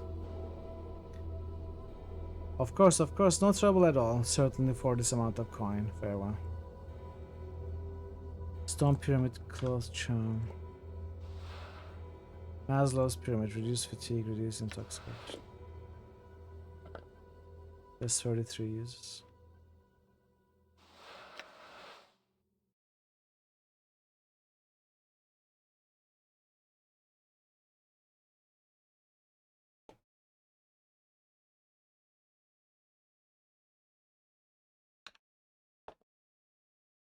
Let's take a look at the dodecahedron.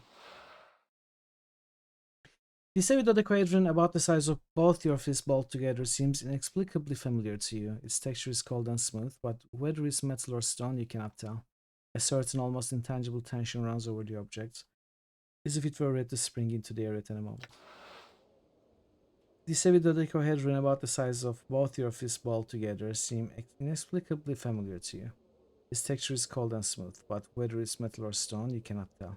A certain, almost intangible tension runs over the object, as if it were ready to spring into the air at any moment. Examine the dodecahedron closely. Upon closer examination, you realize that each side of the dodecahedron is a plate that can be twisted clockwise or counterclockwise. It appears to be a puzzle box or combination lock.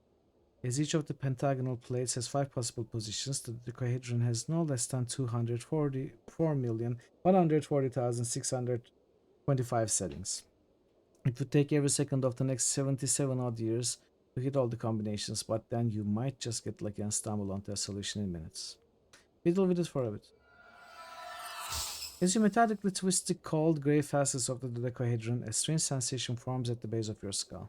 Your hands seem to move of their own accord, turning the object and spinning its facets with mechanical precision. You've done this before. You knew the combinations once, and you also become aware that there's a certain danger within the objects. Whether it's from simple traps or something less mundane, though, you cannot tell. Keep working. In moments, you have what might be the first 4 sides locked into their proper places. As you begin to twist the 5th side of the dodecahedron, you recall a cunning blade trap that would snap out to lash at the meddler's hands, slashing their wrists and severing fingers. You avoid the trap with the proper number of rotations, certain that you make progress in the unraveling of the object's secrets. After avoiding the dodecahedron's springing blades, you slowly puzzle out the next series of facet positions. As you start to turn the 9th side of the dodecahedron, you suddenly remember a second trap, jets of toxic gas that would form a billowing cloud of lethal corrosive vapor around the curious meddler. You circumvent the trap with the correct amount of twists, positive that you've nearly unlocked the dodecahedron. You circumvent the dodecahedron's poisonous gas trap and begin your work on the final facet positions. Just as you are locking the 12th pentagon into place, you recollect sorcerer's runes hidden within the dodecahedron that would blast the unwitting holder with bolts of magical lightning. After disarming the trap with the correct number of facet rotations, the dodecahedron clicks and begins to open in your hands. The dodecahedron splits once, twice, and eventually unfolds itself impossibly into a perfectly rectangular tablet the size of a large book. Etched into its surface are a series of bizarre symbols. It looks to be a code or language that you feel should be familiar to you, but it's not. Further examination of the tablet reveals that by twisting the pentagonal facets that are now upon the underside of the tablet, different pages may be displayed across the tablet's face. You finally realize that the dodecahedron is a tome or journal of some sort. Until I learn to read this language, I might as well just put it away. Updated my journal. First, we know a guy. Done.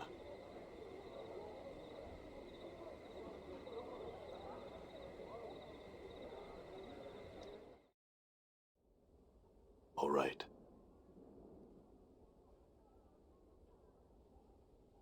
Unfold the dodecahedron to a page with writing on it and ask if he can translate it.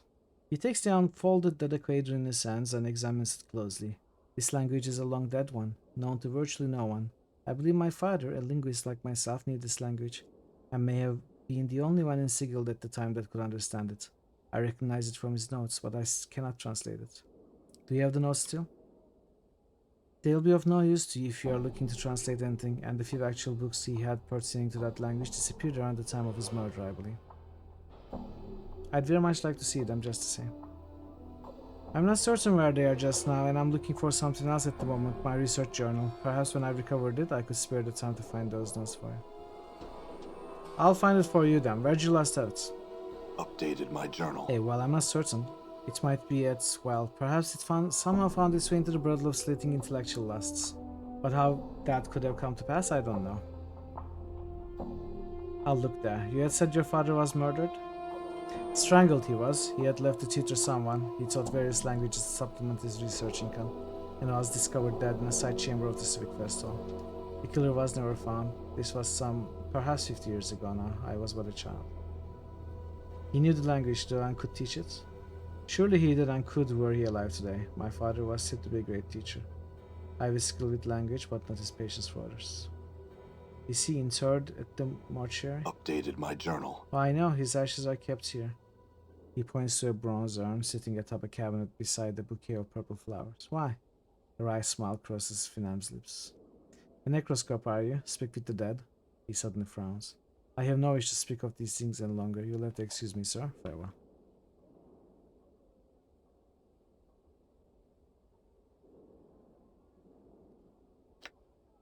All right.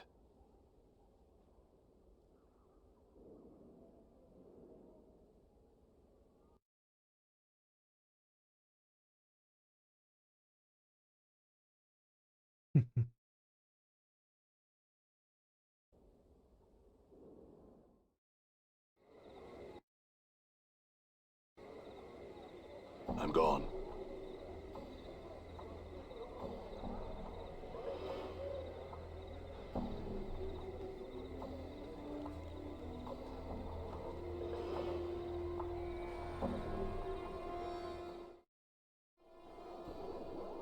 All right.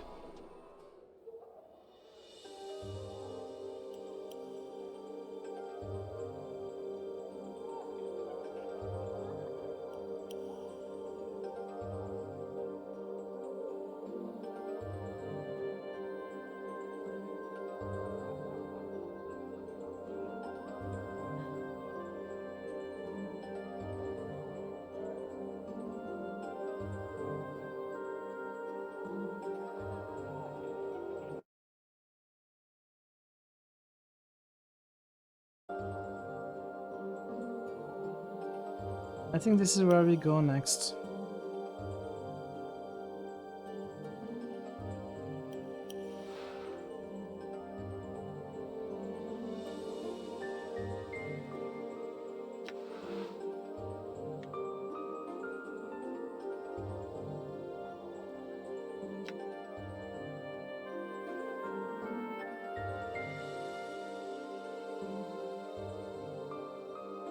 I wonder if I can sell Ignis. Done.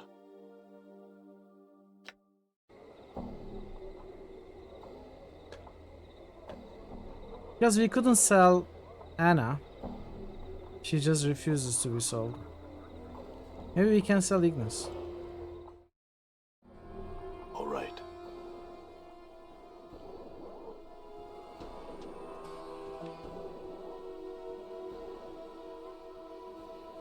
Oh, I cannot even offer Ignis. Dakon? It's not my will to be this woman's slave. That's too bad, Dakon. Will you buy him, Rishila? It's 5,000 copper coins. Take him.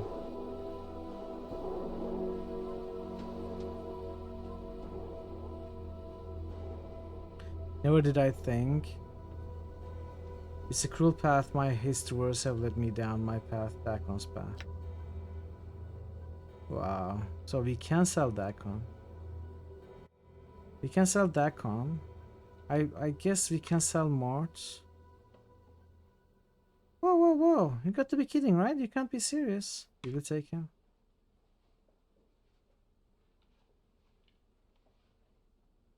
I can't believe this. You sunk pretty low before, Chief, but this just takes the cake. I'll see you in Beator, you banged up, short-stunned, backstabbing, ungrateful, pockmarked, dung-biting, greasy-haired, snaggy-tooted, sorry piece of amnesiac garbage. Mark my words, you pike and sod. Keep on this day and you'll be dead for good soon enough. Oh, and you'll get yours then.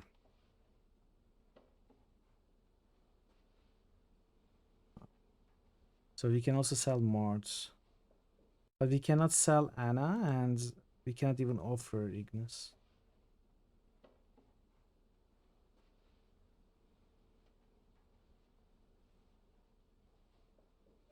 I'm gone. Damn. Anna doesn't work. This is what I get for getting it. I haven't had this much fun since, the last time. No, the quest is not completed, of course.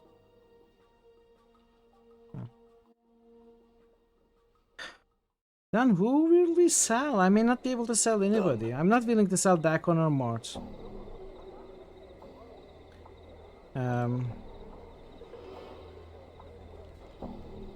Maybe Fall from Grace? If she can be sold.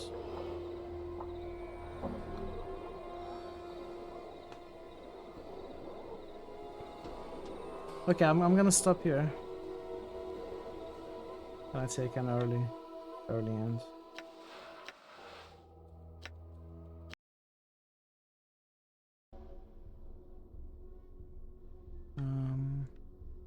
Let's see.